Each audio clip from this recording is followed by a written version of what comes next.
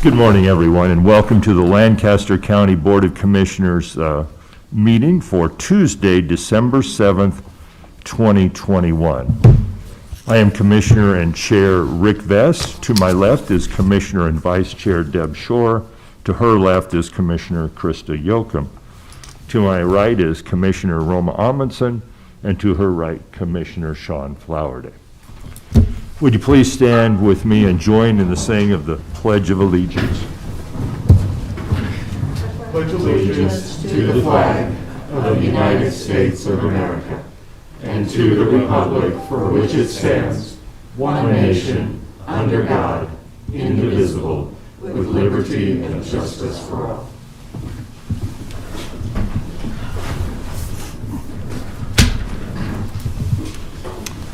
Mr. Clerk, please begin the meeting.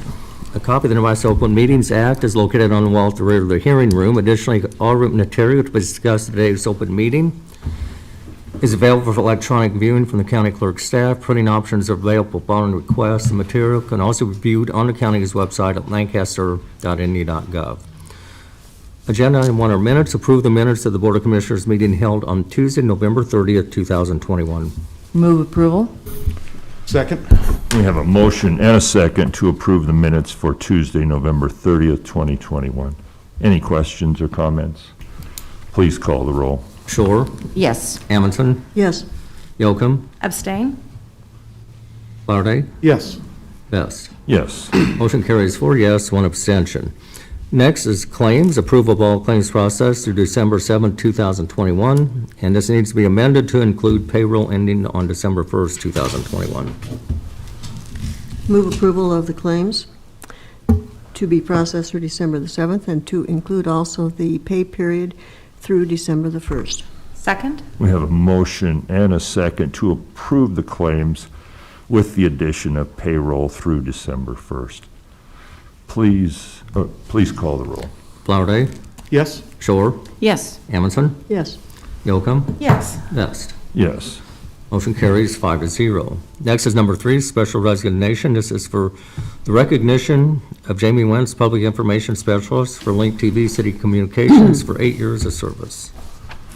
Would you please come forward, sir, so we can express our extreme gratitude for your service to Lancaster County and the citizens here.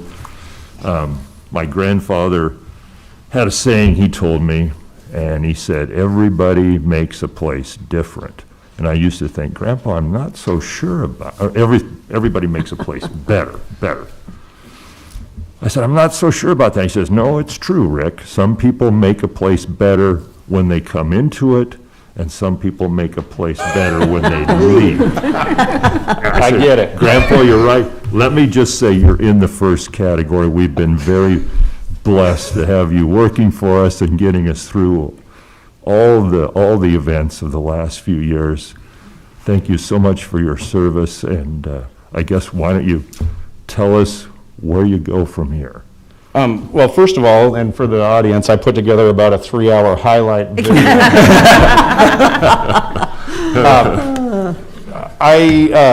It was kind of with mixed emotions that I'm leaving my job here with LNK-TV and with the city and working with the county. I've taken a job with the University of Nebraska in their College of Journalism, where I'll be serving as their technical director, working with students and faculty there on video productions and classwork and things like student newscasts and other video projects that the students will be involved in and things like that. So it's something that I had always looked at as if an opportunity for working with students ever came up, that it would definitely be something I'd be interested in from way back in my days in news. So it was a tough decision to make because I've been very happy in the position I've had here. It's been very fulfilling for me.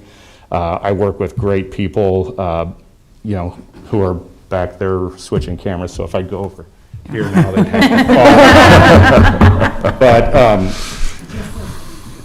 But, great people in the back with Melissa and Bo. You guys will be in good hands here, and with the communications team. And it's been an honor to serve with all of you, and especially the last couple of years when the pandemic hit. we had some definite challenges trying to figure out technology and integrating Zoom meetings and figuring out how to, I think Rick and all of you had to suffer through a couple of our meetings when we were trying to figure out the audio issues without having squealing feedback going through the chamber. You're welcome now. So, Those were the days. yeah, but anyway, I'm really excited about it and looking forward to the next challenge. I will, next Tuesday when 9 o'clock rolls around, I'll probably be wondering what you guys are up to, but definitely going to miss the people around here, but looking forward to the new challenge. Okay, very good. Commissioners? Yeah, Sean? I've said this a couple times before, but I just want to reiterate it for everyone who's watching, everyone who's in this room. It's not an overstatement to say that without Jamie and his team, Lincoln and Lancaster County just wouldn't have had the ability to do government this last year. That's not an overstatement at all. Him and his team were the ones who pivoted when the pandemic came in. We suddenly were able to do meetings via Zoom. We were able to do meetings, all these audiovisual capabilities that we had never used before, that we didn't even know we had, were suddenly on the table. Him and his team made it possible. We owe you a big debt of gratitude. Thank you, Jamie. Thank you. You did a killer job. Yeah, Deb?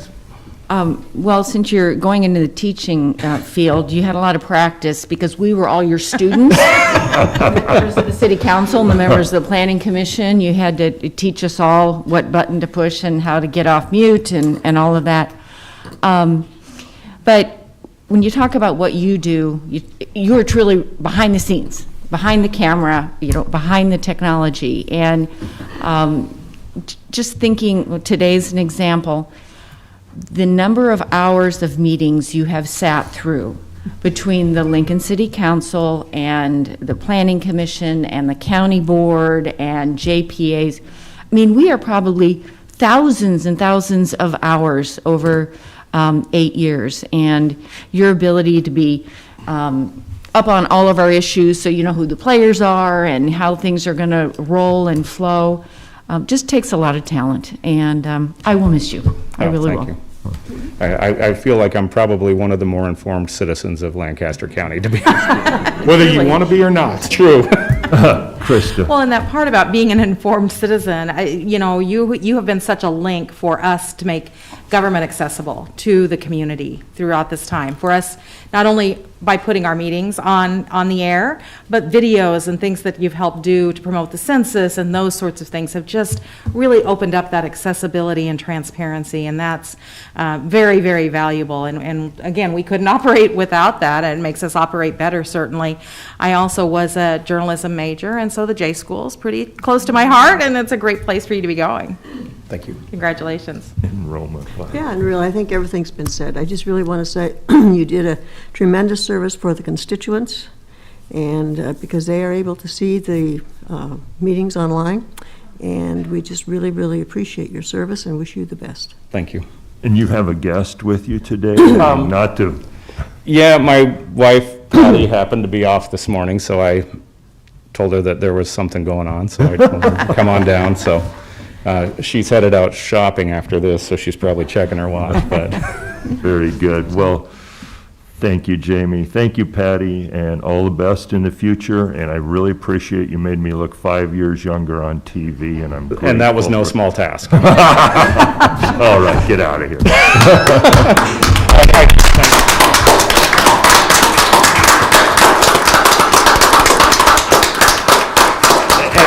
And I can't stress enough how good Bo and Melissa are both in the back room right now, kind of switching cameras, but I can't stress enough how huge of a part of all of it. You've said some very kind words, but they're directed at the whole team, I believe. So and you're in good hands. So Thank you, Jamie. We appreciate All it. the best. yeah, thanks. I'm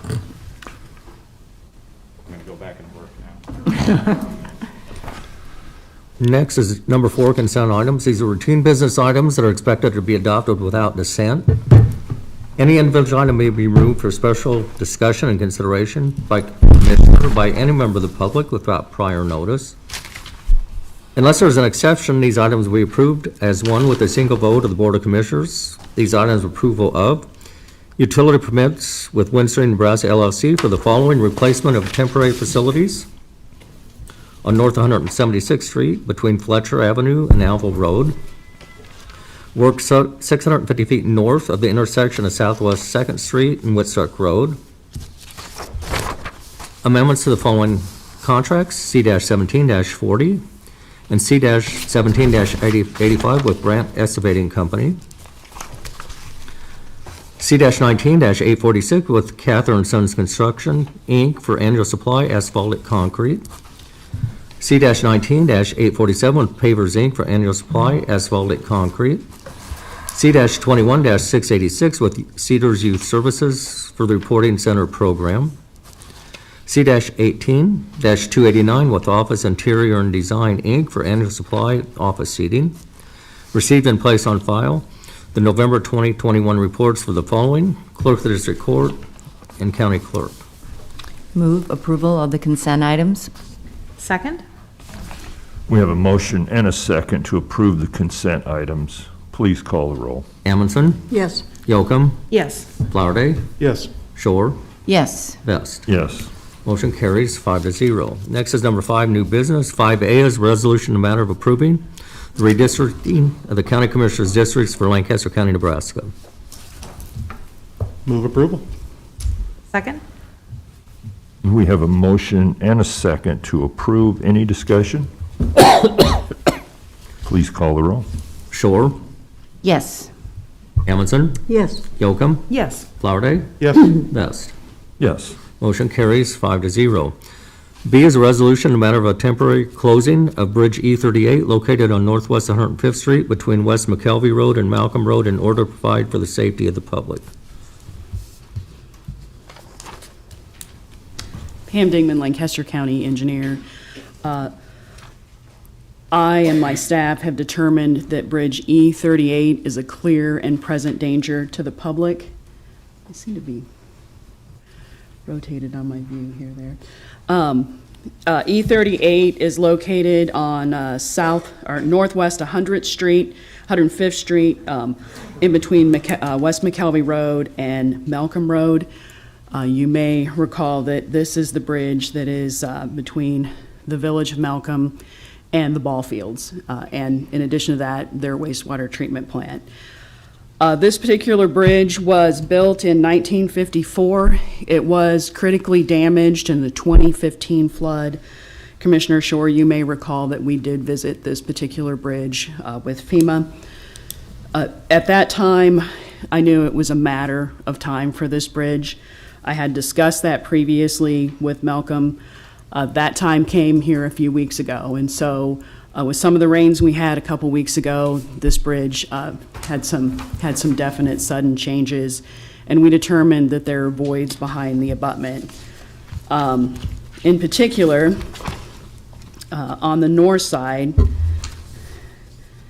and I'll note that we do have artists in our community that do occasionally paint our bridges, and so I have covered the art with a sticky note because the language in it isn't really appropriate for a public meeting.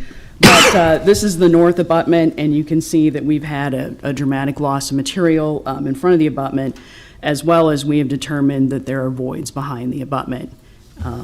So at this time, we need to close this bridge in order to protect the public.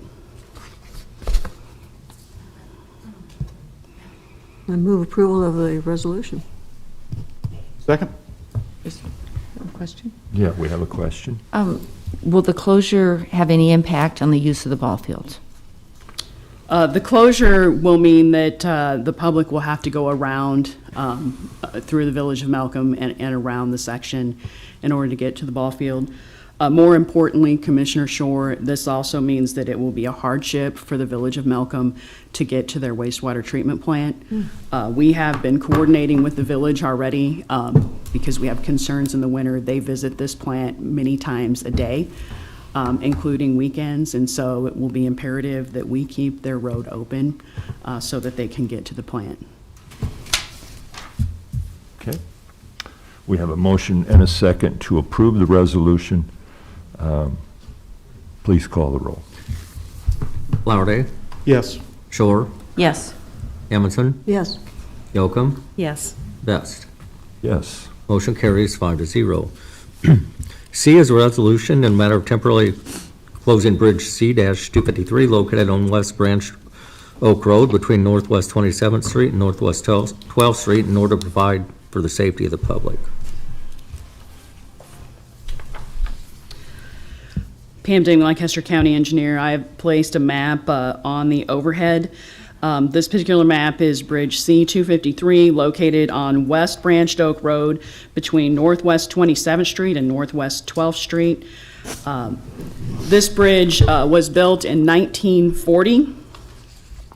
It is one of the bridges that we do watch on a regular basis.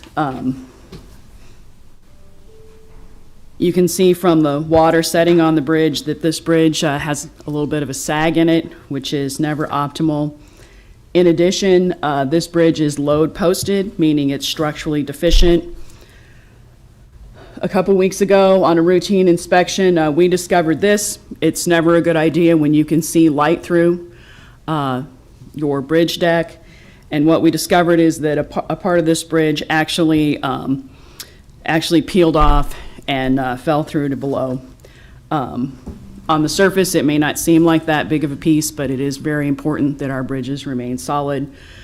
We are hopeful that we can build a patch on this deck and open this bridge back up. It will still be load posted. My concern at this time remains that we have had to take extraordinary measures to keep this bridge closed. It has been, people have continuously removed the barricades, which is something that happens to us out in the county. The thing about these bridges when they become this unstable is the person who sinned and broke the rules and went over the bridge might not necessarily be the person who pays the price of the bridge failure. And so we will continue to take all necessary measures to keep this bridge closed until we can get this patch in place. All right. Any questions? I would entertain a motion. Move approval. Second. We have a motion and a second to approve. Please call the roll. Yocum, Yes. Flowerday, Yes. Shore, Yes. Amundson, Yes. Vest. Yes. Motion carries 5-0. 5D is a resolution in a matter of authorizing the county engineer to make traffic sign changes and roadway improvements at the intersection of North 70th Street and Waverly Road to improve conspicuity of the existing stop signs.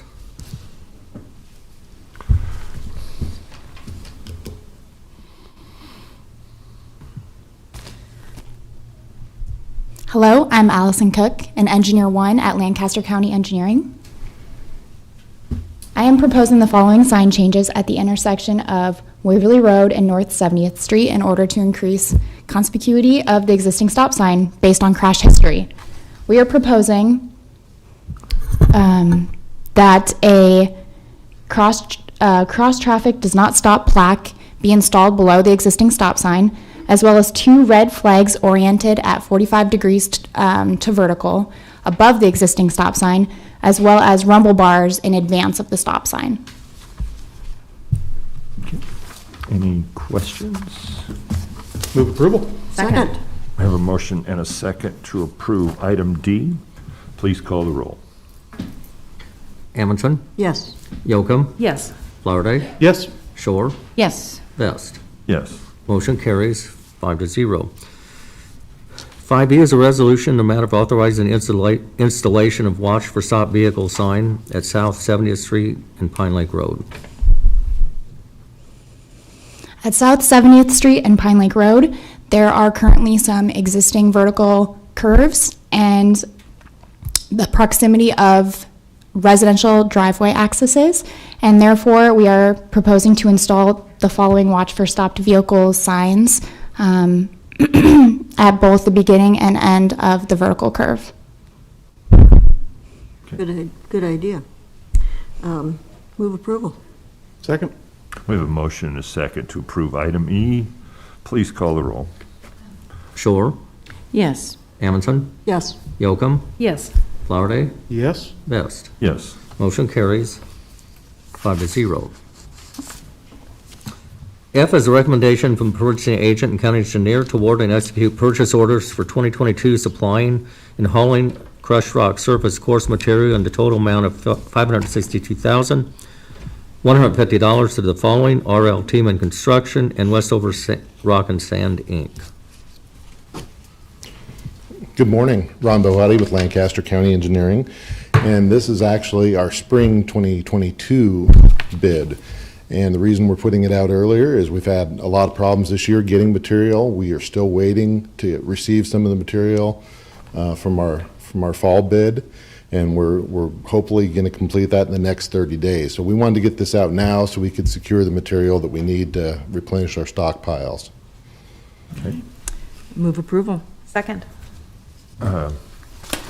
We have a motion and a second. Are we in good shape in our preparations for this coming year then, Ron? If we're working ahead like this, that sounds like a good sign. We're about 80% full right now. There are two critical areas that we're not receiving material at this time, and we're hoping that that's going to be completed in the next 30 days.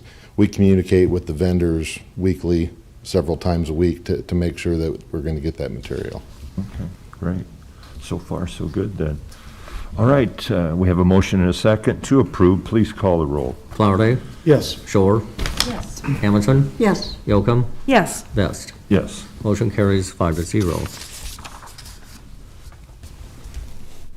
J is a recommendation from the purchasing agent and county engineer to award and execute purchase orders for 2022 supplying and hauling gravel surface coarse material in the total amount of $825,205 to the following: RL Team and Construction, Westover Rock and Sand, Inc.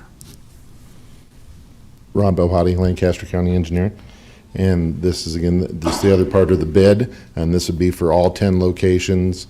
This is the material that we're having a problem acquiring this year. And I know both locally here at Weeping Water, they were having some problems at their plant maintaining a supply. And then up towards Columbus, where we're getting the gravel, they're having problems with some of their equipment. They were down for about 3 to 4 weeks this year, and they just haven't been able to recover and recuperate to keep the supply up. Okay. I move approval. Second? We have a motion and a second to approve item G. Please call the roll. Yocum, Yes. Flowerday, Yes. Shore, Yes. Amundson, Yes. Vest. Yes, thank you, Ron. Thank you. Motion carries 5-0. H is a recommendation from the Personnel Policy Board to create County Rule 17-24, education loan forgiveness for mental health crisis center registered nurses and nursing supervisors. Morning, Commissioners. Doug McDaniel, Human Resources. This rule change creates a policy for educational loan forgiveness, as stated, specifically for registered nurses and nurse supervisors in the Mental Health Crisis Center. It's been before the Personnel Policy Board with their approval and recommendation to move forward. I'm happy to answer any questions you may have. So, Doug, just to clarify, this is helping folks who come work for us repay their student loans. We will be attaching it as part of the benefit for all future hiring? Is that? Only for new hires. It's really designed, Commissioner, as a temporary measure with the short supply, high demand for registered nurses right now to help as a recruiting tool and retention tool. So it will be set on a promissory note for forgiveness for time committed to the county. Okay, great, thank you. I move approval. Second? We have a motion and a second to approve item H. Please call the roll. Amundson, Yes. Yocum, Yes. Flowerday, Yes. Shore, Yes. Vest. Yes. Motion carries 5-0. I is authorization for Daniel J. Zieg, Deputy County Attorney, to sign settlement agreements for class action lawsuits against Johnson & Johnson and against McKesson, Cardinal Health, and Amerisource Bergen. I don't see Mr. Zig, so. Move approval. Second. We have a motion and a second to approve item I. Please call the roll. Shore, Yes. Amundson, Yes. Yocum, Yes. Flowerday, Yes. Vest. Yes. Motion carries 5-0. Number 6 is public comment. Those wishing to speak on items relating to county business not on the agenda may do so at this time. Is there anyone present this morning who would like to make public comment on items relating to county business that are not on the agenda? Seeing no one, we'll close public comment. Next is announcements. The Lancaster County Board of Commissioners will not hold a staff meeting on Thursday, December 9th, 2021, due to attending the Nebraska Association of County Officials Annual Conference in Kearney, Nebraska. The Lancaster County Board of Commissioners will hold its next regular meeting on Tuesday, December 14th, 2021, at 10 a.m., with the Board of Equalization immediately following in Room 112 of the County City Building. The following meetings will be held on Thursday, December 16th, 2021, in Room 112 of the County City Building. The Lancaster County Board of Commissioners special meeting to vote on special permit 21042 at 8:30 a.m. The Lancaster County Board of Commissioners will hold a staff meeting immediately following the Board of Commissioners special meeting. County Commissioners can be reached at 402-441-7447 or commission@lancaster.ne.gov. The Lancaster County Board of Commissioners meeting is broadcast live on Link TV City. For the rebroadcast schedule, visit lincoln.ne.gov. Meetings are also streamed live on Link TV and can be viewed on YouTube. Number 8 is recess for the Board of Equalization. I would entertain a motion. I move to recess for the Board of Equalization meeting. Second? We have a motion and a second to go into recess for the purpose of conducting the Board of Equalization meeting. Please call the roll. Yocum, Yes. Flowerday, Yes. Shore, Yes. Emerson, Yes. Best. Yes. Motion carries 5-0. All right. With that, we are in recess. I will now open the Lancaster County Board of Equalization meeting for Tuesday, December 7th, 2021. Mr. Clerk? A copy of the Nebraska Open Meetings Act is located on the wall at the rear of the hearing room. Additionally, all material to be discussed at today's open meeting is available for electronic viewing from the county clerk's staff. Printing options are available upon request. The material can also be viewed on the county's website at lancaster.ne.gov. Agenda item 1 are minutes. Approval of the minutes of the Board of Equalization meeting held on Tuesday, November 16th, 2021. Move approval. Second? I have a motion and a second to approve the minutes. Any comments? Please call the roll. Shore, Yes. Amundson, Yes. Yocum, Yes. Flowerday, Yes. Best. Yes. Motion carries 5-0. Number 2 are additions and deductions to the tax assessment rolls. Move approval of the additions and deductions. Second.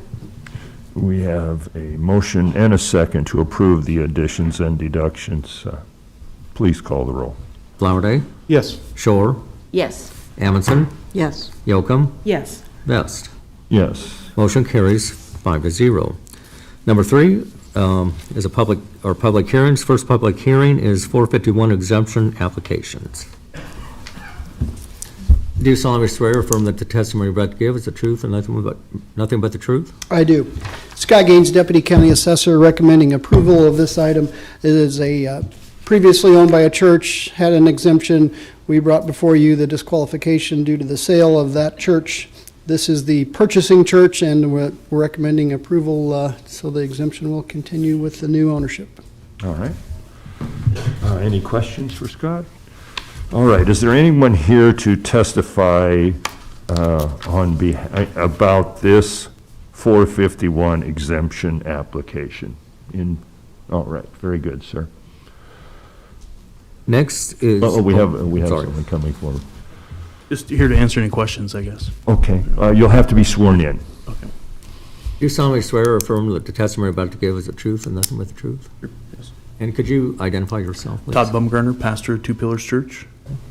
And you are the purchasing church then, Pastor? That's correct. And you have successfully applied. You heard the recommendation of staff that your tax exempt status will be restored.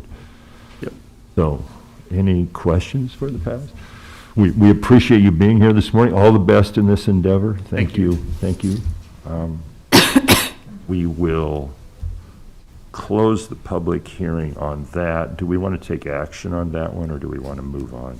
Let's do the next public hearing, Dan. Next is motor vehicle tax exemption applications. This includes Outlink Inc. doing business as Out Nebraska, Christian Heritage Children's Home, Mosaic, Great Plains Community Church, Crystal Ray Church of Lincoln, Madonna Rehabilitation Hospital, and St. Mark's Church.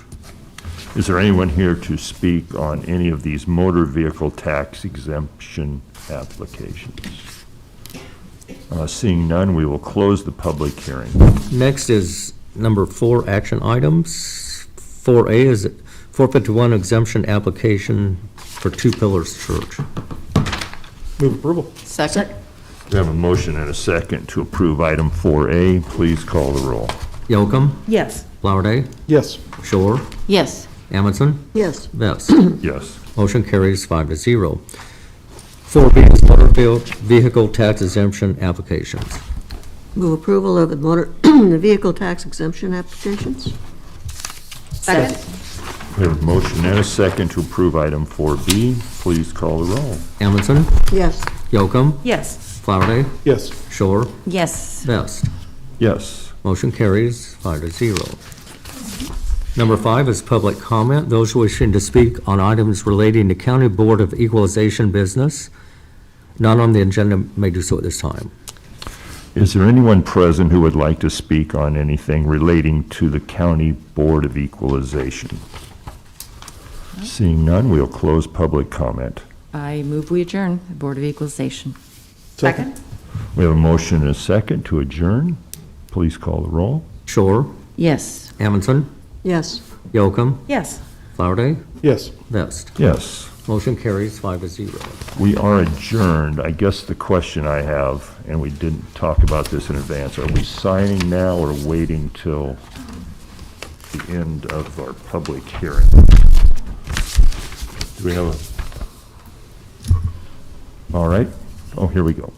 We're going to get some insight now. I would just suggest you wait until the end. All right, let's do that. Very good. People are signing up. Do we need a motion to come out of recess?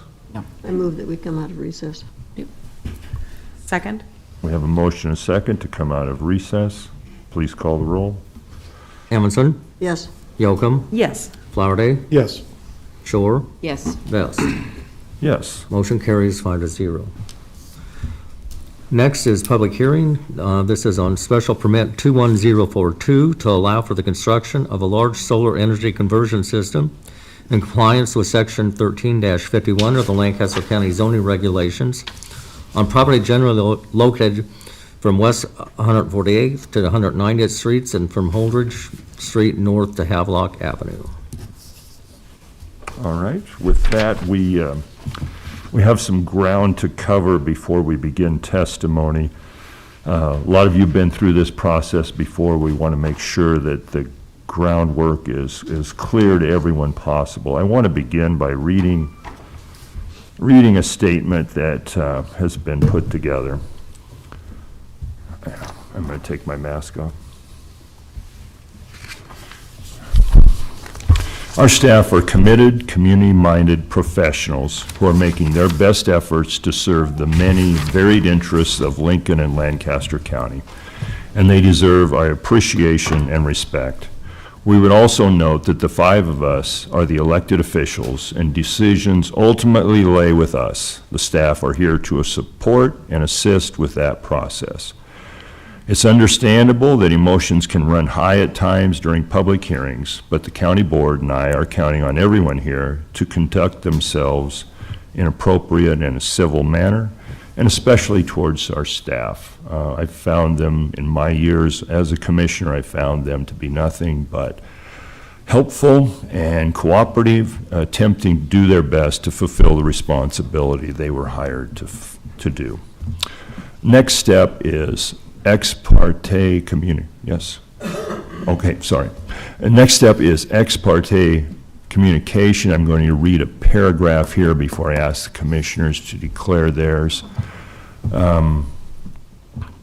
The county board serves in a number of decision-making roles. One of them is a quasi-judicial role when we have public hearings. At public hearings like this one, the chairperson will ask the commissioners to disclose any ex parte communications that took place.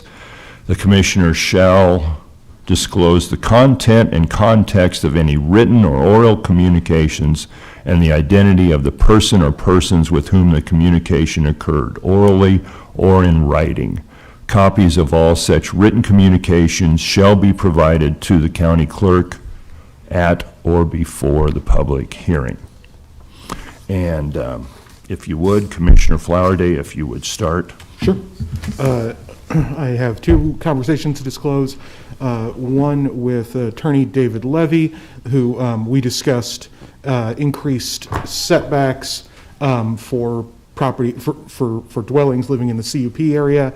And my other one is with NRD member Chelsea Johnson. We discussed the NRDs and the Army Corps of Engineers role in wetland protection. Okay, very good. Commissioner Amundson? I had no ex parte communications. All my communications were by email and were directed to the entire board. Okay.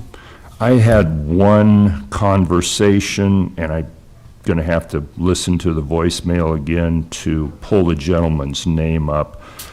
He reached out to me before the appeal was filed, and I didn't get him called back. So I did return his call. We had about a 15-minute conversation during which Chad, and I don't have the last name here, but I will get it for the record before we're done.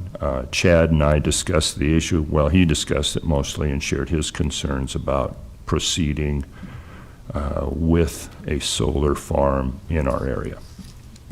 I had no ex parte communications. All mine were via email and directed to commission. I probably only have one to disclose, and that would be discussions with my husband, who is a member of the NRD, so with John Yocum, and those were regarding both the wetlands and the fire safety. Okay, very good. Real quick, when we are forwarding any emails, I used to always forward them to Monet. I don't actually know, should they come to you now? Okay, perfect. I don't think I have any, but I'm going to go back later today and review them, so. Okay, very good. We had some emails into the clerk's office.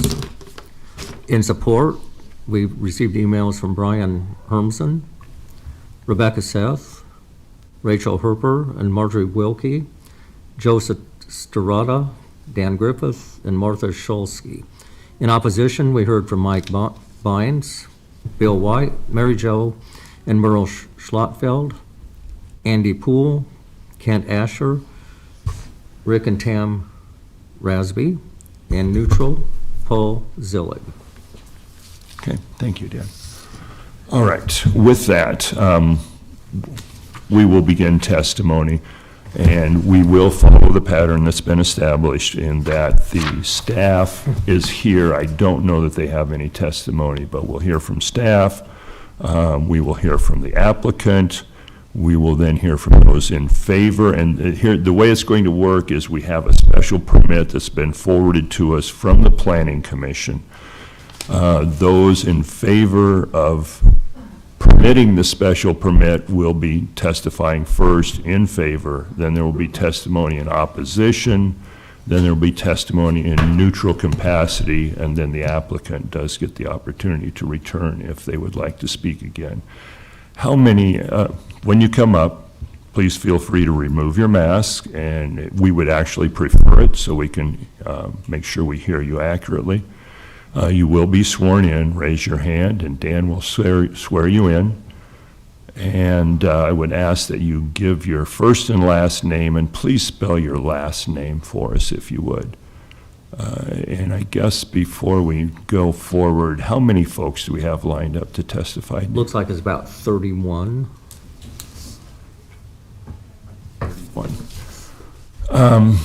We've made the decision that we will be doing testimony for 4 minutes today. The commissioners have the right to ask questions of anyone who's willing to take questions, which would not be counted against your 4 minutes. So with that, I believe we'll bring Mr. Henriksen forward. You solemnly swear affirm that the testimony we're about to give is the truth and nothing but the truth? I do. Steve Hendrickson with the Planning Department, 555 South 10th Street. We made a presentation to the county board last week, so we didn't have anything further, just here if there was any questions before you started. Okay, commissioners? Steve, thank you for being here. We appreciate your work. Oh, one other note. Any documents that you bring forward will need to be left with the clerk's office. A copy of all document referenced or displayed during your testimony must be provided to the county clerk for the official record. Forgot to add that. Okay, first person signed up in support is Chris Callahan. Well, applicant? Oh, I'm sorry. Yeah, I think we would have Yeah. the applicant next.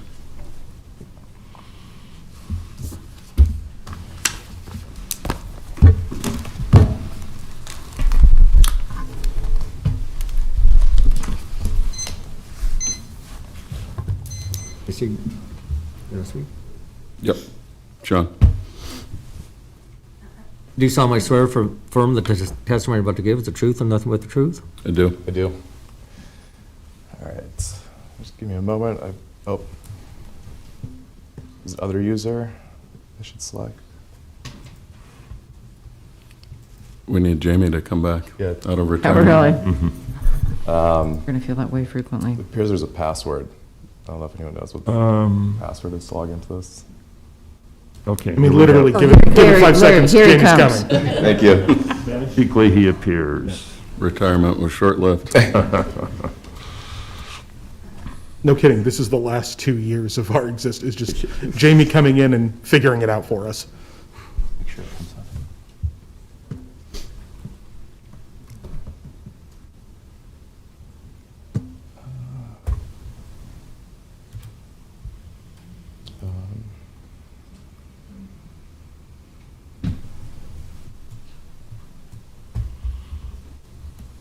I thought he had him loaded on here.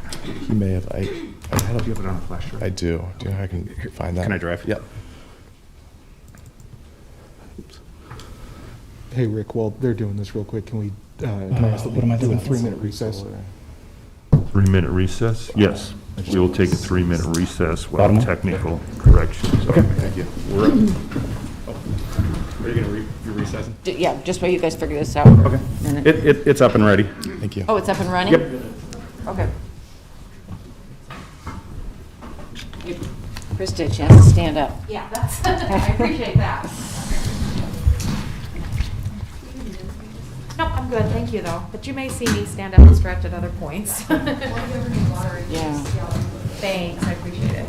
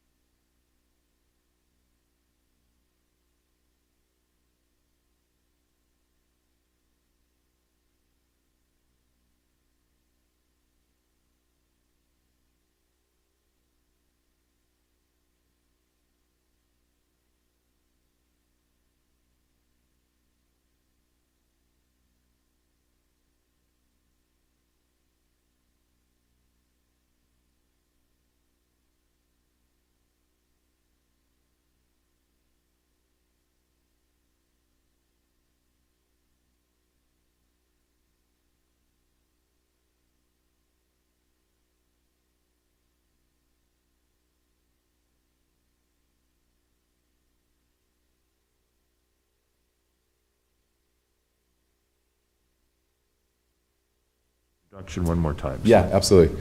Sean Harris with Ranger Power, 226 North Morgan Street, Suite 200, Chicago, Illinois, 60607. Mr. Chairman, Commissioners, good morning. David Levy, Barrett Home Law Firm. Levy is L-E-V-Y, address 625 South 14th Street, Lincoln, Nebraska, 68508. Thank you. Thank you. So just before starting, just wanted to say thank you for your time this morning and your time in reviewing our application. We greatly appreciate it. So we've got about a 10-minute presentation here. I'll try to keep things brief. So Ranger Power, we are the developer for the Salt Creek Solar Project. We are a utility-scale solar development company located in Chicago, Illinois. We currently develop a portfolio of over 30 projects across the Midwest. Over 1,800 megawatts of projects that we've developed have been successfully permitted, and those are identified as the red stars on the map. And by the end of this year, over 500 megawatts worth of power that were solar projects that Ranger Power had developed will be online and generating power. Solar energy at a glance. So the project that we're proposing, the Salt Creek Solar Project, will utilize PV trackers, which are the most economical solar technology. These are rows that are oriented in north-south direction. They track the sun slowly from east to west throughout the day. And they operate without producing any air pollution or greenhouse gases. The major equipment involved is relatively simple. It's the solar panels themselves, the steel I-beams or piles, as I've heard them referred to also, that are driven into the ground. The racking, which are the tubes that are mounted on top of the I-beams. The solar panels are mounted on top of the racking. The electrical collector lines, inverters, access roads, and fencing. Panels do not contain any toxic elements, and all contents are naturally occurring. So again, the major equipment here, the inverters, these convert the power from DC, which the solar panels generate power at, to AC. There's also a small transformer that is co-located with the inverter that steps up the power to a medium voltage of 34.5 kilovolts. So the solar panels produce at 12 kilovolts DC. That power is run through those combiner boxes to the inverters, where it is converted to 34.5. It's converted and stepped up to 34.5 kilovolts AC. There's the foundations again. These are those steel I-beams, and then of course the solar panels themselves. Good, sir. Yeah, absolutely. How big are those inverters? What's the size of those? They are, I don't know the exact dimensions. If I had to estimate, I'd say maybe 4 feet wide and about 10 to 15 feet long in size, and about 6 or 7 feet tall. Okay. Yeah, That's rough estimate. Yeah, thank you. And also anyone feel free to stop me during the presentation if there are any questions. So these are 4 photos of the Assembly Solar Project, which is a project we developed in Shiawassee County, Michigan. Wanted to bring attention to the photos in the bottom left and the top right. These are the back sides of the solar panels, so you can see that these are they're a bifacial solar panel, so it's a clear back sheet. So it's a clear glass back sheet, so reflection from the ground surface onto the back sides of the solar panels is also generating power, so increasing the efficiency of panels. I would also point out in the top right, you can see a smaller kind of horizontal, you're looking at the back side of it so you can't see, but it's a solar panel located just to the right of that I-beam. That is what actually powers the tracker. So right behind that, there's also a small battery, so that at the end of the day, when the panels are in the west-facing position, the battery is used to move the panels back to the east-facing position to start the day. So projects like this are compatible with agricultural areas. These are a passive land use that do not require public utilities or infrastructure. No glare, dust, or chemicals are generated. The solar panels themselves do not generate any sound. The inverter and the transformers do. These are located in the center of the project area. These projects are very modular in design, so it's easy to locate any sound generating equipment furthest from property lines to mitigate any detection of increased sound levels at property lines.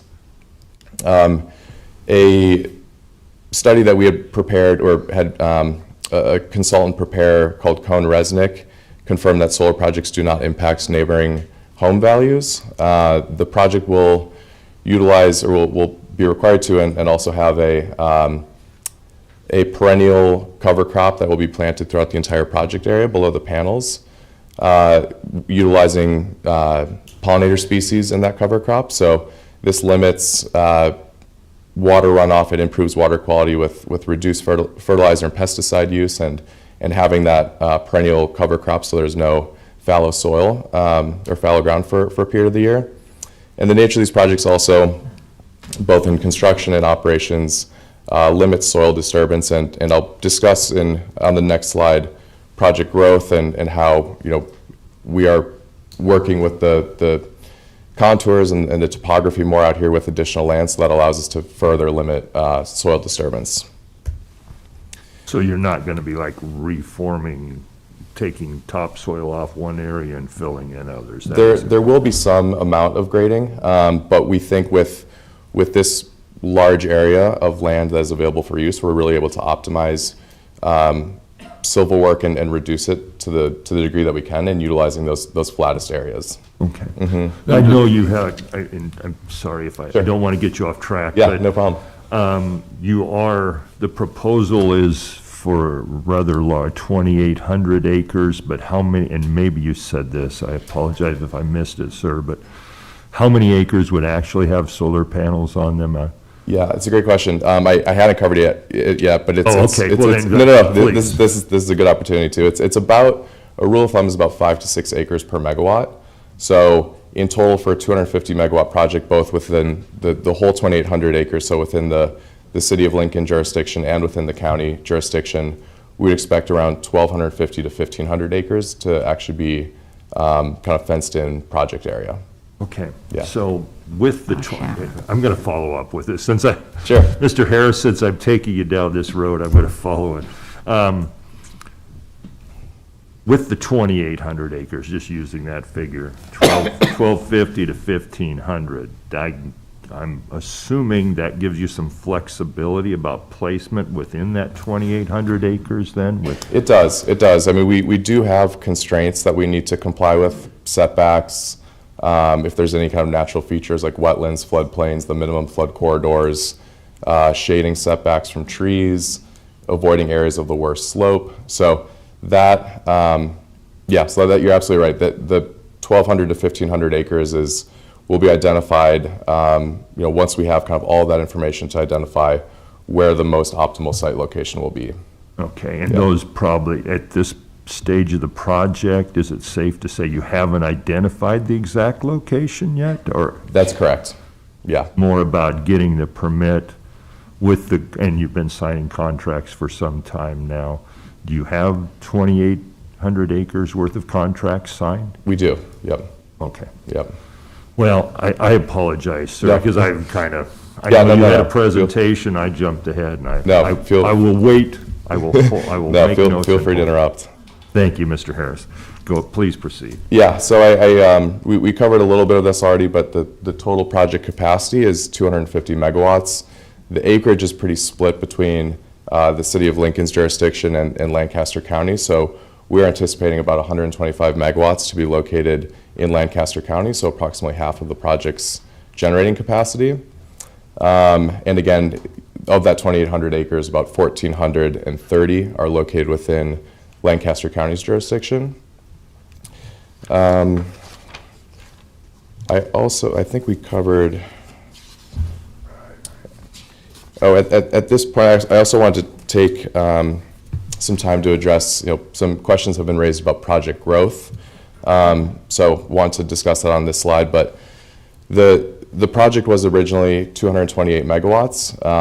It was identified that our point of interconnection, which is the Wagner substation, located just south of Adams Street and west of 134th, that we could actually interconnect up to 250 megawatt project. So that is the reason for the increase in generation capacity.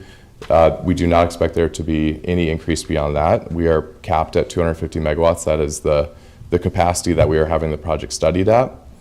And we also discussed kind of the growth to the east outside the city into Lancaster County jurisdiction. I think we already hit on that with topography and trying to optimize site design and avoid impacts to natural resources and limiting soil disturbance. The other thing I'd point out is, as part of the expansion into Lancaster County, is the county passing the solar zoning regulations was another reason that we looked to expand the project further east into the county. So the project, I mentioned at the start, will be connecting into that Wagner substation. And yeah, I think we otherwise covered everything else here. The site selection process, there's been questions raised about, why is this project located here? Why are we developing in the city of Lincoln and Lancaster County? And there's a number of different criteria that we look for a viable project. And when you run down the list, you identify that there are really actually very few very good kind of viable sites. And so the criteria, some of the criteria that we look at is proximity to existing electrical infrastructure. So with this project, it's that Wagner substation. Of course, we need to have landowners that are interested in participating in a project like this. So that box was checked here. A relatively flat open land that is void of a lot of wetlands or other environmental sensitivities is important to, again, just increase kind of the usable acreage out there. Proximity to large load centers here, we're very close to, obviously, the city of Lincoln and Omaha, and then finally having reasonable zoning regulations that give us the framework on how to develop these projects. Community outreach, since December 2018, we have engaged in over 130 meetings and calls with neighbors to the project. Frequent outreach to local stakeholders, community leaders in Lincoln's businesses and government. 2 open houses were held, one in July 22nd, 2019, and another in June 3rd, 2021, to invite community members excuse me, to provide feedback on the project. Excuse me. The project has been widely supported. We've received over 160 letters of support from individuals for this project. We've also received letters of support from the Lincoln Partnership for Economic Development, the Lincoln Chamber of Commerce, Nebraska Farmers Union, and Southeast Community College. Also Senators Moorfield, Wishart, Coulterman, the City of Lincoln Mayor's Office, and Lincoln Journal-Star Editorial Board. So community benefits, this project represents over $250 million investment into Lincoln, excuse me, into Lincoln and Lancaster County. The project as proposed would generate over $870,000 per year in new property tax revenue.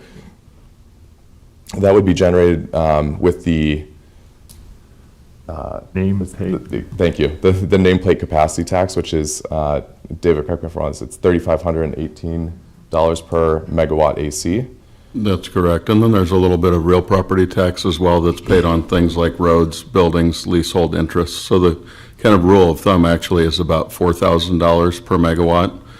So the $870,000 in annual new property tax revenues is a very conservative estimate. It's likely to be more than that for a 250 megawatt project such as this.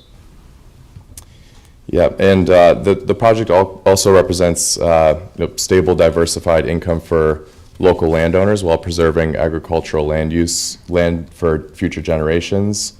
During construction, there will be a lot of job creation. The majority of the jobs will be hired locally.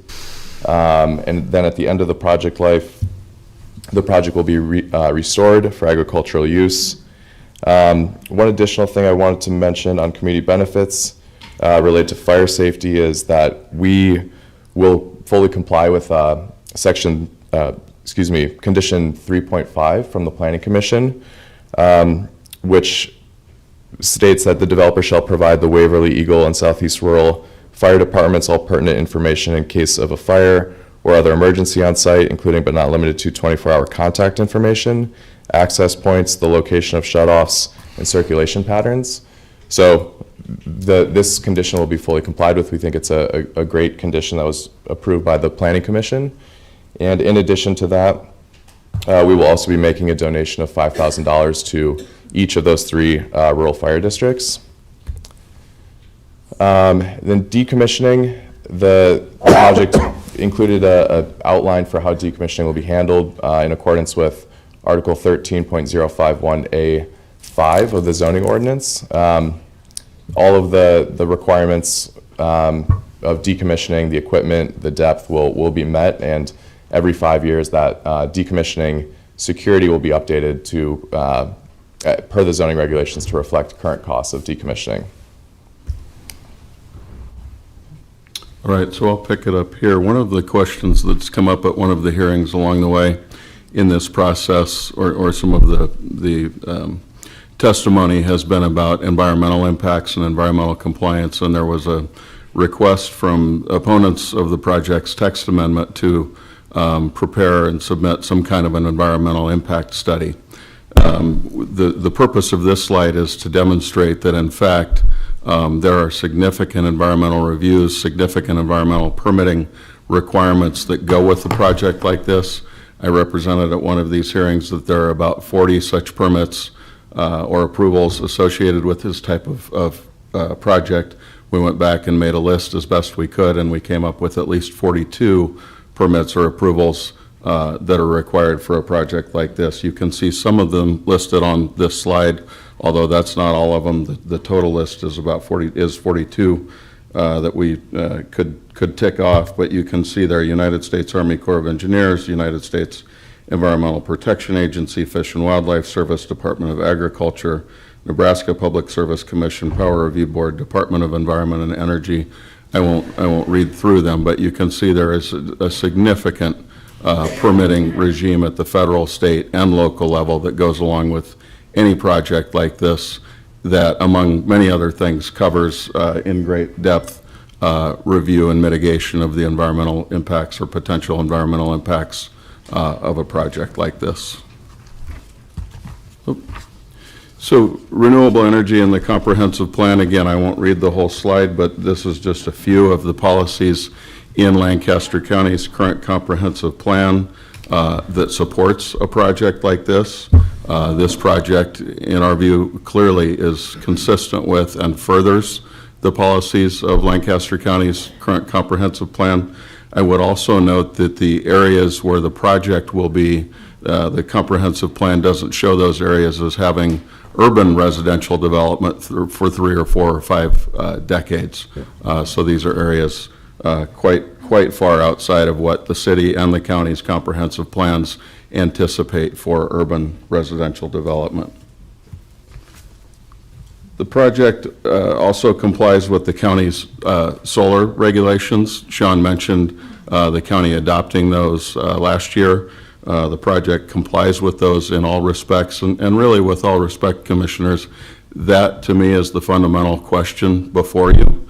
The Planning Commission found that the project complies with all of the regulations, but as it does in a special permit hearing, and as the County Board, of course, has the discretion to do as well, the Planning Commission added conditions of approval that it felt were appropriate and warranted by the specific nature of this project, and in response to concerns that they heard from opponents of the project or people who had concerns about the project.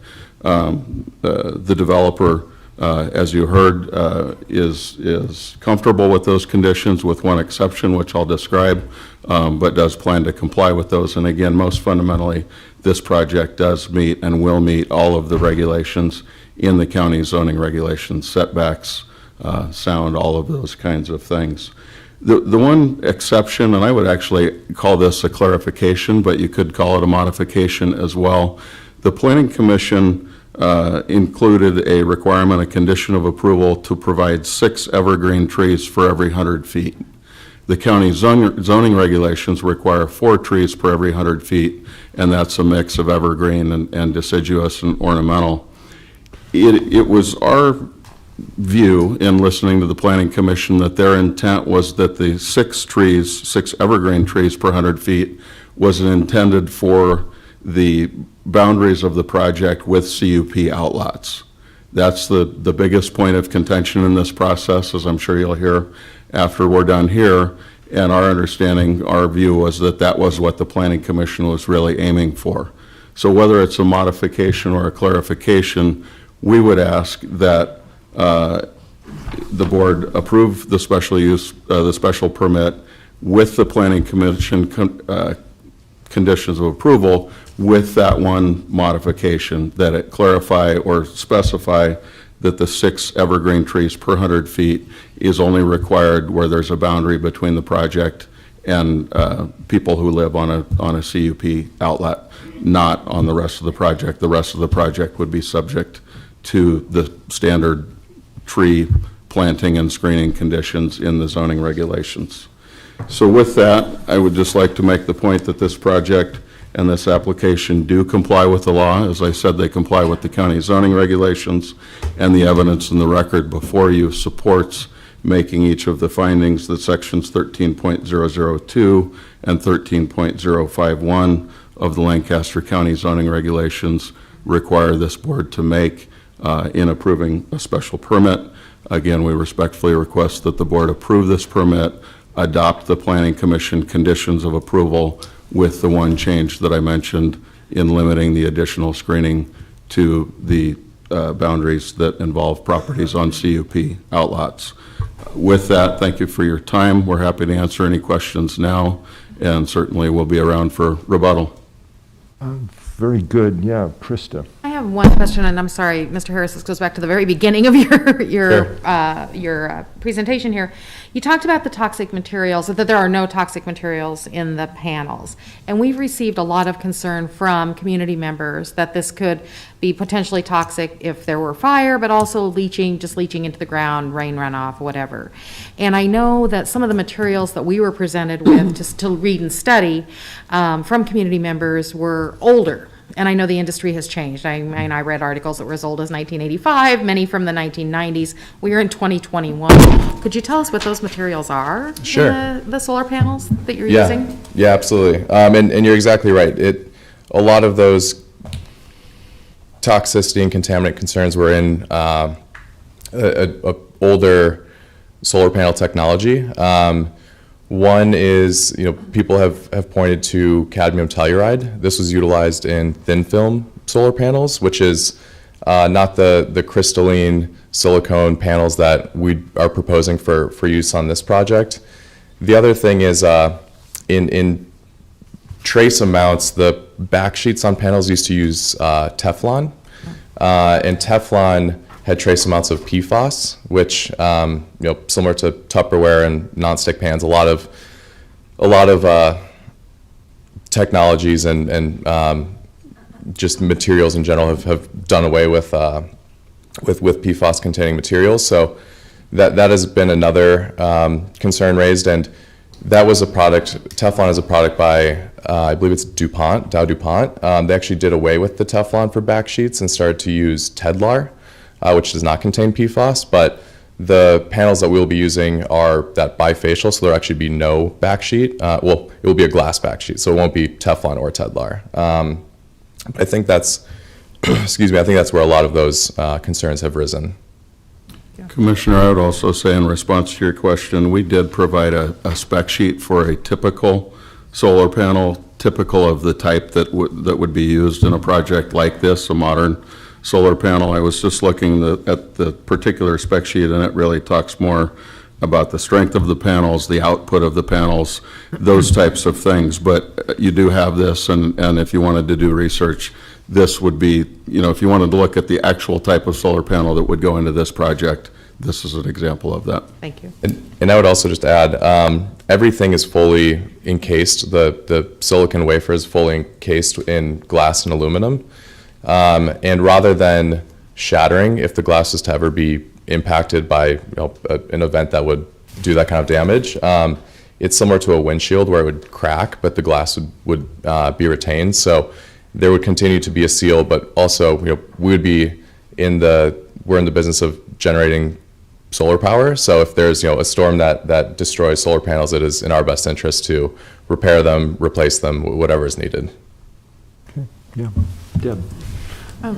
Mr. Harris, you mentioned you're from Chicago and know that Mr. Levy practices law in Omaha. Should this be approved, can you talk to me about what the structure would be locally, not only during construction, but ongoing, contact people on the ground for concerns? What will that look like? Yeah, great question. So we are the developer, so we do everything from locating the project to getting it construction ready. We don't have expertise in building projects and operating projects. There are a lot of companies that do have that expertise. So at the time of construction, there would be a transition to another owner who would be the long-term owner-operator of the project. That being said, what we found with all the projects we've developed is there's a lot of institutional knowledge that we carry with the project, a lot of relationships that we maintain. So there's a longer transition period of transitioning all those relationships, but also notifying any parties of any change in point of contact or owner. And I think perhaps more to the point of your question, Commissioner, there are permanent on-site staff. So there is an office for the project, probably located fairly close to the project because it's easier to come and go. And so there will be local people who are at the project site every day, 3 to 5 of those people, I believe, somewhere in that neighborhood. There's an office with a phone number, with an email address. Okay. And in my experience, those people, they're local people. They tend to know the people in the community because they're out there working all the time, so they know the landowners in the project, but they also get to know the neighbors of the project. And I've heard lots of stories about those, the neighbors will have their cell phone number, and if they see a gate open at 10 o'clock at night or something, they'll text them and the person can run out there and close the gate or something like that. So there are local on-site people at all times and that contact information. In fact, I believe that's a condition of approval, at least on the fire side, to provide a local 24/7 contact person with contact information. Yeah, Roma. Just a really quick question. I noticed here that you do have Lancaster County study confirms solar projects do not impact neighboring home values. This is probably one of the most critical things that I have heard. I would be interested in knowing who did the study, when it was conducted, and so forth, and where all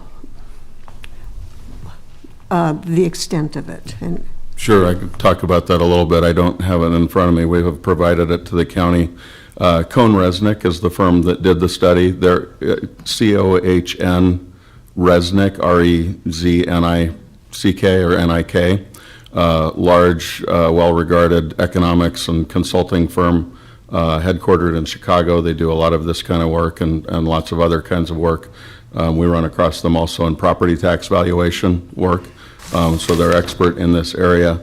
And the way they do these studies essentially is they will find 5 or 6 solar projects kind of around the area, around the Midwest, if you will, that are located in similar areas, somewhat rural areas that are close to urban areas, for example, as best they can find, the closest projects they can find. And then they will go out and they will study, they will find home sales prices per square foot and do that kind of an analysis like an appraiser would for a real estate valuation for homes that were bought and sold in the area of the project before the project was there, and then same thing after the project was there. And they do that for each of those 5 or 6 sample projects that they find around the area that are comparable. And what that study concluded is that when you average all of those comparisons out, there was no statistically significant impact on sales price, home value, or time on the market. Good questions. Any others? I have a few. To your credit, Mr. Harris, you answered a lot of them, and I apologize. I will not interrupt anyone's testimony again. I think it makes it awkward and it's uncomfortable for the speakers. I'll save my questions. So I apologize to you for doing that to you. You handled it very well.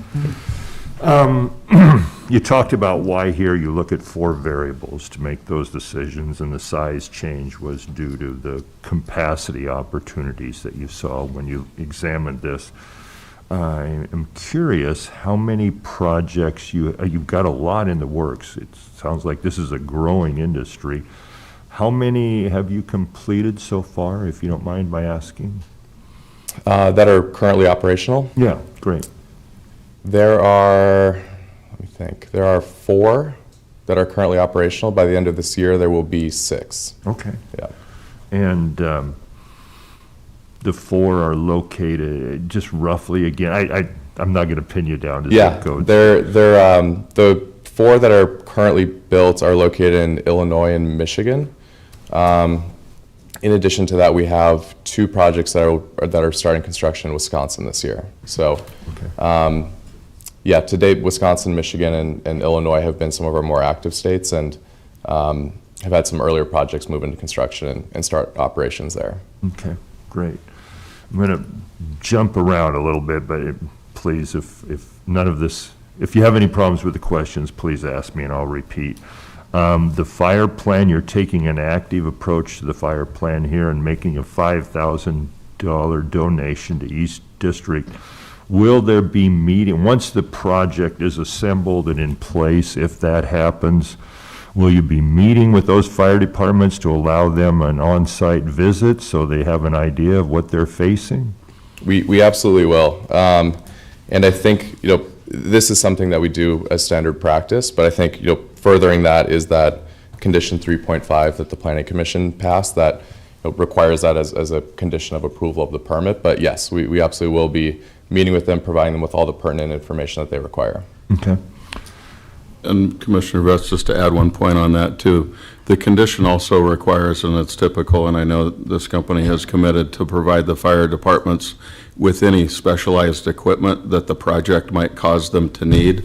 What that ultimately means, in my experience, is what they call Knox boxes, which are a box that holds a key that has a combination on it. Their trucks often don't have those, so the company will pay for those boxes and for them to be installed on the trucks so that anybody on any one of those trucks, when they show up to that locked gate, can do the combination on that Knox box, open that Knox box, or if they have a specialized key for it, however it is, the key to that gate is in that box that's on their truck. So they have those at all time. And that's not the $5,000, that's separate. That's in addition to the $5,000, that's right.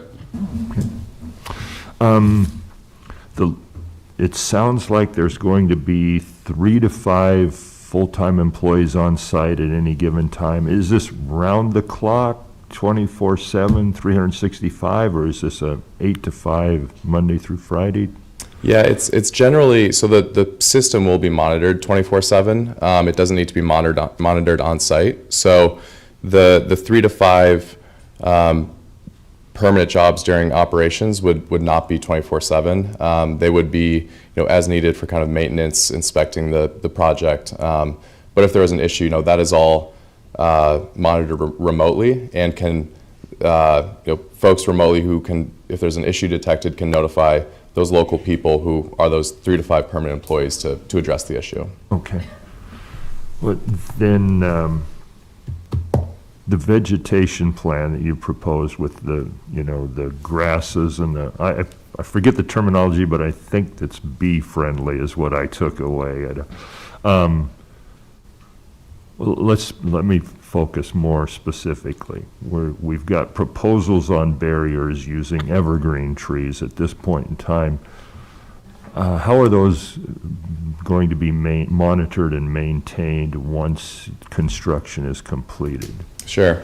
So what we'll typically do is have a minimum 4-foot planting height of those trees, and we would actually be, and David, feel free to hop in here, but if that vegetation was in disarray and they were not being properly maintained, I think we would actually be in violation of our permit. So we would be statutorily is the right word, but we'd be required under the permit to maintain that vegetation as approved by the commissioners. So I think having the condition in there requires that the vegetation be properly maintained, and if we were yeah, if the vegetation was in disarray, then I think we'd actually be in violation of that permit approval. Yeah, I think And there's just to- agreement on that.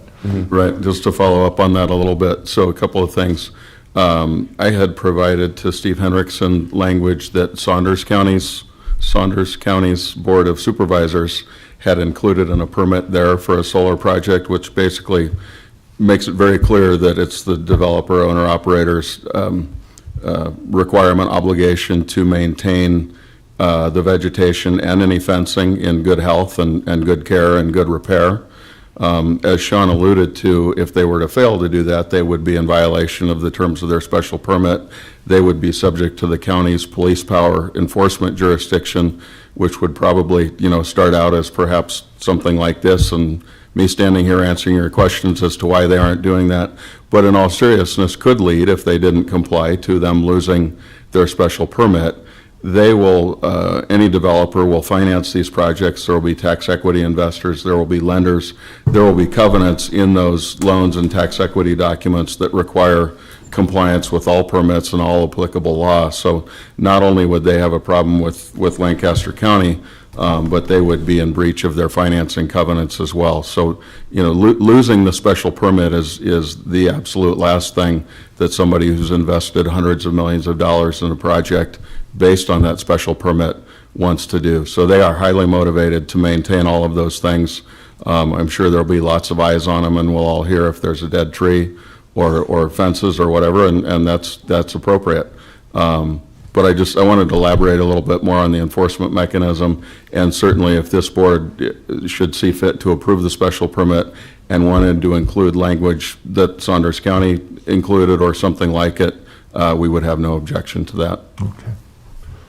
All right, then just a couple more, sir, and then I think I've run my list. The pattern, if I understand it, on the setbacks is, let's use the 100-foot, because some of them they're different distances at this time, depending. 100-foot is from the property line, in some cases, to the solar panel itself. Therefore, then any barriers would be closer, whether it's trees or fence or whatever. Am I understanding that correct? Yeah, that would be the minimum. That'd be the minimum distance from the residential property line to the solar panels. If there is another constraint, it could be maybe a utility easement, for example, that might require us to set back further, or again, maybe the slope is not favorable. So at the closest, it would be 100 feet to the property line, and if that were the case, we'd expect the fence, the vegetative buffer, that to be located within that setback distance. Yeah, and I guess we talked earlier about some flexibility. We have 2,800 acres signed up. We may need up to 1,500. So there might be the ability to not be so close to I mean, I'm saying that would be an important consideration here. Without a final site plan, I can't say for sure, but, having heard concerns and feedback, we understand, the preference is obviously for a further setback, so to the degree that we can accommodate that, we certainly will. Okay. Yeah. Last two for me then. The setbacks, some of them are somewhat lengthy. If we have 300, let's use 300 feet, that's what it is. What's going to be in that 300 feet? Are we allowing someone to grow corn, or what's the plan? Yeah, it's a great question. It's typically up to the landowner. We will generally release that land back to them, so they can use it to farm it, continue to plant on it. If they choose that they don't care to do that, then we would be required to vegetate and maintain that area as well. Okay, Yeah. great. Last one then, I thank you for your persistence, Mr. Harrison. This is a big project. We welcome development in Lancaster County. It's part of what's going on, growing our county. We understand the economic impacts for those who are there. But it's really important that we let people in who are going to be good neighbors to those who are already here. Tell me a little bit about your vision. And you've given me a lot here, with the fire plan, with the plans for vegetation. Tell me your vision of being a good neighbor in our community as Yeah. if we go forward. Sure. So, I mean, through this permit process and through conversations with folks living in the community, we have, noted, documented concerns. And as I mentioned earlier, to the degree that we can incorporate those in a design, we certainly want to do that. And as the project moves into construction and operations, we will continue to be here. We will continue to be available for questions or concerns that anyone has. Additional feedback that folks have for us, and then during construction there will be a lot more people out with a single point of contact or two for construction manager type role. So if there's issues, we want there to be a single point of contact or two where people can say, there's this issue that's arisen, and make it really easy for people to get in contact with the right person to address issues that may arise or concerns. And then during operations, same thing. There will be, one or two points of contact where, people will, continue to be available to address anything that may arise. So I think continued, receiving of feedback, incorporating that feedback into site plans, and then during construction operations, I envision just being very available, responsive is what's really important. Okay, great, yeah. Deb? Well, let me follow up, because I think it's a good segue to my question. Talking about being a good neighbor, I mean, this is your team now during this phase and during construction and development, but at some point you said you're going to turn it over to someone else. In the other solar projects that you operate, have those been turned over? Has it always been to the same entity, or how do you select who that person might or entity might be if your team has worked hard to build these relationships and then you walk away after 3 years and the neighbors are starting over? How does that process work? Yeah, so the project will, the projects we have worked on that moved into construction operations have been turned over either to a private entity that we know is very experienced in operating and building projects, or turning it over to actually the utility, who would be the long-term owner-operator of the project. So rather than it being a private owner selling the power, it would actually be the utility itself that owns the project. But I mean, what we've found is just having the developer stay on through that transition period and continue to kind of hand relationships off, make sure that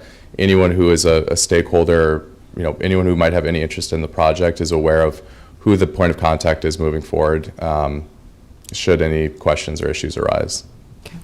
Just to follow up on that a little bit too, again, the Saunders County example, this is a typical process and practice. Same thing was at play there. And so Saunders County included a condition of approval that said that the developer would come to the county board and make an introduction of the new operator. We'd welcome that kind of a condition, and if you wanted to include some kind of a community meeting with landowners and neighbors and the operator, ultimate operator, that would be, I think, very reasonable as well. Again, it may go without being said, but writing it down, I think, never hurts. Sean? I just had, sorry, excuse me, losing my voice. I've got a little bit of experience with developing fire protection plans, in particular with rural departments. You had said that you were open to taking the local fire departments through on a tour or an inspection of the site. One thing that, and I think I know what the answer is to this already, but I just want to make sure it's on the record and we get it clear. That will probably have to be a periodic thing that gets done as staff in fire departments, in particular volunteer departments, changes over. You just will have to, it's not uncommon that they will go through and just tour any major facility that's in their area of response every year or two or something like that. It's just part of continuing education, and it's got to be more than a one-time thing. That's all. If it's not part of the planning commission condition, and I'm not sure whether it is or not, I think we should just state that that'll be an annual thing, if that makes sense. Sure, or leave it up to the fire department. Yeah, whatever. I'm fine with that. Annually is great. It's just important for continuing education that it is an ongoing process. You don't just go once and check it off. Right. People are reminded. People are trained again. These are the codes for these boxes. This is where this shut-off switch is. Those kinds of things. It's just Absolutely. continuing education is clutch in those situations. Very good. Gentlemen, thank you both. Yeah, thank Mr. you. Harris, thank you. Thank you, Commissioners. It's Thank you. good to have you here this morning. Thank you both. You will have the opportunity to come back up after testimony is completed, if you want. We'll be here. Thank you. All right, with that, we will move on to those in favor of the special permit as proposed by the Planning Commission. Okay, first up is Chris Callahan.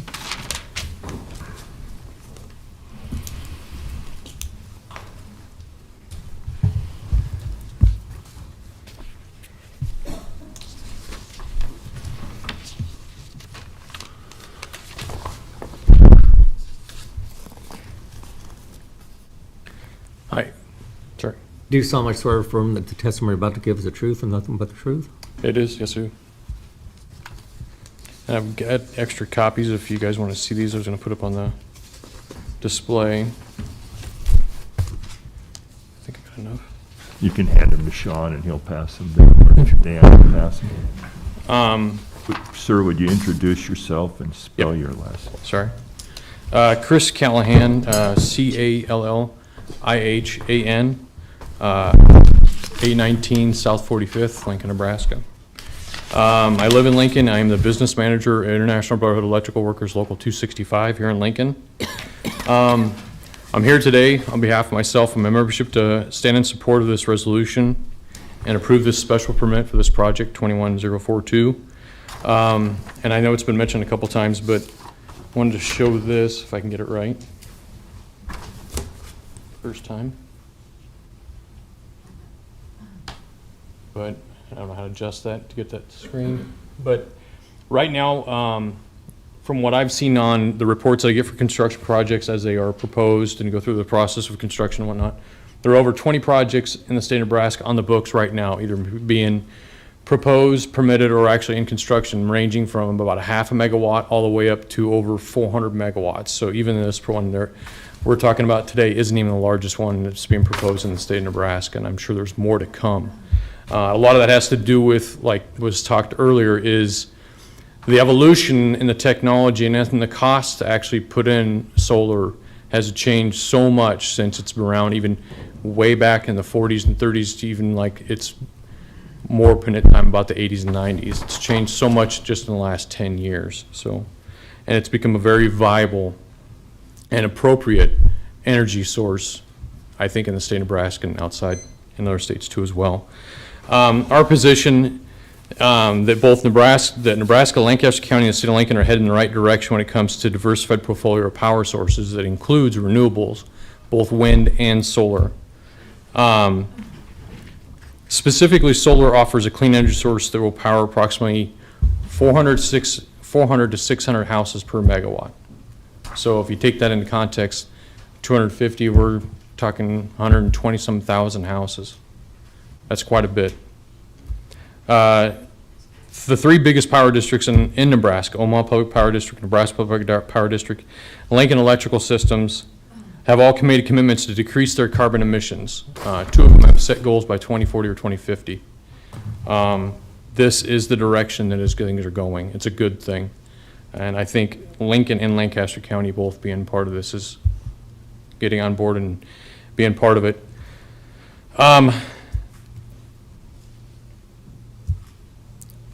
I think that when you add in the 250 megawatts, $300 million, I think is what it's estimated at. The economic driver for both Lincoln and Lancaster County, you can't turn a blind eye to those type of things. That's a huge investment in our community. I think it's got a very small minimum footprint to it when it comes to impact and years to come. So I guess if there are any questions, really. How many members are in your union, Mr. Callahan? We are over 400 right now. Okay, and would a project like this provide opportunities for your members and other folks of your skill set? Yeah. I started in the program in 2004, and solar had been part of our training practice in our JTC prior to even that. So we went through a power source training in our apprenticeship program, included solar and wind both, but we dive into solar itself. So yes, our guys are skilled and trained for it. Yeah, okay. So you're ready to go if the project's to provide skilled workforce if we allow Ranger Yeah. Power to construct in our area. Yeah, we look forward to this one and maybe even more coming down the road. All right. Any other questions for Mr. Callahan? Thank you for being here, sir. Thank you. Next is Kenneth Winston.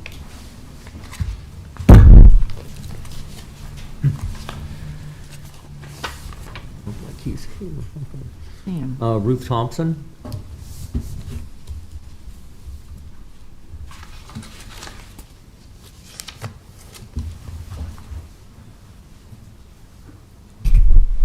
You solemnly swear or affirm the testimony about to give is the truth and nothing but the truth? I do.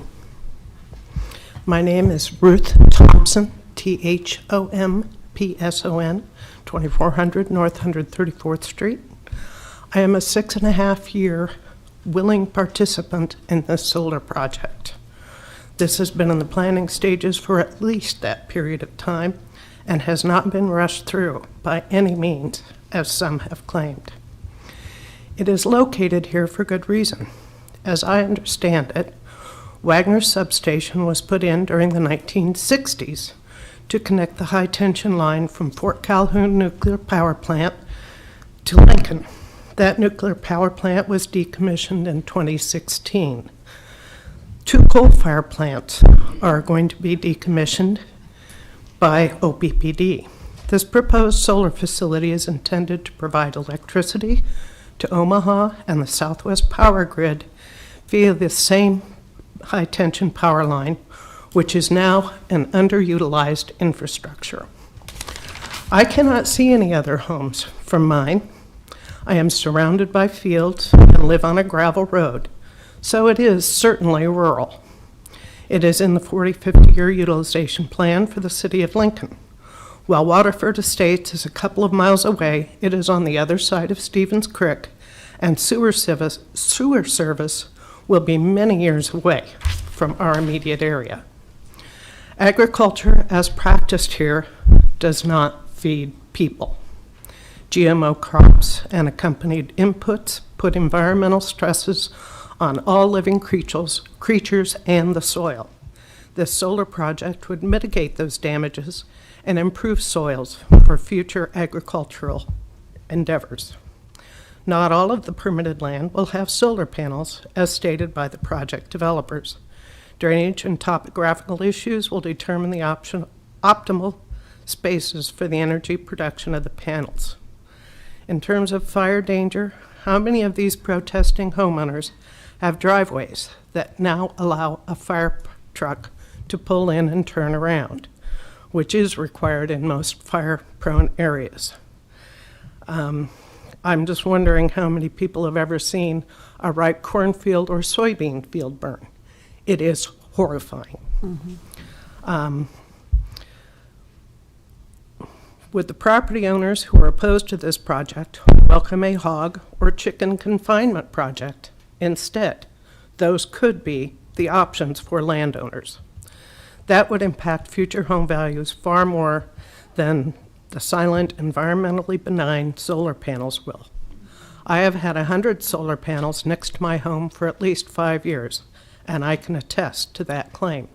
And in terms of home valuation, since the city approved the permit for the area around my home valuation has gone up 77% from the county assessor. He is well aware of that permit. So it is not hurting my home value one bit. Thank you, and I hope you approve this project. Any questions? Any questions for Ms. Thompson? Thank you for being here, ma'am. Thank you. Appreciate your time. Scott Otley.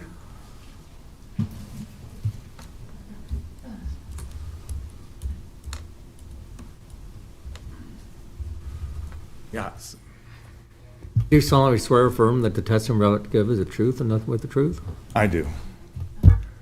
Scott Otley, O-T-L-E-Y.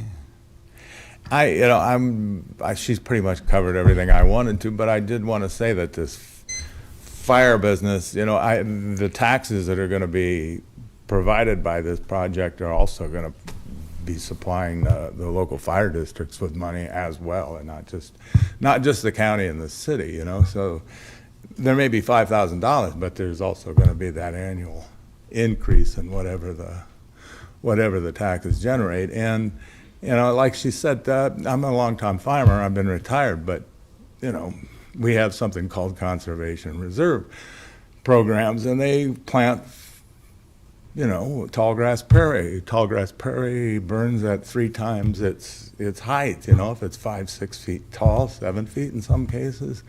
That's a 20-foot, you know, wall of flame. So, you know, these guys are not going to be planting anything that's going to cover up their solar panels, because that's how they generate, you know. I would be more concerned about the pine trees that are going to, you know, because the pine trees burn like crazy, you know. They're like little green gas cans, you know. So anyway, that's all I have to say. And please, you know, I'm a landowner who's going to be leasing to this, so this is way more lucrative for me than farming is ever going to be. So, you know.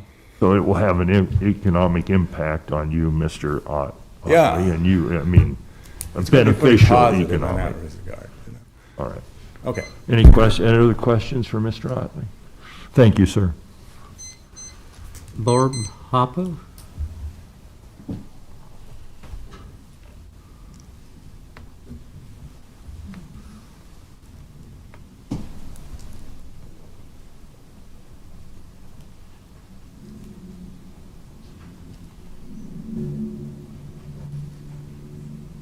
Do you solemnly swear or affirm that the testimony you're about to give is the truth and nothing but the truth? I do. Yeah. If you'll give us your name and spell your last name, please, Ms. Hoppe. Yeah. I'm Barb Hoppe, Hoppe, Barbara Hoppe. Yeah, why don't you slide to the right and stand in front of the microphone there. That's not a, That's not a microphone? no, That- there you go. There you go. That little tiny thing that if you hit it, it makes a loud noise, so. Okay, there you go. Okay. That's much better. Could you repeat your name, Yeah. please? Okay, I'm Barbara Hoppe, Hoppe, and I live at 254 West Lakeshore Drive. And my husband and I have been working on trying to move Nebraska towards more renewable energy, and we feel that that will be a better situation for our grandchildren. And with the climate action plan that has been put in place for Lincoln, we feel that this is one way we can support that it's moving us in that direction. We have financially supported a solar project near our house of about 80 panels, and we feel that it's moving in the right direction. We hope that one that's larger like this will even produce more. And I'm just excited about the opportunity that we have in Lincoln to benefit from this. Okay. Can I ask one question? Yeah, if you don't mind, ma'am. Yeah, I just wondered, the solar panels that you talked about that you support, I have some familiarity with those. Yeah. How close are those to the homes in that area? You know, they're close, but they're below. You've Right. seen them, right? So it's not like they're right next to them. And I do feel that, you know, it's maybe important to work with the homeowners to mitigate some of the fear of the not in my backyard.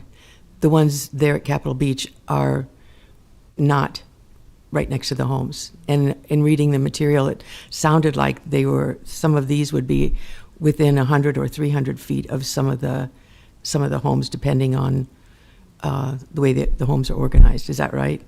Well, that's possible, you know, we don't have an absolute idea, but that would be the minimum in some cases. So that's what one of the things we're looking at. Well, I just think that, you know, compromise is always something to go forward on, and they're, you know, it does sound like with the number of acres, 2,800 acres, and that they only need 1,200 to 1,500, you know, that there can be a little bit of wiggle room, I hope. So, All right? All Anything right. else? Any other questions? Thank you for being here, ma'am. John Hanson. Set the timer.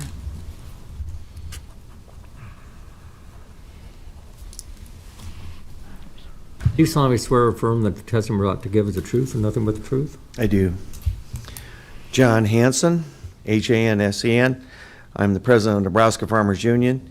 Our address is 1305 Plum Street, and I appear before you today as the president of our organization and in strong support of not only renewable energy generally, but this particular project. We've appeared multiple times before planning and zoning, multiple times before you folks, the city council, and we appreciate the flexibility of this developer to listen to concerns and to be willing to make the necessary changes in order to accommodate as much of the concerns that they hear as possible.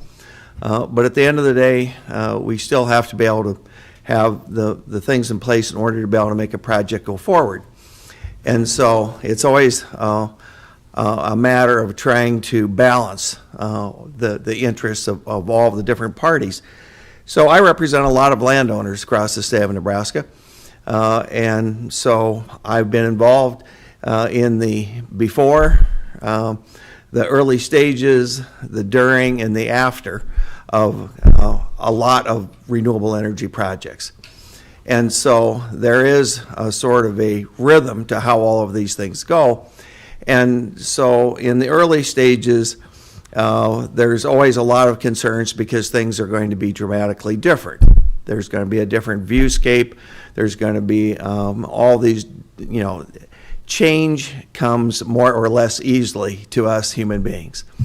And so what I have noticed is that I can't think of a project that we've been involved in where at the end of the day, after the project is up, the project's running, when I talk to my members, when I talk to the landowners in the area, what do you think? How is it working?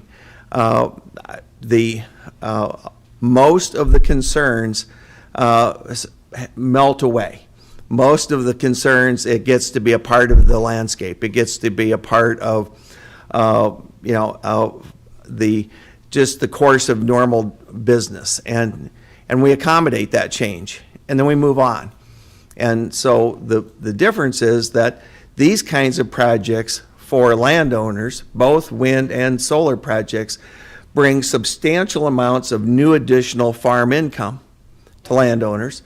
It brings substantial amounts of new tax base that benefits everyone in the area who's a taxpayer. So you don't have to be a part of a project to get a benefit when you have a big new additional investment, capital investment. So when I look at $250 to $300 million coming to Lancaster County of capital investment, that's a big deal. And when I see $870,000 worth of new tax revenues, I was here during the part of the meeting when you got the bridge report. And I know that Lancaster County has a need for additional revenue in order to be able to address infrastructure. So does this project check all the boxes? As I look at it, yes, it does. And if it does check all the boxes, then the answer that you have to give this project is, at the end of the day, is yes. Thank you very much. I'll be glad to answer any questions. Thank you, Mr. Any questions for Mr. Hanson? I would just note that not all that tax revenue comes to Lancaster County. It does get distributed to other entities, but thank you for your time. So And thank you. appreciate it. Before we start spending it, let's figure out how much we actually get there. The project, I don't know if maybe, well, I guess I can ask it later. Okay. All right. Todd Wilchin.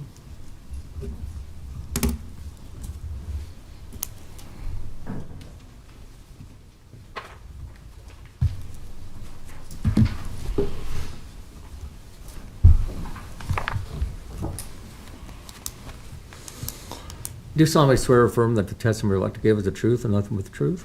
I do.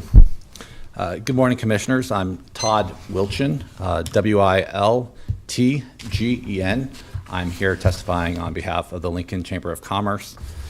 You have in the permit packet a few letters written by our late Vice President of Economic Development, Pat Haverty. I did join you this morning. We have a letter that I'd like to read into the record. I provided copies of those, this letter as well, from our president. Dear Commissioners, the Lincoln Chamber of Commerce is supportive of Salt Creek Solar's special permit 21042. We are confident our community will realize significant economic benefits through the construction of a utility-scale solar energy conversion system in northeast Lancaster County. This includes $800,000 in additional revenue generated by the nameplate capacity tax for local political subdivisions.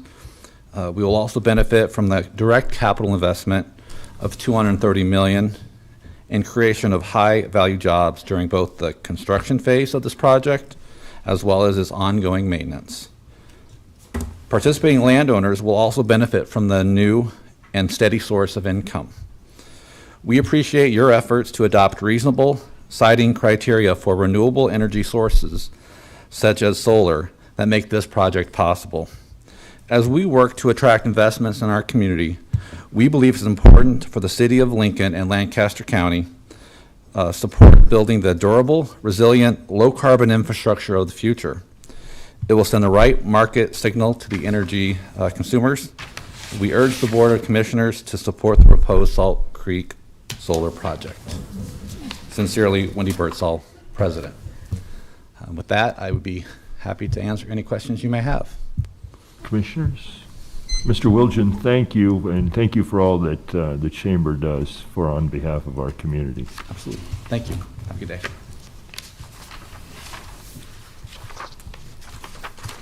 Dana Maskey? Hello. Do you solemnly swear or affirm that the testimony you're about to give is the truth and nothing but the truth? I do. Thank you. My name's Dana Maskey. It's Maaske. I'm a lifelong Lincoln resident. I've raised 2 children here, currently raising a 3rd. Very concerned about our environment and climate change. I was excited to see Lincoln adopt the plan last year, and that we're moving more in the direction of clean energy.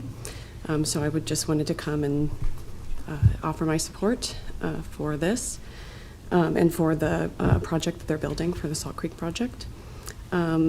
I think that some other people have touched on as well, the opportunities that it will bring to Lincoln for people already here.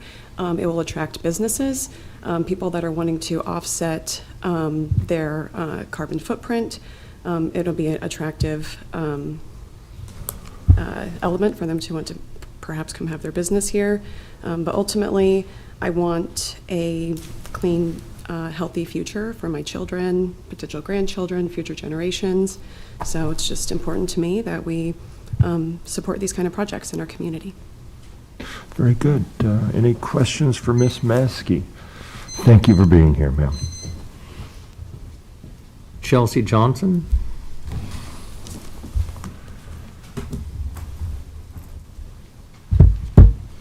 Hello? Do you solemnly swear or affirm that the testimony you're about to give is the truth and nothing but the truth? Yes. My name's Chelsea Johnson, and I live at 1709 Bedloe Court. I'm the Deputy Director of Nebraska Conservation Voters, which has over 4,000 members here in Lancaster County. NCV is a nonprofit organization that works to protect Nebraska's natural legacy. We conduct educational and outreach activities focused on important conservation issues affecting Nebraska, and we are supportive of the proposed Ranger Power Solar Project and of solar development across our state. What I'm going to provide testimony on today is the support for clean energy that exists among the general public as well as the business community in Nebraska. In short, there is robust public support for clean energy, especially in Lancaster County. In fact, there's significant evidence that a strong majority of Lancaster County residents are supportive of developing solar energy. The most recent Nebraska rural poll that focused on energy and the environment found that 80% of rural Nebraskans believe that more should be done to develop solar energy in Nebraska. That number is certainly higher in Lancaster County alone.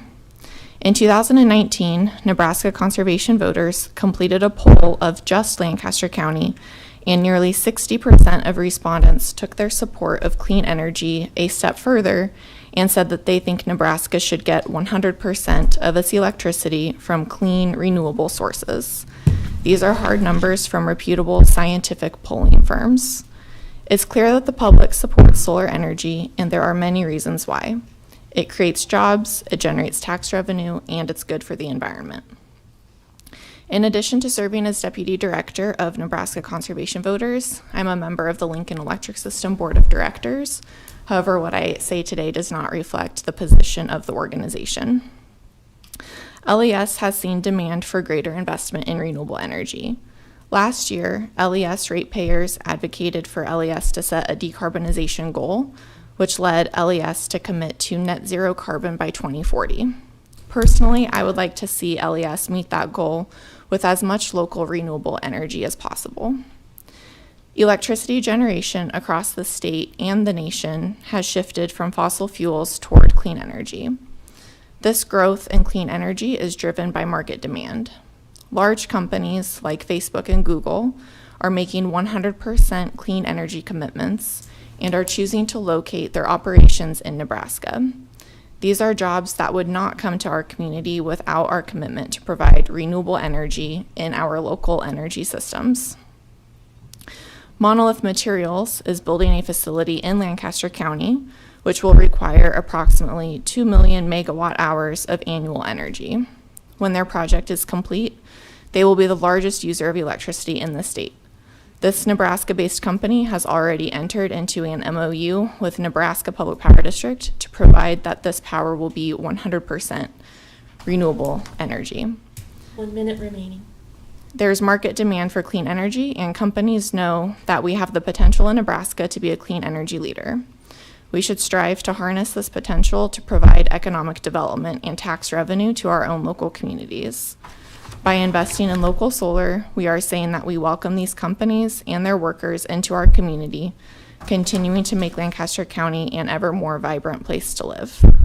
I encourage the county board to support development of this solar project, and I'm happy to take any questions.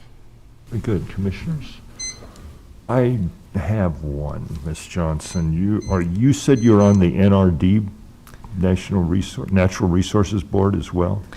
So I am also on the Lower Platte South NRD board. Lower Platte South. We saw that this project has had to be approved by a number of agencies, from federal to state to local. Is that something you folks do? Have you looked at this project from the perspective of the Lower Platte? Would you have any involvement with a project like this? So our board has not had any involvement on this project. However, my understanding in conversations with our general manager is that any concerns that had potentially existed around the project in terms of wetlands were addressed. So any follow-up questions you might have for that should be directed at Paul Zillig, because he is the one who was working on that. And I think we got a letter from Mr. Zillig that did address that. Okay. Any other questions? Thank you for being here. Yeah, thank you. Jesse Starita. Dan, how many in favor testifiers do we have left? Sorry, I didn't quite catch that. Okay. So this one and 2 Zooms, and then we'll take a break. Would that be all right, commissioners? Mm-hmm. Oh, perfect. So, Do you solemnly swear or affirm that the testimony we're about to give is the truth and nothing but the truth? I do. Thank you. Good morning. Excuse me. Good morning, County Commissioners. Jesse Starita, 3900 South 32nd Place, Lincoln, 68502. Nice to see you all again. Just to be clear, I'm here today representing myself and testifying in support of Special Permit 21042. A succinct story, because I know we have still many more testifiers left. Last Friday morning, I was driving around and listening on the radio to Brian Sloan. He's the president of the Nebraska Chamber of Commerce and Industry. And he was talking about the need to make Nebraska an attractive place for young people seeking jobs and careers. In that presentation, he cited a demographic figure that completely blew my mind. In 1920, Nebraska's population was 1.3 million. And today, any idea where we're at? Just 3 million. 1.9, 1.8? Commissioner Vest, you're on top of your demographic figures, yes. 1.9 million. But the point I wanted to make in bringing that up is in 100 years, we've net gained about 600,000 Cornhuskers. And that's not what you'd call a fast pace of growth. So what I think we need to look for very acutely are ways to grow our state and provide the types of jobs and careers that will ultimately then underwrite the services we all depend on for our quality of life. And of course, as you heard from Mr. Wilkin, it's worth noting that the Lincoln Chamber of Commerce is supportive of this project. Just to tack on one thing to that, we also need markets that are in service to life. It's not just enough that we support markets. Markets that create a livable world, not ones that slowly but surely extinguish it. The Salt Creek Solar Project supports a market that is in service to life. I believe the amendments approved by the Planning Commission increase setback distances, visual screening requirements, erosion control, landscape and decommissioning plans, a road maintenance agreement, and mandated communications between the developer and the RFDs acknowledge and address the concerns of neighboring property owners. Lastly, I just want to underscore a final point that I'm registered as a nonpartisan. And to me, support for renewable energy has nothing to do with a partisan identity. It has everything to do, in my view, with responsibly stewarding our natural resources. So with that, I thank you for listening to all of our testimony, and I'd take any questions. Any question? Thank you for being here this morning, sir.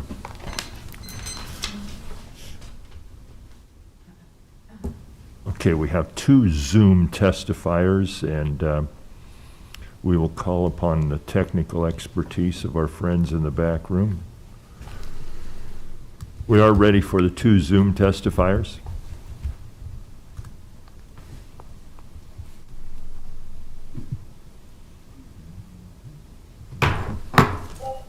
Having difficulty getting the video to work, but can you hear me? We can hear you fine. We know what you look like, Marilyn. You just have to imagine what I look like. I think we need to go in and I swear have my you. hand in the air. Yeah, ma'am, we need to swear you in. He has her hand in I know, yes. Oh, okay. Do you solemnly swear or affirm that the testimony you're about to give is the truth and nothing but the truth? I do. All right, please proceed. Chair Vest and Commissioners, I'm Marilyn McNabb, MC, capital N-A-B, B as in boy. And I've lived at 1701 West Rose for 30 years. In that time, I went from being at the quiet edge of town to someone who hears a lot of traffic noise, and there are a lot of lights at night. Change happens. Here I think we have to weigh the enormous public good that the solar project will bring to Lincoln Lancaster against the neighbors' disappointment at having solar panels in the outlots. The proposed Ranger Power project brings positive development with new revenues, jobs, and taxes. It's the kind of development our newly adopted comprehensive plan welcomes. It's where we need to be going. The comprehensive plan for 2050 has a major policy goal, policy 48, for renewable energy. Quote, make renewable energy, low carbon generation and consumption a key element in the community's sustainable future. The action steps in the plan support the development of commercial solar, the kind you're considering today. The comprehensive plan states support the development of commercial wind and solar energy facilities throughout the county. The 6-year climate action plan adopted by the City Council notes that 69% of people in Lancaster County believe global warming is happening, and 59% say they're worried about it. After this last year, it may be more. An unstable climate is already costing us In 2012, our hottest, driest year on record, costs were estimated at $4 billion.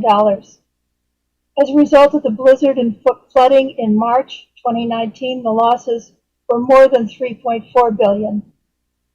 As the Climate Action Plan says, it is clear that historic change is afoot, and the time is ripe for Lincoln to take great strides toward a climate-smart future. This month, the National Renewable Energy Lab published a report about the drop in cost of installed large-scale solar, photovoltaic, and battery storage systems. Between 2020 and 2021, the price decline was 12.3%. Bloomberg's annual battery price survey released this week found that lithium-ion battery pack prices fell 89% in real terms from 2010 to 2021. That price applies to batteries used for electrical vehicles, buses, and energy storage. A climate-smart future involves fields of solar panels and native wildflowers that pollinators adore. In a couple of years, I can imagine driving visitors out to see the Ranger Power Project. Lincoln will be proud of how forward-looking we are. Change is happening. Thank you for your attention. Commissioners, Ms. McNabb, thank you for testifying this morning. Sure.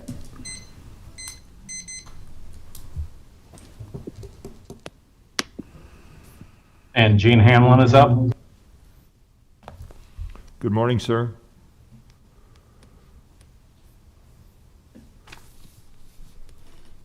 Again, I'm having trouble getting the video to start as well, so I apologize for that. I'm using my wife's computer, and I have my hand up as well. Do you solemnly swear or affirm that the testimony you're about to give is the truth and nothing but the truth? I do. My name is Gene Hanlon, Hanlon. I live at 2710 Ryan Street in Lincoln. I support the special permit application for the solar farm under the county's jurisdiction that's before you today. There have been a number of zoning text amendments, public hearings related to solar farms in the county, and I want to thank you for listening to all the sides to this issue. I'm glad that we're at the point of discussing the special permit application for this very important project. As others have said, Lincoln and Lancaster County must take action to reduce our dependence on fossil fuels and build clean, renewable energy systems. Opponents to the development support solar farms, but have expressed many concerns about this project. I believe the developer has worked with the planning department and modified their special permit application to address many of their concerns and to be good neighbors. In addition, I think the planning department, staff, along with the fire department and health departments have done an excellent job in researching their concerns, and I encourage you to follow their recommendation and approve the special permit before you. I recognize that you're sensitive to homeowners' concerns regarding this development. However, as leaders, you must look beyond personal interests and consider the broader community needs and benefits of this development of this type. I won't repeat all the benefits because others have done that, but I do want to just mention three. As John Hanson referred to, this leasing, farmers leasing their land to the solar farm will be significant amount of income for the farmers. Studies suggest that payments to farmers can be 2 times more than commercial crops. It's also important to mention that this payment has an economic multiplier effect in our local economy. They also estimate that the 250 megawatt solar farm that will produce clean and renewable energy is enough energy that would power close to 47,500 homes. To put that in perspective, the planning department had estimated that there are roughly 96,828 single family and duplex households in Lincoln and Lancaster County. So as a result of this energy project, they will be producing enough energy that is equivalent to powering up to 50% of all the single family and duplex households in Lancaster County. That's a big number. A third benefit that I think it's important to mention is that the project will also improve soil health and downstream water quality. by planting grass seed and mixes and pollinators below the panels and in setback areas, which will reduce fertilizer, herbicide, and pesticide use, as well as stormwater runoff. It's also important to mention that the city of Lincoln has already approved the special permit application for the 1,377 acres under their jurisdiction. Failure for the county board to approve the special permit under your jurisdiction could jeopardize the entire project. As community leaders, you must ensure that we have a sustainable and resilient Lincoln and Lancaster County. One step toward that goal is to approve the special permit application for the solar development before you. And thank you for your time. I'd be happy to answer any questions. Any questions for Mr. Hanlon? Sir, thank you for being on this morning. We appreciate your time. Thank you. All right, with that, let's take 10 minutes, commissioners. It'll probably take us 15 to get back, but let's shoot at 10 and try to be started in 15. We've got council, Mr. Yeah. Oh, is there anyone else? Yeah, sometimes we have folks come in late and we try to accommodate them because we know everybody has busy schedules. Is there anyone else wishing to testify in support of the special permit application? No one's raising their hand, so we will take a 10-minute recess.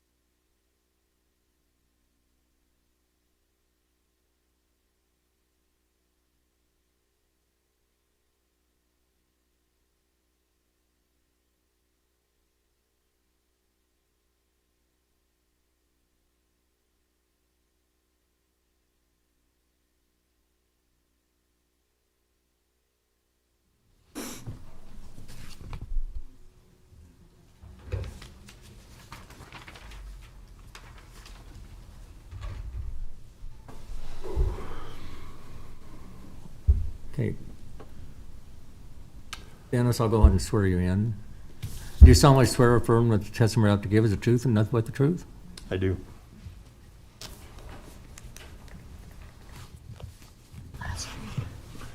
I'm gonna, as soon as he's organized, we'll have him.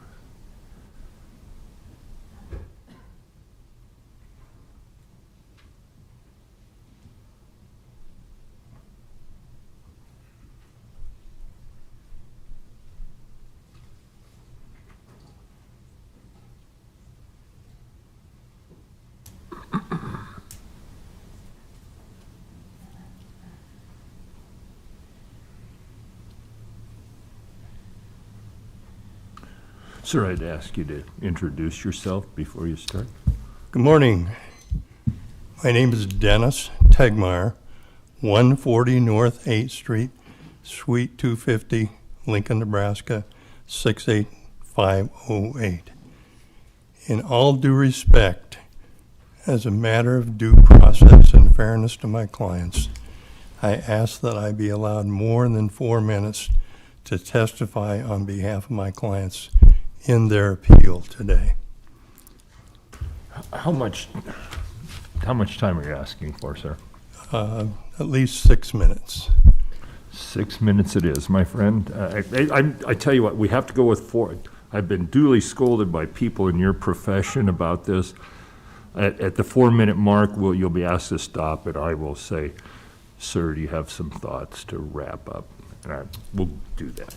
Being the underdog in this matter, I think we, in a matter of fairness and due process, we should be entitled to more than that, but I respectfully thank you for considering it. All right. I represent Marion L. Malone, grantor of the Marion L. Malone Revocable Trust and Union Bank and Trust Company, UBT, as trustee of the trust in appeal of resolution PC 01788 approving special permit 21042.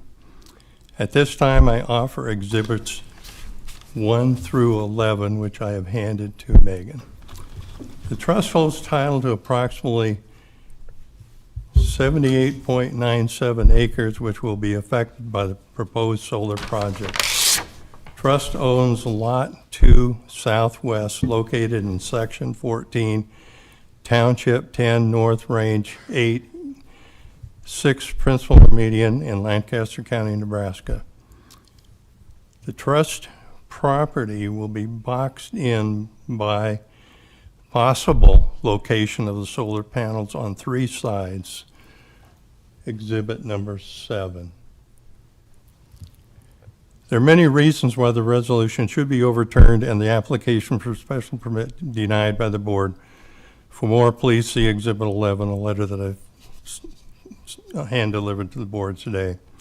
First, the resolution states that the application for special permit, Exhibit 4, is in compliance with Section 13.051 of the Lancaster County zoning regulations. It is not. The regulations state in part, each application shall have a decommissioning plan, removal of equipment, improvements and restoration of lands as reviewed and approved by the planning department prior to operations. The application does not contain a decommissioning plan.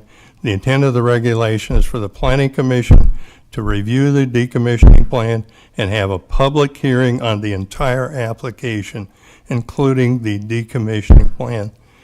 The regulations require that the decommissioning plan include cost estimates for decommissioning. The application does not contain such.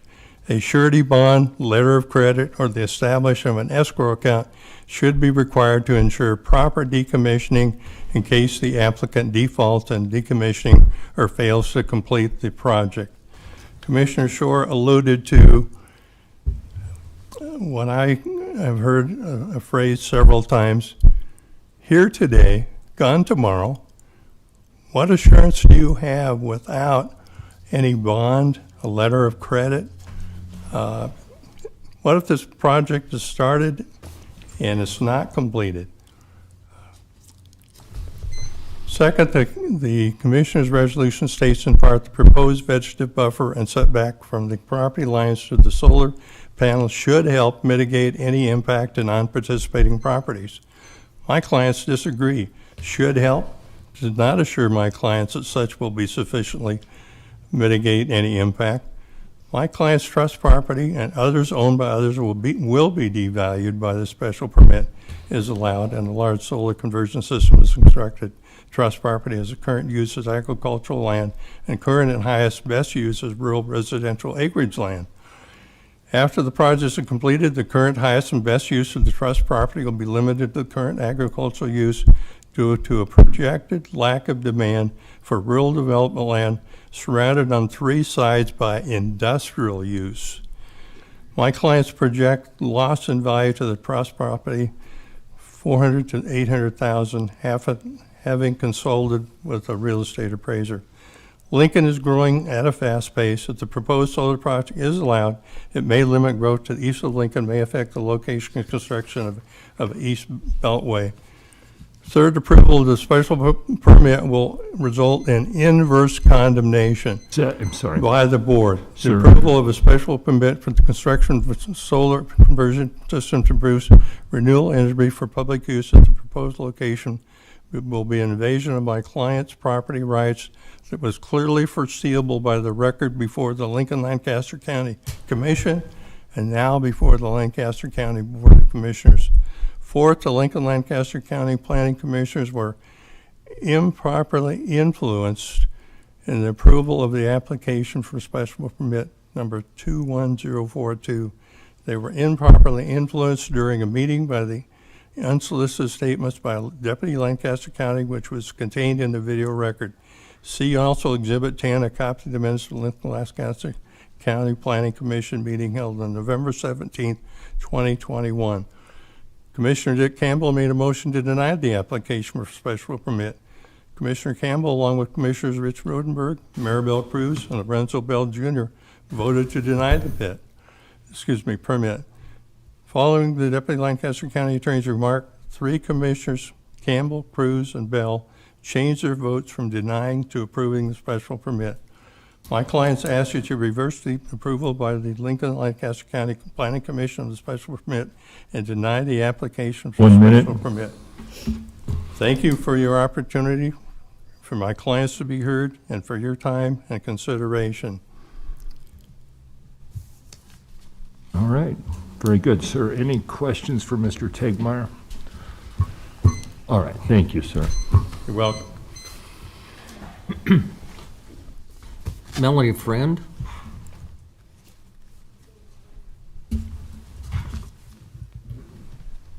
And Megan, we usually give a 1-minute warning. I mean, Right, but he wouldn't let me. and- Just jump right in there very Yeah. loudly. Understand, I do. Let me go ahead and swear you in. Do you solemnly swear or affirm the testimony you're about to give is the truth and nothing but the truth? I do. My name is Melanie Friend, Friend, and I live at 1500 North 170th Circle in Lincoln, Nebraska. And our representative is Commissioner Vest. Commissioner Vest, I thank you for coming out and looking around our neighborhood and getting the view for yourself that we're talking about today. We live in the Sagebrook Estates neighborhood and feel blessed to be surrounded by great people and great neighbors. Recently, Ranger Power introduced themselves to us and told us that they have a reputation as a good neighbor business to the communities that facilitate their solar projects. On multiple occasions over the past several months, the residents of our neighborhood have been visited by company rep Frank Fennessy. This project took us all by surprise, and we had lots of questions for Frank. Many of the questions we asked, such as where will the panels be located, who is funding the project, or even how big will the project be, were either not answered or answered with the response, "I'm sorry, I can't disclose that." My husband and I are big believers in the phrase, "those who have nothing to hide, hide nothing." So that started kind of a pattern of distrust from the very beginning. We've been told by Ranger Power that the panels do not contain toxic chemicals. Simple recent research tells us differently. A May 2019 Forbes magazine article states that contrary to previous assumptions, Pollutants such as lead and carcinogenic cadmium can almost be completely washed out of fragments of solar modules over a period of several months, for example, by simple rainwater. Leaching from broken panels damaged during natural events like hailstorms, tornadoes is a big concern for us. After my recent year-long battle with cancer, my husband and I have been working hard to remove carcinogens from our daily lives. One example being our cookware. We threw out all our pans and replaced them with cookware that was free of lead and cadmium. Imagine how we felt when we found out that our well water from the Dakota aquifer could soon be tainted with the exact same toxic substances that we've been working to eliminate.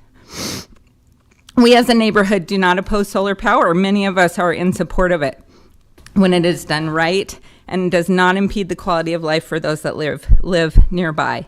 This can be largely accomplished by the distance from our homes. The sound issue is improved that way, screening needs are lessened, and the space affords more time to address fire spread if one would occur. We asked for the outlets of CUPs to be excluded from the solar panel installations, affecting only about 400 of the total acres planned. Frank told us that even if the county board determines that the outlets could not be used in this project, the project could still proceed. The good neighbors that they purport to be still refused to afford us that one concession, which has led us to this point today. Originally, the planning commissioners voted unanimously to recommend passing the amendments filed by Ranger Power on the one condition that our outlots of existing CUPs were not included. Knowing that the project would still be viable without these outlots, these supposed good neighbors still refused. I wondered and researched what other communities that dealt with Ranger Power had experienced. The completed project I could find is Shiawassee County, Michigan. My findings were interesting. Almost immediately after project completion in July of 2021, the township of Hazleton has voted for a 12-month moratorium to prevent any new solar projects from starting construction. Why is that? So if the county is inclined to approve this special permit, we ask for no use of the CUP outlets, at least 500-foot setbacks, double the screening, a fire plan ratified by the local rural volunteer fire departments, an environmental study to determine health and environmental risks of runoff and toxic chemicals, and stricter noise regulations. Our homes and family quality of life are important, and we are prepared to exhaust all of our legal rights to maintain the sanctity of each. We hope Ranger Power will be the good neighbor they say they are and make these concessions. Thank you for taking the time to consider our thoughts. Very good, Ms. Friend. Any questions? Thank you for being here, and congratulations on your success in your year-long battle. I'm glad you're here to talk to us today. Me too. Thanks. Thank you. Andrew Poole.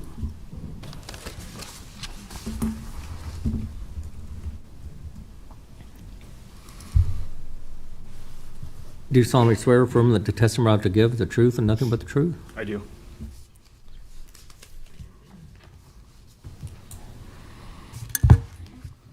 Good morning. I'm here to discuss a handful of things, but I first want to start by saying that I'm an outdoorsman at heart, and as an outdoorsman, I'm an environmentalist to boot, and I think it's important for us to all note that those of us who are showing up and opposing this, we're not typically against the environment. We're not typically against solar panels. What we want to do is come up with a smart path in how this gets accomplished. I've talked about several different options in past. I'm sure you all kind of remember some of these things about putting them over parking lots as an example. Here's a study from Michigan State that indicates how much carbon is removed from 1 acre of cornfield. You know, if we were doing this for the environment, it makes sense for us to continue to have farmland in production and put these things in places where we don't have that carbon consumption. But zoom it out and turn it. Oh, I'm sorry.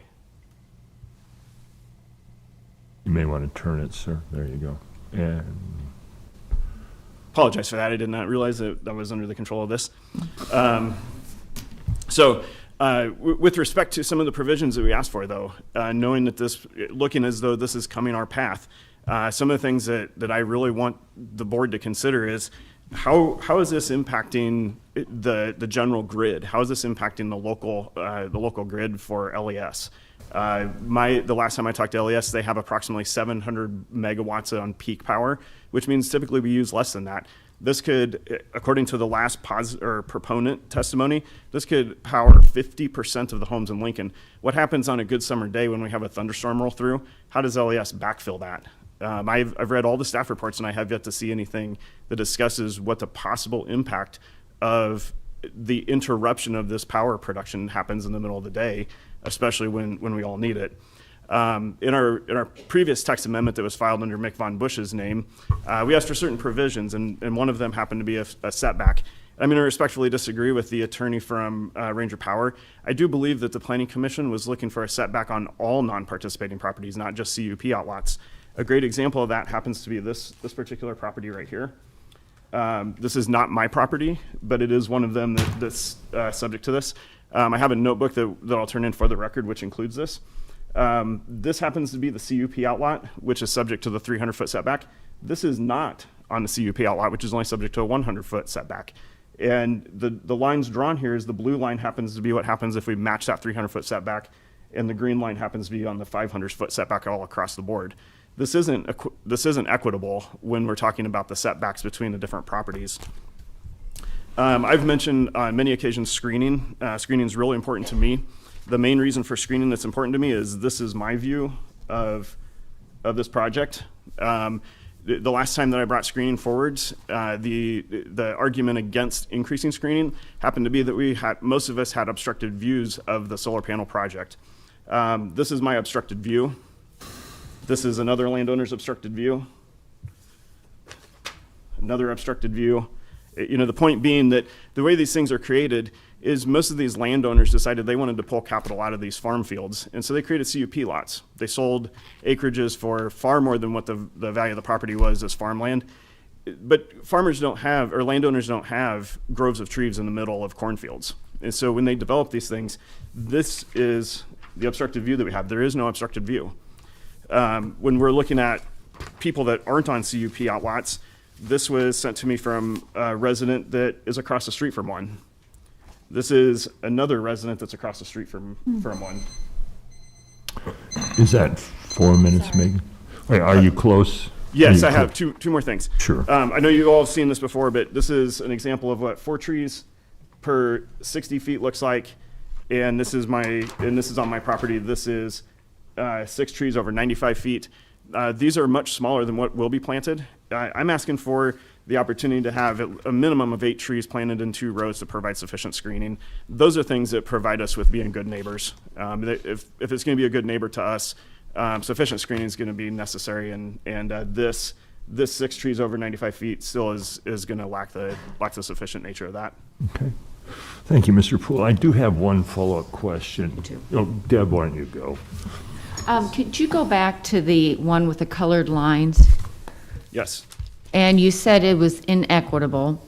Yeah. Can you show me what you meant by that and what adjustments would need to be made in the setbacks as we're looking at them now to make it equitable? Okay. So the way that the permit and the code is written, as I understand it to be, is this CUP outlot has now a mandatory 300-foot setback. Mm-hmm. This property not being on a CUP would have a 100-foot setback. Okay. This 100-foot is actually closer to the homes than this 300-foot setback is. Mm-hmm. Most of these homes have 300 feet from their property line, and several of them have 150 to 200 feet from their home to the property line, meaning that they could have 450 feet of distance between their home and that. On this side of it, and of course, I do want to emphasize this is taken from Google, so I did not have this architecturally drawn, but I'm using approximations listed by Google. But Google states that from this home to this property line is approximately 175 feet. 75 feet to the property line and 100 feet from that setback. Yeah. My version of having that be equitable would be to be able to match all sides of these properties and have them be want that pink, the blue line to continue to be pink. Exactly. By increasing the 300 to the 100 to 300. Yes. Okay. Yes. I'm following you. Okay.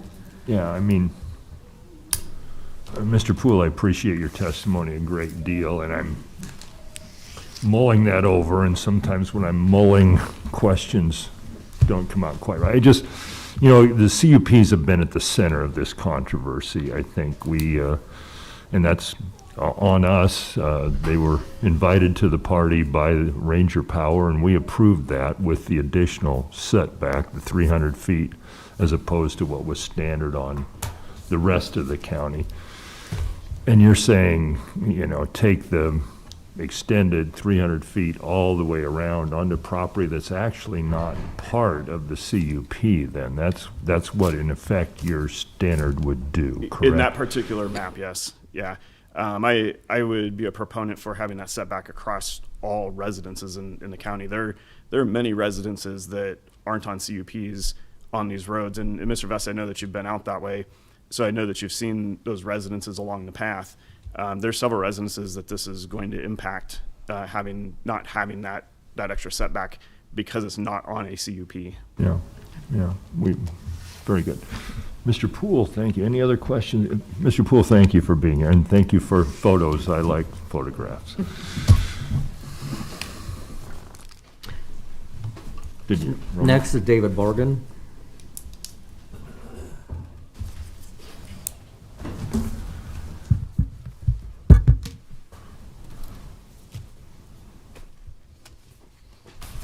Do you solemnly swear or affirm that the testimony you're about to give is the truth and nothing but the truth? I do. Good morning. Yeah, still morning. Yes. Commissioners. My name is David Bargan, B-A-R-G-E-N. I'm a partner at Rembolt Ludke Law Firm, 1128 Lincoln Mall here in Lincoln. My practice is primarily governmental law, including land use regulation. And I represent Mick Von Bush and several other Lancaster County landowners who are here today to oppose special use permit application 21042. You've seen us before in many hearings, and we're back again today. Thank you for your time and all this. Other speakers will address today various issues with this special use permit and why it should be denied. I want to address three primary matters. First, as what was alluded to earlier, this application is not complete under the regulations and should be denied on that basis.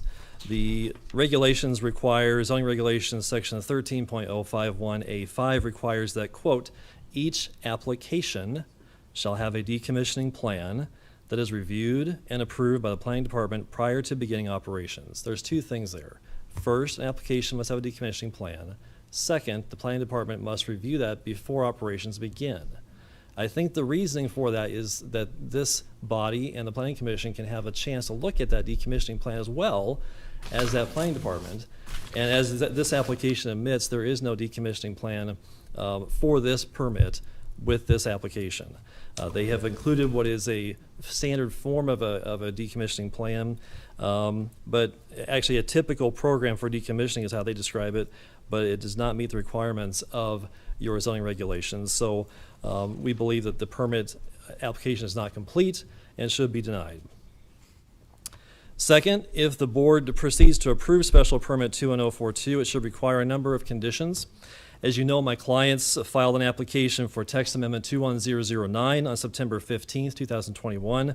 That was before this application for the special use permit was filed, that addressed changes to section 13.051 regarding noise limits, fire protection, environmental impacts, screening, and setbacks for large solar facilities.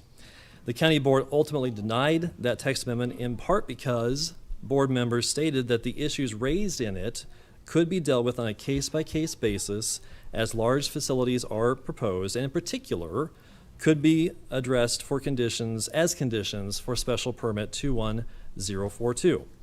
Members of this board have expressed support for including conditions in this special permit that address such things as a fire protection plan, environmental impact study, and increased setbacks. My clients expect that this board will follow through on those comments, and if it moves to approve special permit 21042, that it will include the following conditions. For noise, that any part of a solar facility located in a CUP shall not exceed the following noise level standards measured at the closest wall of a dwelling. From the hours of 10 p.m. to 7 a.m., 37 decibels. From the hours of 7 a.m. to 10 p.m., 40 decibels. Regarding fire protection, before receiving a building permit, the facility obtain an approved fire protection plan from the fire department, primarily tasked with responding to fire emergencies at the site of the facility, and adjust the design of the facility as recommended by that plan. 1 minute. Third, environmental impact. Before receiving a building permit, that the facility obtain an environmental impact study approved by the county and performed by an independent third-party engineering firm. We heard earlier about the permits required by state and federal authorities. I didn't see anything that looked to me like it required an environmental impact study, but rather just a permit. So I believe that that should be required by the county. And then screening, as was testified to earlier, requiring as opposed to 6 or 4, but rather 8 evergreen trees for every 100 linear feet. And then setbacks, that's the setbacks from non-participating properties, whether or not the facility is in a CUP, shall be 500 feet. And if I could just... Sir, yeah, if you have a few more minutes, add a couple please. more points there, thank you. Yeah. And on the issue of setbacks, I want to address something that the county attorney's office has said in prior hearings that I believe is incorrect under your regulations. Both the Planning Commission and this county board have expressed interest in including a condition for this special permit that increases setbacks from non-participating properties in general and in CUPs to 500 feet. The county attorney's office has stated that because setbacks from solar facilities and CUPs are provided in Article 15, and specifically Section 15.007, then special permit conditions allowed in Article 13, and specifically Section 13.051, dealing with large facilities, solar facilities, cannot impact those setbacks in Article 15. However, the plain language of Section 15.007 states, quote, an outlot within a CUP reserved for agricultural uses, open space, common facilities, and/or a solar energy conversion system and all necessary appurtenances thereto may be used for such designated uses in accordance with Article 13 as required, provided that, notwithstanding the provisions of Section 13.051A6, any large solar facility on an outlot within a CUP shall have a setback of 300 feet. Therefore, this provision in Section 15.007 is actually a revision of the setback in Article 13 for large solar facilities to non-participating properties in a CUP, and thereby becomes a condition in Article 13 for CUP outlots. Because Section 13.001 provides that the county board may modify or waive or add conditions of approval to those listed in Article 13 as deemed appropriate by the county board when considering a special use permit, the county board then can modify the setback in CUP outlots as well and increase that to at least 500 feet. And I have a letter to the county board and county attorney's office that details this. Analysis, and I think there was an issue with that earlier, potential hang-up with could the county board change that outlot setback. I think it can. We asked this board to deny special permit 21042 because it is an incomplete application, or in the alternative, only approve it with the conditions we have outlined here and in the notice of appeal.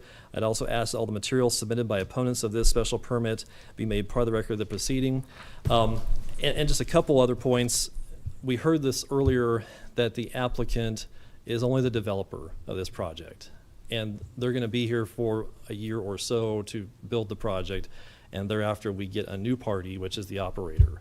It seems to me the way this should work is that the operator should also be an applicant for this project, because that's who's going to be the neighbor of my clients for the next 30 years from what we've heard. I think that's a shortcoming in this application process, that we only have the developer who will be here a short time, who they admitted have no expertise in operating these facilities. So I just want to raise that issue, and I'm happy to answer any questions you have. Thank you, Mr. Barker. I do have one, and it's probably in the documentation you left us. Could you briefly summarize the difference between the decommissioning plan you are proposing and the one that's been brought through the process? Yeah, so I guess I'm not proposing a decommissioning plan. What I'm saying is I don't think the application has one. I think what the application has said is that here is a sample one that will be submitted. I think it's on page 4. Page 4 of the special permit application admits the application does not contain a decommissioning plan and states, quote, the project will submit a decommissioning plan to be reviewed and approved by the planning department for the final site layout prior to beginning operations. Okay. So, all right. Again, the regulations you have say, first of all, every application should have a decommissioning plan. And secondly, the planning department approves that prior to beginning operations. Well, just because they're going to approve that before operations begin does not negate the first one, where they have to submit it with the application as well. All right. And I think that hasn't been done here. All right, Mr. Barger, thank you. Appreciate your time and expertise. Thank you. Mick Von Busch.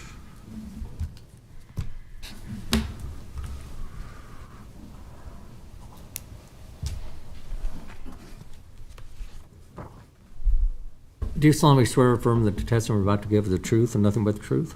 I do. There's some of them. I'll give you the rest when I'm done with it. Okay, thank you for having me. First of all, I want to ask you all, do you guys remember those beautiful... One Yes. second. Sorry. Did you swear Mr. Von He Busch? did, I in? didn't say my name. My name is Mick Von Busch. Okay. Okay, my bad, I missed it. No, I didn't do it. My last name is spelled V-O-N, capital B-U-S-C-H.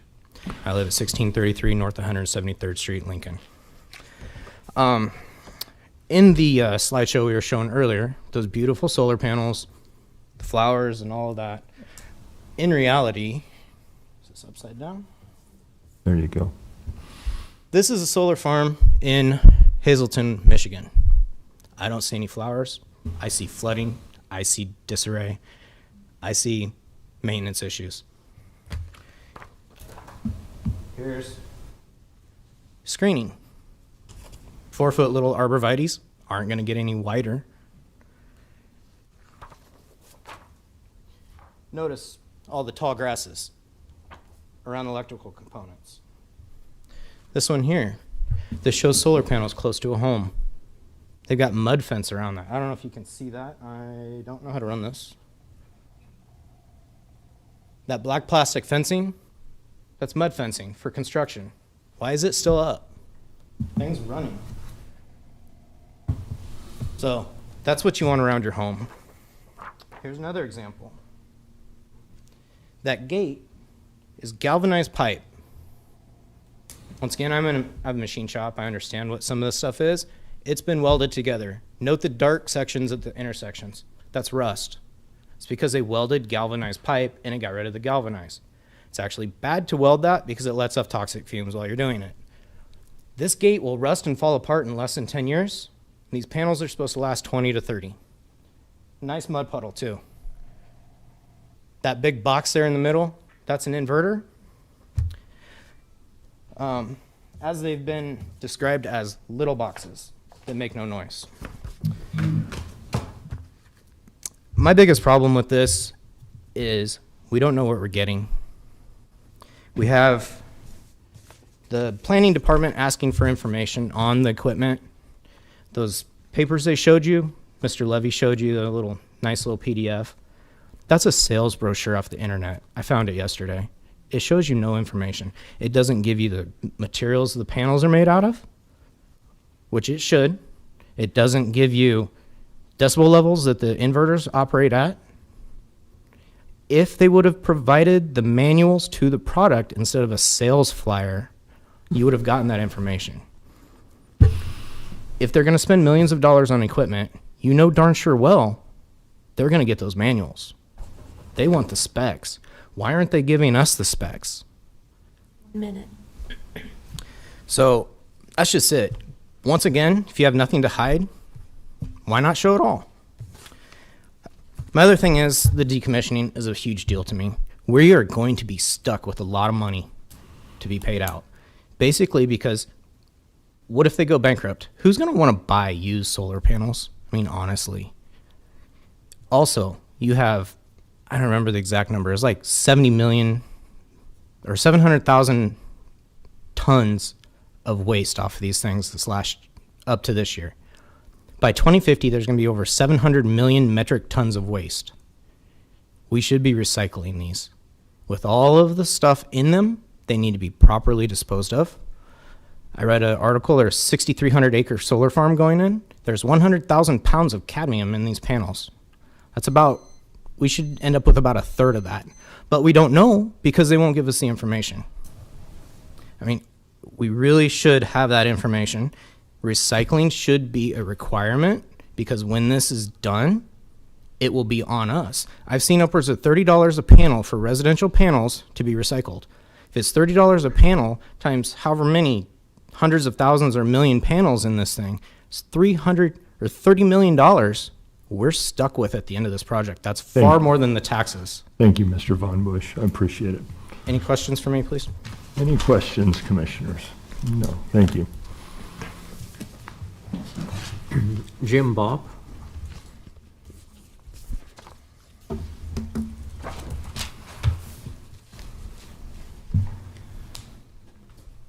you solemnly swear or affirm that the testimony you're about to give is the truth and nothing but the truth? I do.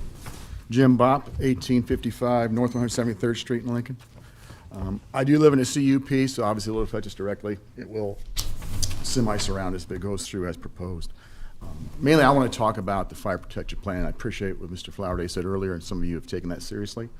But I think it's, if you're not in the industry, if you're not in the fire service like I have been my entire adult life, it's hard to explain everything. So I'm going to paint this picture for you. Well, I appreciate what the Planning Commission did as far as the training and getting walkthroughs. Those are important parts of a fire protection plan, absolutely. The prevention part is one I'm worried about. I'm not sure we've had enough time to address all those things. It's going to be tough to do. I sent some information off to the planning department yesterday trying to explain that also, because I know it's kind of out of their wheelhouse, and I get it.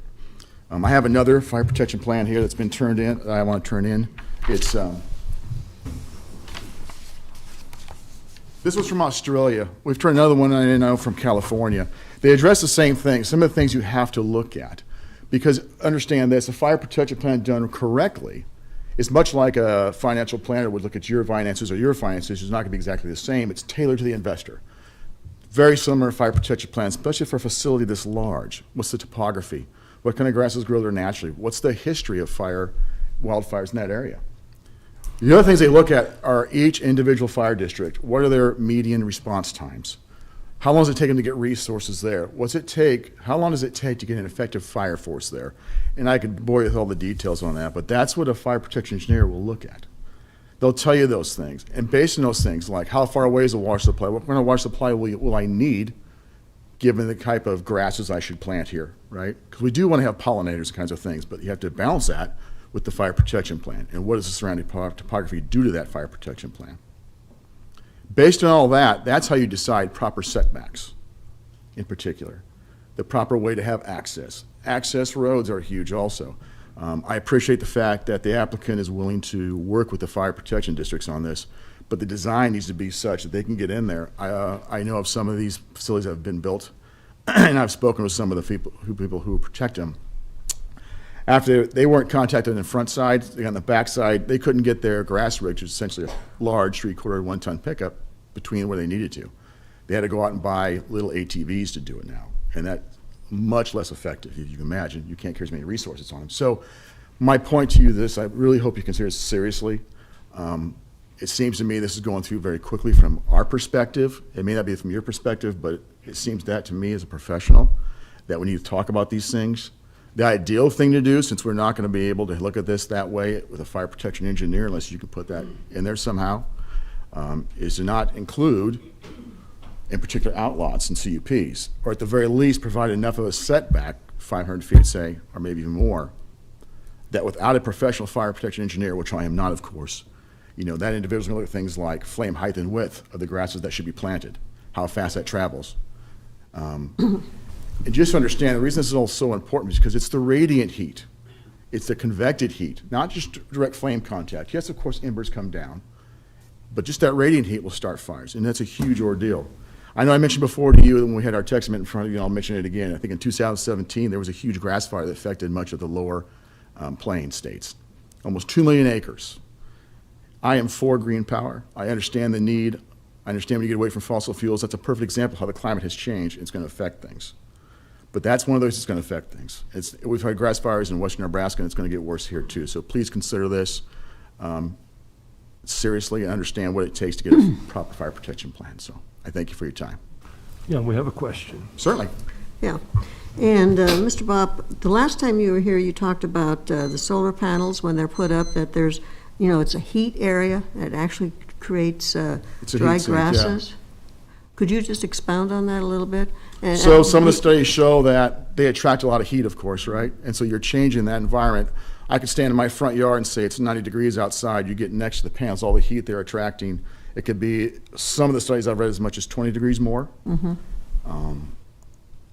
Therefore, those grasses, whatever you plant, have to be able to withstand that, perhaps not dry as quickly, or even the maintenance of those grasses comes into effect. They do things called step cutting, meaning that perhaps next to the panels could be so high, and as you get farther away, say there's a perimeter road, and on the other side of the perimeter road, you could be I'm making this up because I'm not a fire protection engineer. Maybe you keep these at 6 or 8 inches under the panels, and then you go to, next to the road, you go to 8 inches, and then on the other side of the road, you can go as high as 10 inches. There's step cutting involved, or whatever that engineer would decide. Here again, I am not an expert in this. I know just enough to be dangerous. But I would tell you that I respect the folks who do this, and I understand what they're doing. Okay. Just another comment too, when you're, I was out in Scotts Bluff some time ago, and of course, you know, you have different companies that do the panels and so forth. Yes. And you were saying that they had to have an ATV going down, you really couldn't get a... In Michigan, my understanding is they had to have an ATV to get between some of the panels. Well, that was actually the case of what I did see down in that particular Was it that area. case? Yeah. So here again, it's important to get on the front side of this, you know, what do those individual districts want to see? And I would lean hard on those individuals because they're very good at what they do. Okay, thank you. Very good. Any other questions? Mr. Bob, thank you. Thank you. Rhonda Bob?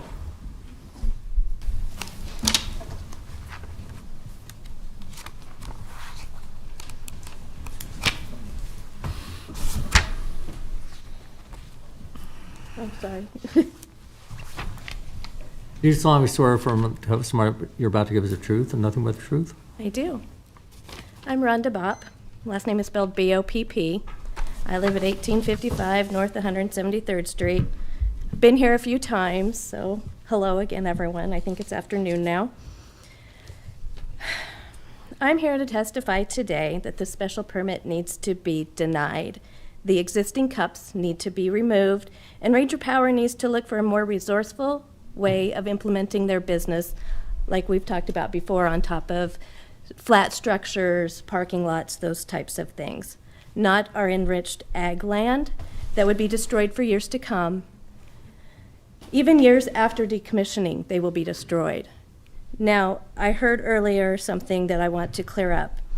U.S. corn exports last year were up $1.6 billion.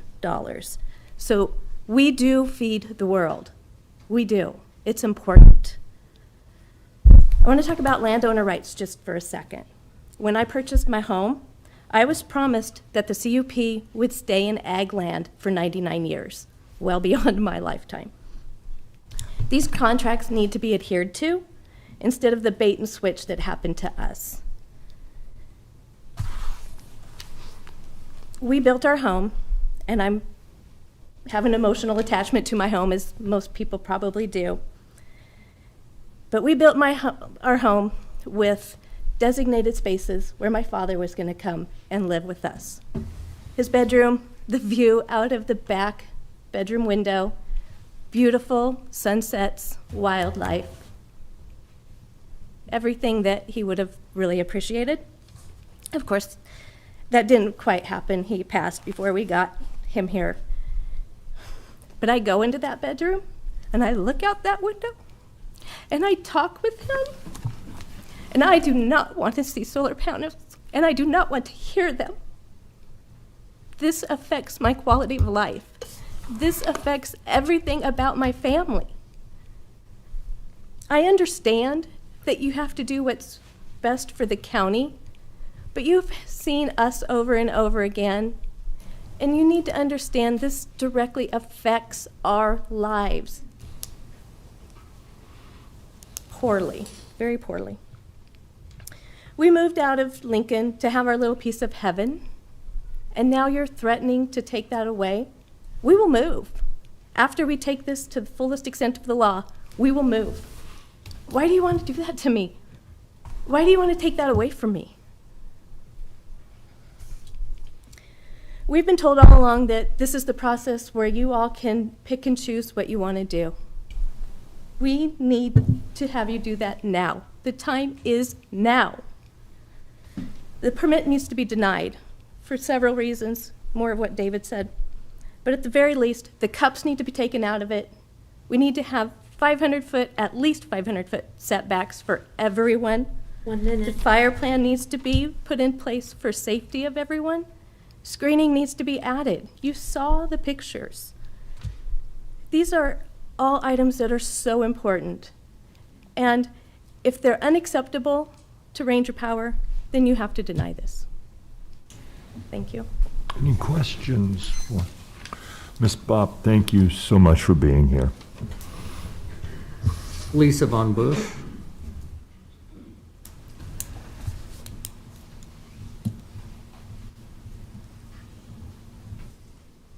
Do you solemnly swear or affirm that the testimony you're about to give is the truth and nothing but the truth? I do. I'm Lisa Von Busch, V-O-N, capital B-U-S-C-H. I live at 1633 North 173rd Street, Lincoln, Nebraska. You all have heard a lot from my husband, Mick. You've heard a lot from a lot of us. Today is my first time getting up and speaking to you all. And I mean no respect and honestly appreciate all of the time you've invested here. But to this day, I question if anyone is really listening. That's just me being me. I understand that some of the comments you've heard are just that, comments, opinions, grumblings, and in some cases, really angry rants. Some of us have taken to making it personal, calling out specific individuals by name. This isn't us trying to be mean. All of this has been just to try to get you to listen, to really hear us. Well, assuming you're listening today, I ask this, please keep the panels off the CUPs. Broken record up here. They should have never been allowed to encroach on this land to begin with. It is such a small percentage of the overall project. As someone's already said, moving them off the CUPs is not going to halt this project. It's not going to hurt a thing. Also, increase the setbacks. If you don't live on an acreage, then you have no concept of the space. Ask us. We'll tell you. Some of you, we've shown. The request is not a selfish request. It's a matter of respect for the space that we've invested our time and energy into. The setback should be 500 feet minimum to establish appropriate boundaries for that space. Finally, I ask that you continue to do your homework. These people here, your community, have done so much work for you. Well, ultimately, I mean, this is a big deal, right? This isn't just about green energy. As many of us have said, we support green energy. It's not about a platform. It's about the regulations. It's about the lack of oversight we feel that is in there. A lot of it's sort of, well, we intend to do this. Well, we plan to do this. They're now willing to be more compliant, Ranger Power I'm referring to. But the regulations not only need to apply to them, it needs to apply to whoever this project ultimately lands on. So we're here, we're begging you, we're pleading with you. Please hear us. That's all. Very good. Any questions, Ms. Von Busch? Thank you. Thank you. Deb Selix.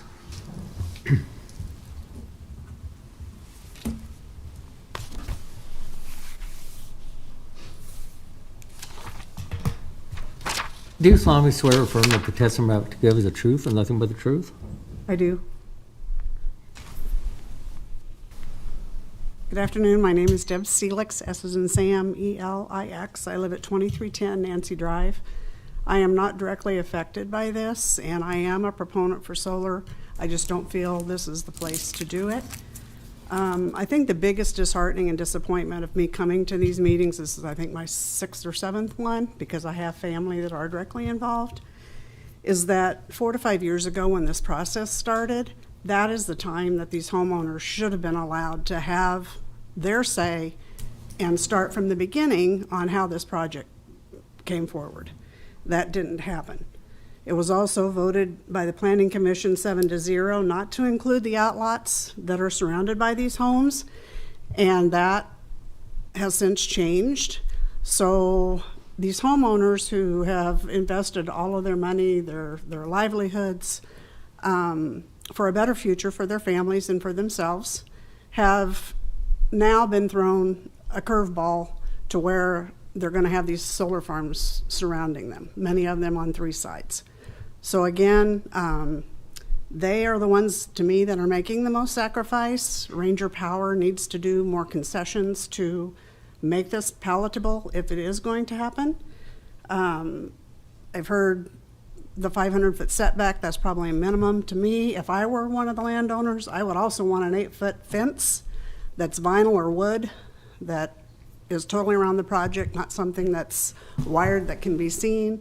And then again, 8 to 10 foot trees that are the 8 per 100 foot for additional screening. Not only are the fences and the trees for sound control, they're also for visual control and not having to look at it. If Ranger Power truly is the good neighbor that they say they are, then I think some of these concessions should be made and should be considered. Solar energy is the highest cost source of electricity. And I don't know if anyone's seen this map. And I really don't know how to use this, so. I think, give it 1 second, ma'am. This is in December 7th of this year. This is the locational marginal pricing of the Southwest power pool that we're in. Starts down here in Texas, goes all the way up to the Dakotas. And you can see on this column, this is the highest cost that's paid color-wise to the lowest cost. And we're here, we're right in the lowest cost that we're paying for electricity. I did find some stats. LES from 1970 to 2016 went from an average of 6.6 megawatts to 10 megawatts usage per household, which is only a 4 megawatt increase in 16 years. So this isn't something that is going to make or break us power-wise. 0%, if you go on their Southwest Power Pool's website, 0% of the energy that is in this grid is from solar, 0%. There are a few of them, but it's not even enough to register. Wind is 52.5% of this energy that we get. And then I think nuclear was 6 something. So I'm all for solar. I just don't think this is the place that it needs to be. And I particularly don't think that the landowners that are affected by this should have to give up their livelihood in order to have this project take place. All right, any questions for Ms. Seelix? Thank you, ma'am. Ma'am, We'll need could that we get a map. copy of your?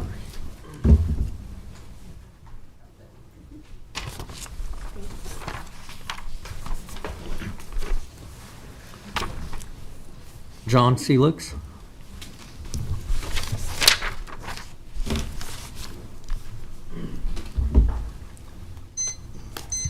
Do you solemnly swear or affirm that the testimony you're about to give is the truth and nothing but the truth? I do. My name is John Seelix, S-E-L-I-X. First of all, I'd like to say that I am definitely not against solar energy, and I don't think anyone here has stated that they're against solar energy. I think everyone is for it. What I'm against is putting the solar energy farms on the existing CUPs. The CUPs that these landowners have bought on, and again, this has been stated many times in the past, they bought knowing or thinking that this was going to be only for agricultural use for the rest of their lives. And now you're thinking about changing that. I think once approved, this is going to immediately start a disintegration of these property values. I think one way to look at that is that from past meetings, we've had so many of the property owners up here, and every one of them has said sometime in the past that if they had known this was going to happen, they never would have bought these properties. So if they wouldn't have bought these properties, what's going to happen to them now? Who's going to buy their properties? In many cases, these properties are the total assets of the families.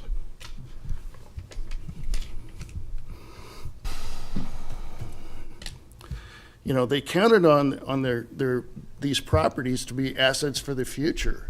In many cases, they've put everything into these properties. This is their family, and they wanted this to be for their family now and in the future, in their extended families. And when it came time that they wanted to sell, they expected to have these property values that they were counting on in the first place. And I think now that's going to be a real problem for these people, because if they wouldn't have bought it in the first place, who's going to buy it now?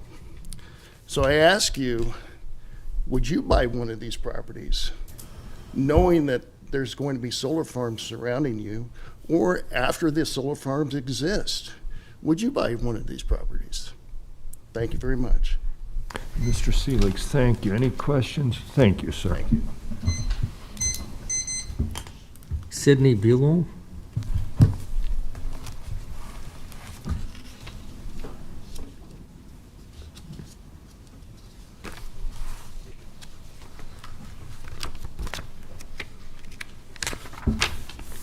Do you solemnly swear or affirm that the testimony you have to give is the truth and nothing but the truth? I do.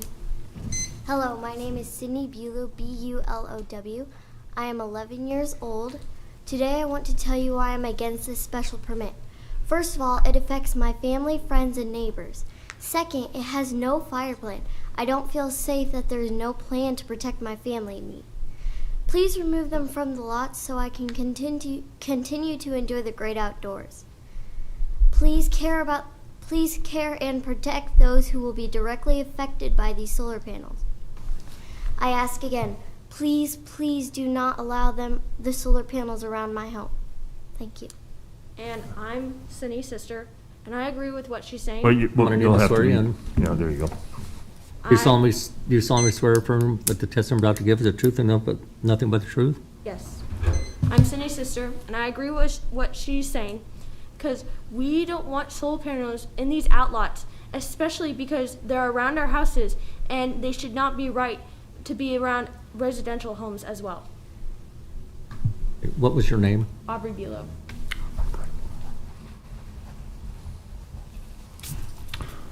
All right, we have, thank you, ladies. Any questions, commissioners?